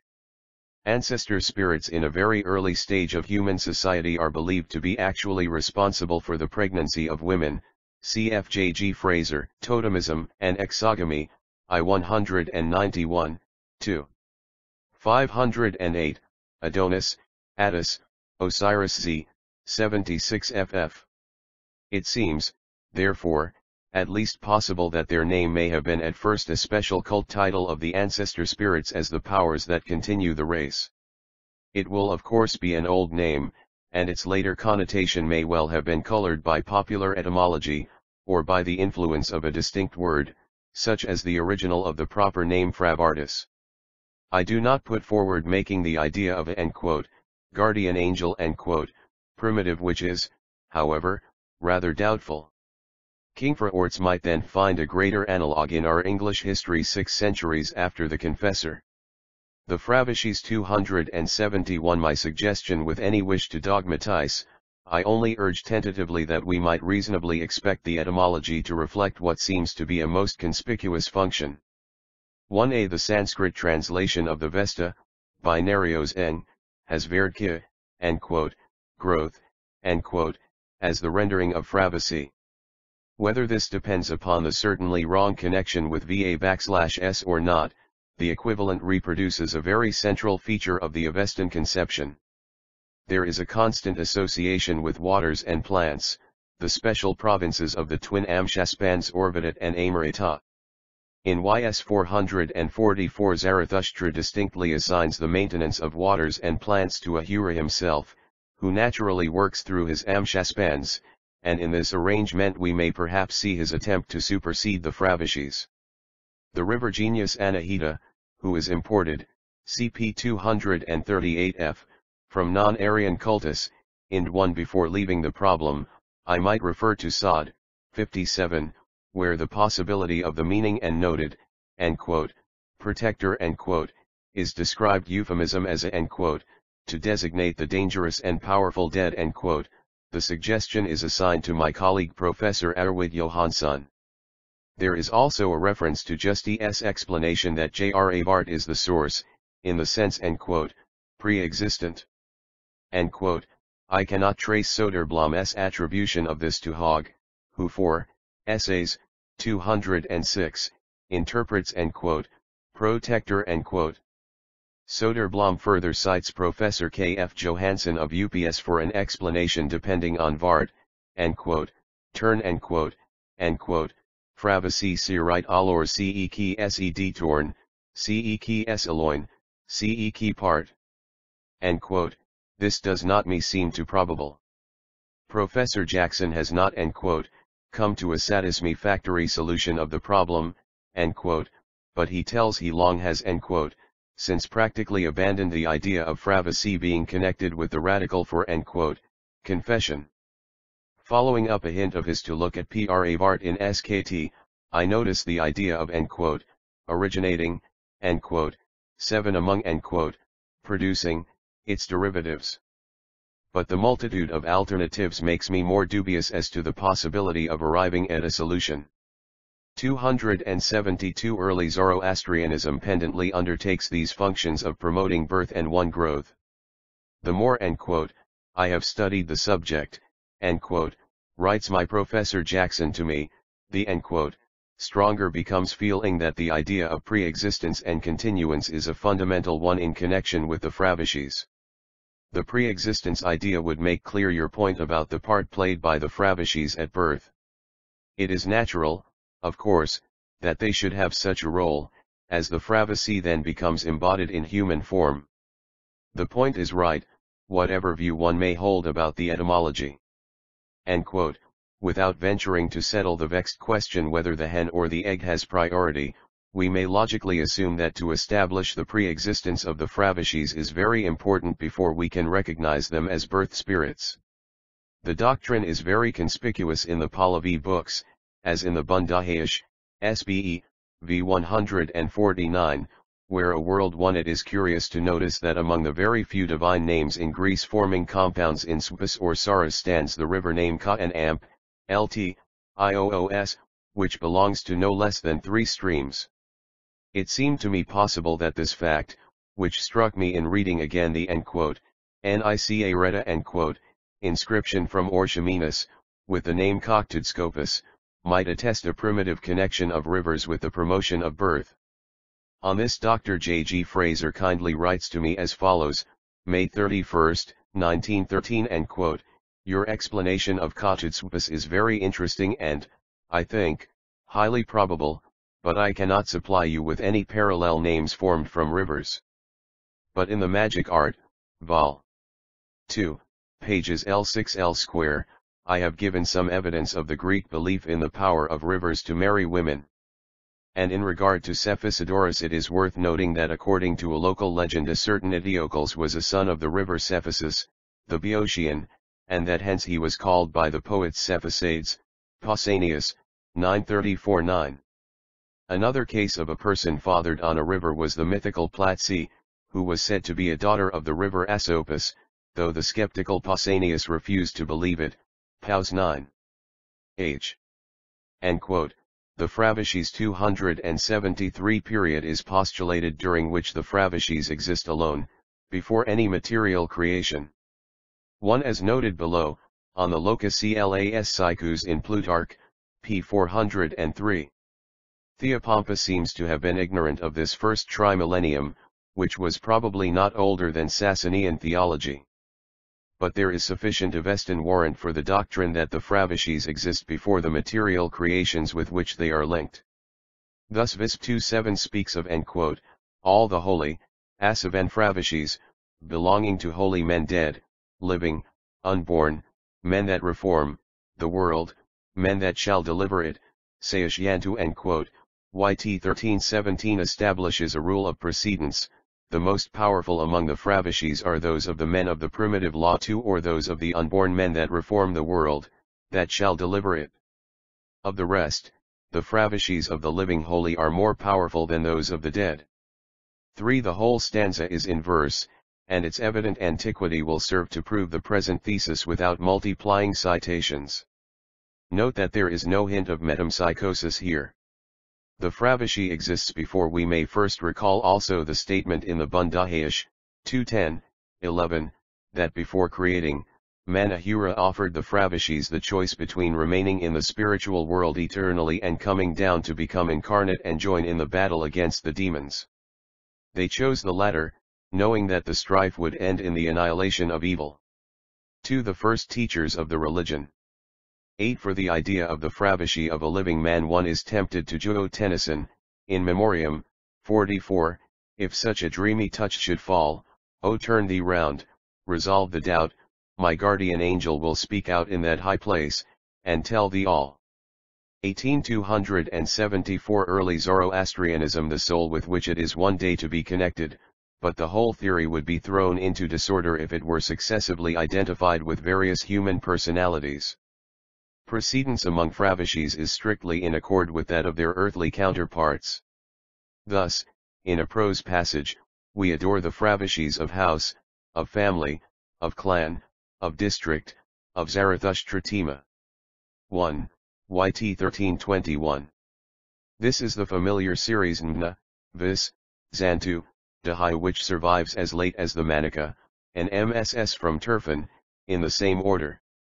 2. According to Bartholomew, these adjectives, Mna, etc., denote Zur, and Godheit Weenmania, etc., Gehorig. Naturally compare the disputed phrase Sixoibixbagibi in Darius S. Persepolis 3 inscription, which Bartholomew, Zum RWB, 227, Tolman, and others now render with the gods of the royal house, the Uriolfdaxer/Ioi of Herodotus. This provides for the conception of a Fravishi attached to a community, analogous to the princes of nations in Daniel and the angels of the churches in the 4 Apocalypse. Another good passage is YS 23:1, where Fravishis are adored which were in the beginning, those of houses, of families, of clans, of districts. These passages are of special importance when we examine the possibility that the angels or princes of communities in Jewish or Christian writings may originate in Parsi influence. In this I incline to the affirmative answer, not considering Clement's reply to 1 CP 118. 2 Miller, pages 18 and 24. 3 Dar. PERSD 3, Tolman, p. 36, my 4C paper in Juru. Of Theol Stud, 1902, pages 514-6. The Fravishis 275 stave 1 sufficient. But to discuss this would anticipate my what belongs to the next lecture.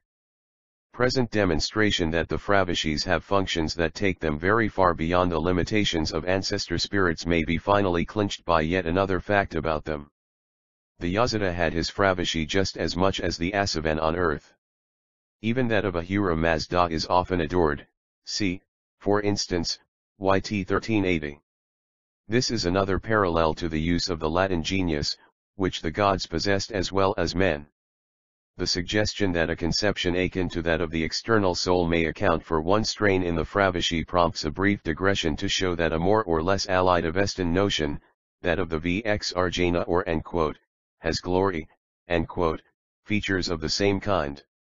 The passages of the Dinkart described in Jackson S. Zoroaster, p. 24f, tell of the glory descending from the eternal light to enter the house where the mother of Zarathustra is to be born, uniting with her until at the age of 15 she brings forth her son. Meanwhile the archangels Vohumana and Asha have conveyed the Fravashi to earth, in a stem of the Hauna plant, which in YS 913 is specially connected with the prophet's birth. The myth distantly resembles Prometheus bringing the fire in the fennel stalk. The relation of plants to Fravashis here appears again.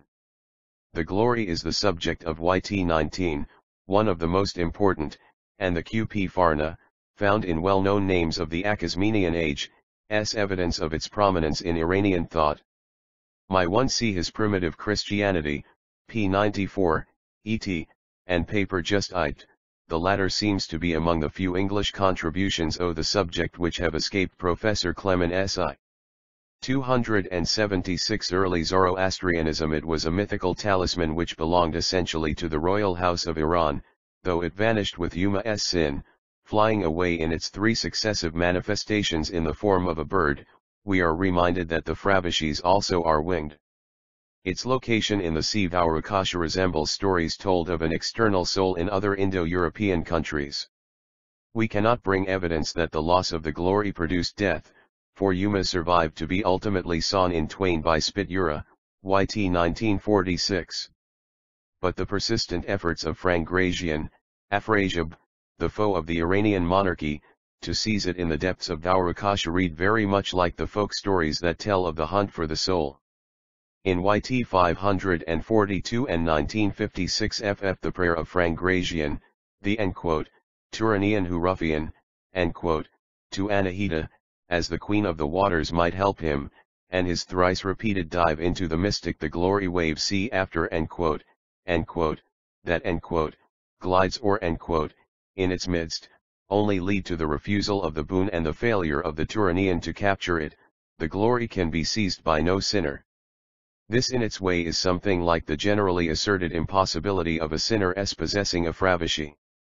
In both Yashts, in a phrase that must be old, it is described as belonging to the Aryan people, born and unborn, and to Th, holy Zarathustra and its possession would have enabled the Turanian champion to rule over all Th, Karshvars turning to the Old Persian, we met name with the Vindafarna C. Ibira and Amp, Lt.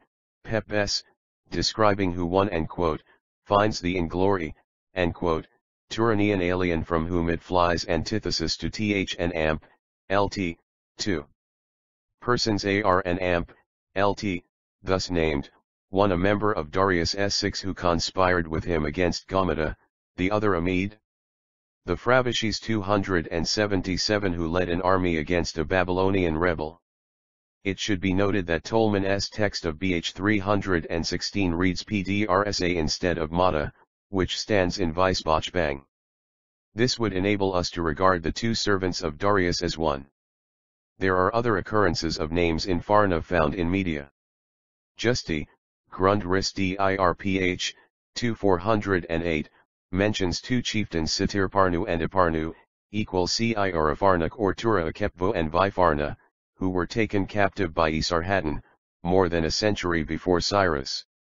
It may be assumed that the name was current only in the ruling classes of the Apthiv Tol, the Aryans in the narrower sense, to whom the Behistun inscription tells us, CP 60, the god or a Mazda belonged.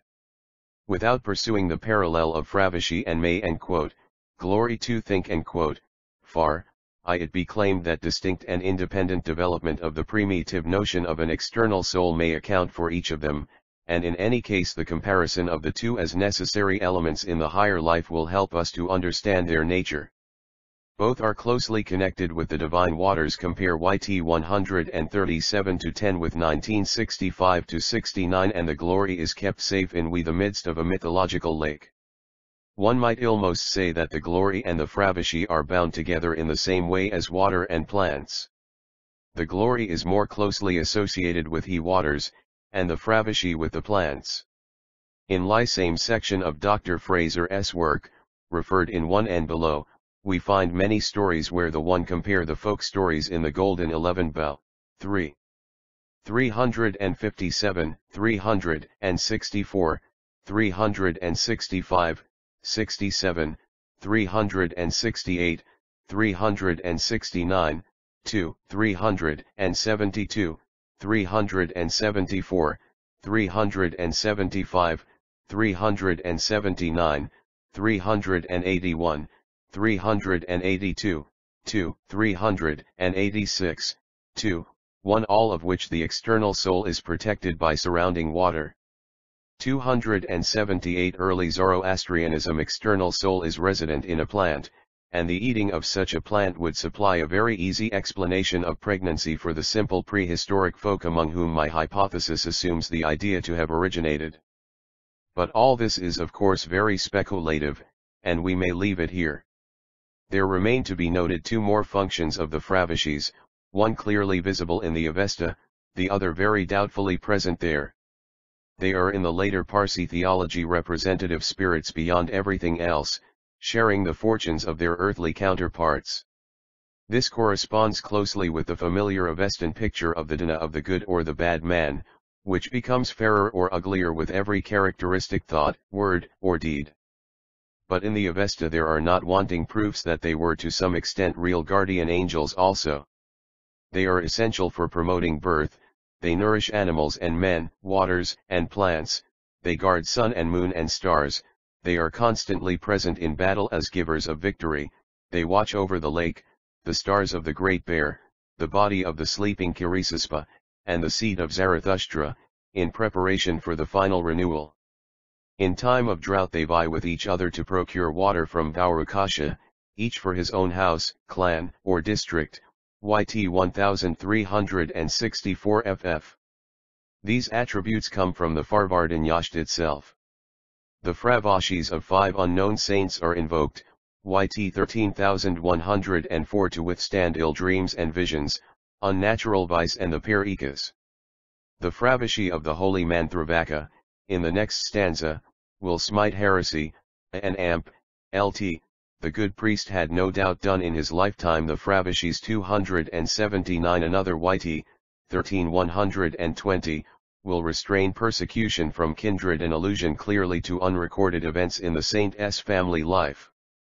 Their general character as beneficent spirits, objects of prayer in exactly the same way as the saints in syncretistic forms of Christianity, is well seen in a fragment thus given by Darmstetter in She, XXIII. 322, Maker. How do the souls of the dead, the Fravishis of the holy ones, manifest themselves? Ahura Mazda answered, they manifest themselves from goodness of spirit and excellence of mind. 1, that is, these qualities in men bring the Fravishis to help them. It has become sufficiently clear that if fear was in prehistoric times the great motive of the cult of the dead, it had long yielded to affection and a sense of dependence when the Fravashi doctrine as we have it was framed. It is significant that the first month of the Parsi year is called by this sacred name, and the last 10 days of that year were dedicated to the special honor of spirits whom no reformation of religion could banish from their place nearest the people's heart. Lastly, we must inquire how far it is true that the Fravishis were specially connected with the wee stars. Have seen already, p. 237, that astral theology has a very small part in genuine Parsism, and we are prepared to expect that in a field where Magianism is very little to be seen the traces of this star lore will be few. This soon shows itself in fact. I proceed to collect what can be inferred from the Avesta in this connection. May quote some passages from YT 13, our most important source. 280 Early Zoroastrianism. First comes a verse passage, presumably old, which I give as in ERPP 146, by their brightness and their glory, Zarathustra, one stay from ruin yonder heaven, sublime and shining, that the whole earth doth encompass, like a palace spirit fashioned, stablished, far withdrawn its limit, with the form of glowing metal, lightens it the world's 3-1 regions. With that heaven, as with a garment star embroidered, spirit woven, Mazda clothes him, and his angels Mithra, Rashnu, Aramati, nor on any side beginning nor an end thereof appeareth. YT is 2f. This is on similar lines with a later passage, which is more explicit.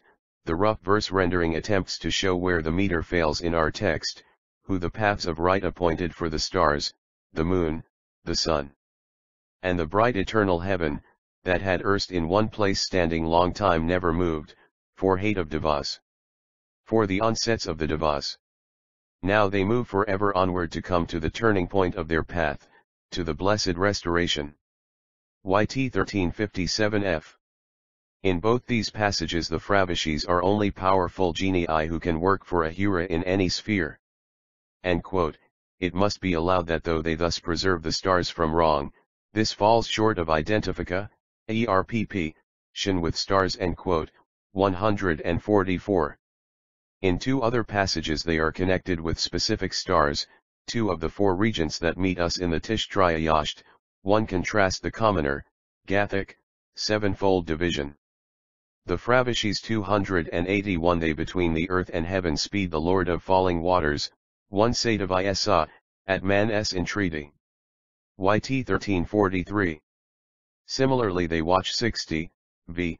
the stars Hapto I Ringa, the seven stars of the Great Bear, which are guardians of the north and therefore need special help, for it is the quarter of the demons. There are 99,999 of them, a standing figure for infinity. This stanza on is naturally prose. This evidence, manifestly, the Fravishis are no more connected with stars in their yacht than with waters and plants and other provinces in which they achieve the same victories. It is noteworthy also that they are never even brought in to help Tishtraya, Sirius, in his great fight with the demon Apasa in YT 8. Have to go outside the Vesta for the connection between stars and Fravishi. In Dind Imam 6G4 Kairad, or Minakird, 4922, c. XXIV 92, we read, the remaining unnumbered and innumerable constellations, YL stars, which are apparent are said to be the guardian spirits of the worldly existences. An isolated and hesitating statement like this in a late Pahlavi book clearly cannot take us far. But since we know the Magi to have been great astrologers, the statement fits in accurately enough with what we know of their system, apart from the other strata in the Avesta, and may perhaps be provision ally accepted in this two-way. 1. Probably Fomalhaut, regent of the south. 2. There are some good remarks on the growth of astrologry in western Iran in Wilhelm S. important UND paper, and Priester Ketzerhi, ZDMG, Imalton Aaron, Sliv 142 FF, 1890. Remarks on the prominence of star worship among the Zervanites, and thinks the 282 early Zoroastrianism. In connection with this subject I should make some reference to the story of the Magi king and the of what the Jews has been already said will help us to show that the Magi in the second chapter of Matthew act throughout in a manner perfectly consistent with what we have ascertained about them, or inferred concerning them, on evidence lying very far away from this familiar narrative. It would be too serious a digression from the subject of these lectures if I were to stop and examine the historical character of the story. I must restrict myself severely to a few notes on its relation to Magianism, which I cannot discuss without some allusion to the one event that ordinary Western readers connect with the Magian name. One that the story does connect itself with the Magi in the strict sense of the word will probably be conceded at once by readers who have followed my argument in the last two lectures and are prepared to connect with it the obvious prominence of star lore and dreams in the gospel narrative. Our evidence has forced us to minimize the genuinely Zarathustrian elements in Persian religion as known in the West. Development may have begun in the Achaemenian age, though only certain in the Sasanian. This has no more than an indirect bearing on the question whether the Magi found the Fravishis in the stars. 1. There is a convenient summary of religious historical speculation on the subject in Clement's Primitive Christianity, p. 298 f. et. The readiness with which Bachlan, Cheney, and others have set down Parsi sources many centuries later as material for the explanation of the story seems very uncritical. Cumont's advance answer, texts, I-42, cited by Clement, is authoritative, though most of us would have arrived at something like it by the light of nature. The Fravishis 283 of Asia and Europe before the Sasanian epoch. Our magi will accordingly have affinities with the traditional wisdom of their ancient sacred tribe, rather than with the orthodox Parsism with which they had linked themselves as priests. Their astrology and their oniromancy alike are therefore features which we have every reason to expect in them. This includes their readiness to link the Fravishis with the stars. What sort of a star was it which they tell us started them on their journey? Not a planet, clearly, nor a conjunction of planets, as Kepler first suggested, for, as we have seen, the planets were malign for the one Magi. It seems most natural to think of a nova, one of those sudden apparitions that tell us of a one. On this point see above, p. 211f. Purpose excludes the discussion of the many rival theories, but I might simply mention one of the latest, which will at least indicate that the student has plenty of choice. H. Voigt, Die Geschichte und die Astrolo, i.e., 1911, makes the UORP a conjunction of Jupiter and Saturn in the Ram, which happens only 4 times in a millennium. A papyrus is said to show that it happened in 6 BC, recurring about 5 months later. In Gnostic texts we find that Jupiter was representative of Judea. The Magi, then, observed the conjunction first in the spring of 6 BC, and watched it again, culminating in the south as they entered Bethlehem. The theory is thus suggested by Kepler's, with some new points. It refers to the conjunction of the planets in the year following that of which he thought. I am glad to note that my preference for a nova agrees with that of Mr. Maunder, Astronomy of the Bible, p. 399. But Mr. Maunder, with the expert's caution, will not commit himself there to very definite conclusions, declaring the data insufficient. One other contribution should be referred to, since it comes from a first-rate Avestan scholar. In the Dublin Review for October 1902, Dr. Casartelli gave what he called a footnote to Matthew 2. 1. Among many very interesting suggestions I note especially the comparison of the Agrupi to the Arana, in accordance with Chrysostom's idea of a luminous phenomenon descending upon 284 early Zoroastrianism stupendous outburst in the depths of space, bringing to our eyes a new star that in a few weeks or months we fades away from sight. Remember the nova in Perseus which in February 1901 added a brief unit to the small company of our first magnitude stars. But the star of the Magi need not have been as bright as this. Professional astrologers would notice a new star which had no chance of observation by amateurs, and whether it was a nova or not, the place of the star would probably count for more with them than by its brilliance. Preference for the postulate of a nova comes from the naturalness of their quest for an identification of the Fravishi they would associate with it. They had no doubt met with numerous Jews in their own country, and had knowledge of their messianic hopes, which may even have struck them with their resemblance to their own expectation of Saoshyant. Dream which would supply the sought-for identification is all that is needed to satisfy the demands of the narrative.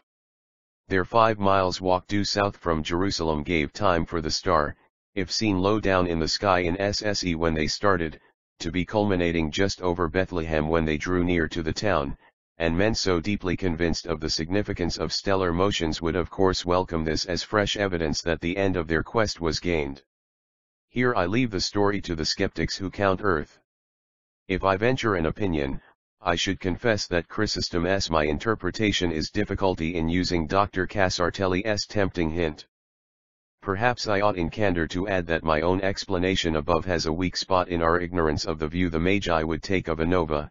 It is conceivable that it might have struck them as abnormal and therefore Aramainian we have no evidence. The Fravishi's 285 it beautiful legend and the believers who hold it my own gospel truth. Vote between these alternative positions would depend on a series of considerations, critical and theological, which have nothing to do with Zoroastrianism. All one am concerned to prove here is that the narrative might have been composed by a magus for the accuracy with which it portrays Magian ideas. 1. It might be Magian fiction, of course, like the original of Tobit discussed in Lecture 7.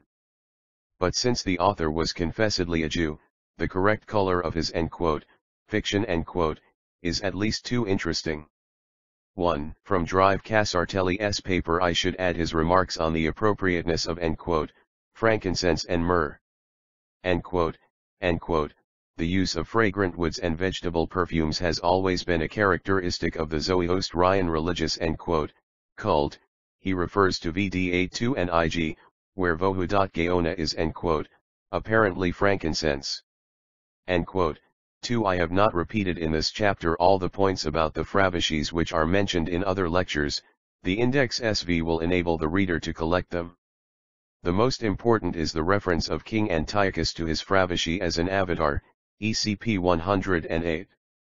Lecture 9 Zarathustra and Israel from the rising of the sun even unto the going down of the same. My name is great among the Gentiles, and in every place incense is offered unto my name, and a pure offering, for my name is great among the Gentiles, saith Yahweh of hosts. 1 Malachi I 1:1. The main purpose of this concluding lecture is not that which will appear at first sight from its title. An active discussion has been going on for a generation as to the reality and extent of influences passing from one to the other of the two greatest religions of Western Asia. I naturally cannot decline all reference to this controversy, and hope to have something to say about it before I have done. But before suggesting any answer to the question whether Zarathustra influenced Israel, or Israel Zarathustra, I want to take a summary view of Parsism in the light of another religion, using the comparative method as a help to bring out the essential character of the religion which I am trying to interpret. The moral of the comparison may be reserved for the 1 C. E. Meyer, Gesh. Dalt. 3. 171, on the implication from the Jewish prophet's words that the everywhere worshipped God of heaven and ruler of the world was in his mind identified with Yahweh. 286 Zarathustra and Israel 287 Present, points of similarity and of difference between the two religions, in spheres of thought which concern the deepest essentials, will sufficiently occupy our attention, and in most of these points independence is so obvious that we shall not be troubled with suspicions of borrowing. Coincidences will be the independent agreement of deep thinkers upon the same great problems, and their independence will enhance their suggestiveness. Our line will resemble that of Professor Harnack in a striking paper in the Hibbert Journal for October 1911, in which he sketched the religion of Porphyry, showing in how many points it unconsciously resembled the faith which the philosopher in his controversial work so bitterly attacked. And at the other end of the scale of human thought we shall find an apt parallel in the coincidences which perpetually meet us as we study primitive religions in the Golden Bough. The human mind has an ultimate identity of constitution on many sides wherever we find it, and when its powers are brought to bear upon identical material the results tend to approximate. I must not further anticipate the promised moral, but proceed to sum up afresh some of the leading characteristics of early Zoroastrianism in terms of a comparison with ideas found in the religion of Israel. By the religion of Israel I mean of course the religion in its full and complete development, including the crown of the whole system in the teaching of Jesus, and the apostolic interpretation of Ma'at. Indeed, as a main part of subject is concerned with the phenomena of religious syncretism, it is reasonable to expect helpful illustration even from 288 early Zoroastrianism, the syncretisms of later Christianity, which cast its net into many waters and gathered of many kinds.